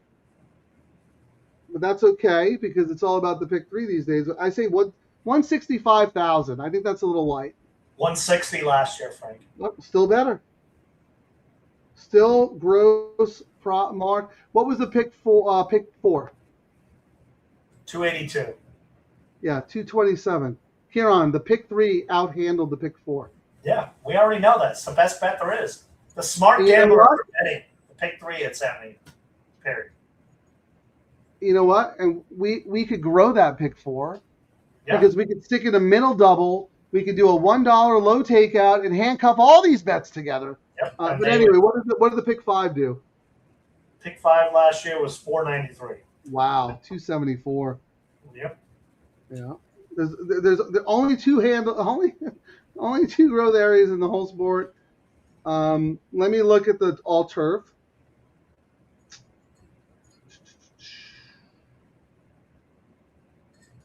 You know what? Sorry if it sounds like we're bragging, but we are. But this could not have happened without the DTL crew. I mean, Ciaran's a degenerate gambler, but I mean, his money doesn't move the needle that much. All right, I'm going to. Do you have the handle from last year? Mm-hmm. Okay, it's loading. All right, here we go. I honestly have no idea what this. Yeah, I mean, not great. 61. No, it was 79 last year. Yeah. But we really did. We really did. We didn't do our show. Our show only came on. We didn't really cover it actually. So. Yeah. All right, let me look at Oaklawn just real quick. I cannot believe that we outhandled them in the pick 3. I just can't. It's astounding to me. I'm so proud of our show. I'm so proud of our audience. We have such a smart collection of players that have been ignored for far too long. And they're speaking up with their money. Well, Frank, I just got a couple of emails from some owners and trainers and big-time gamblers regarding Oaklawn. The first one, the title is, "Remind me to never play Oaklawn again." Wow. And the other one from... Why, though? Why? His words were, when a pick 3 pays $5,000, I'm out, you know? The pick 3 what? It was like when a pick 3 pays $5,000, I guess it was some crazy results there. I don't know. I didn't. Well, let's do the parlay. He might be talking about the parlay. Oh, yeah, it was a 29-1 over 4. So the late pick 3 was raised 12, 13, and 14. $29, $4, and 13. Hold on. Let's do the parlay. The CAWs do run rampant there. Oh, no, they have. They have carte blanche, that's the thing, you know. All right, calculate a $3 win parlay with horses that paid. You have it there, 29. $29.80. Yeah. $4. $4. Yep, and $13.60. $13.60. I mean, I don't know. 5,000 sounds fantastic, but No, let's see. that's not 5,000. I mean, he might be talking earlier in the day. Yeah, I mean, we'll do it anyway, just for fun. No, this can't be right. 8.10? Oh, I guess because of the $4. Yeah, and you know what it paid? $8.14. What? Yeah. Oh my God, that's disgusting. That's why people are not playing Oakland. Can we do the double just for an exercise? They are getting ravaged by the CAWs there for a racino that gets money anyway. You know. That's why Tony V was like, they care about CAWs. They don't care about us. Calculate a $5 win parlay that paid. Okay, what was the double? $4. $4 with $13.60. So I'm going to try to do quick math in my head. So 40. This probably should have paid like $60, but let's see. It paid $121 actually. That's good, but let's see. My math could be totally wrong. Yeah, $68. I said exactly. Wow. Well, that's good value. Yes. That's good value, but you know what? It's not as good as the late pick 3 at San Diego. I am astounded. So one guy said, "I'm never betting Oakland again." What did the other guy say? His other notes were, today was a wagering disaster for me, one of the worst in a while, and he was playing Oakland. Yeah, and again, look, we're not trying to knock Oakland at all. I actually think I've never been there, but I've heard nothing but good things about the facility, about the neighborhood, about how much they love the horses. I think they have a fantastic gambling product. They have full fields. I think the guy in the racing office or girl or whoever does a terrific job. I love that they were one of the few tracks who embraced these wagers. Copycat, whatever, I don't care. They're giving players something to bet on. I don't like the fact that they do not care about this. Mm-hmm. They've done nothing to market it. They've done nothing to promote it. Their handle has been atrocious. We tried to help them. You know what? Whatever. It doesn't matter. They don't even have to use us. Just do something. Just do something. You know what I mean? So anyway, that's my little rant on Oakland. Right. But we'll be back tomorrow. We got some good racing at Santa Anita. Tough card tomorrow, Frank. I don't know if you've looked at it yet. Ciaran, I do not like humble. I do not like humble Ciaran. I don't like humble Ciaran. Can you say something like egotistical or denigrating to me? Something? I'll do a video when I get time. But okay. Yeah, you gotta throw the numbers to compare. All right. Well, average Saturday at Santa Anita up against the Florida Derby and the big race at Oakland, and somehow the pick 3 destroyed both tracks. I don't see the outro video. Oh, hang on. I'll find it right now. Or you want to play the Calypso song? You're in charge of the studio. Nah, we got to do the outro. Hang on. I think so, too. All right. Thanks for watching, everyone. Thanks, guys. Tomorrow. I need a wallet already on life support. They hit me with that low takeout. Now I'm feeling kind of sport. 15%, bro, that's basically free money. I'm about to turn $11 into a yacht by Monday. Low takeout, best. Cha-ching. Double trouble, I'm doing this thing. My pocket's doing the running, man. Low takeout, best. What? Bookies crying in the can. Low takeout, baby. 3 straight lawns. If this thing hits, I'm buying the whole damn barn. Grass to grass, no dirt in my life. I'm so all turf, I might start photosynthesize. Santa Anita, low takeout got me acting unwise. Told my wife, babe, I'm rich, now she want alimony twice. Double trouble on the mic, we causing the scene. Low takeout was all turf and retirement dream. If we hit this pick 3, tell the valet keep the change. We're reading lobster tonight on a $12 range. Boom! Thank you, Santa Anita, good night.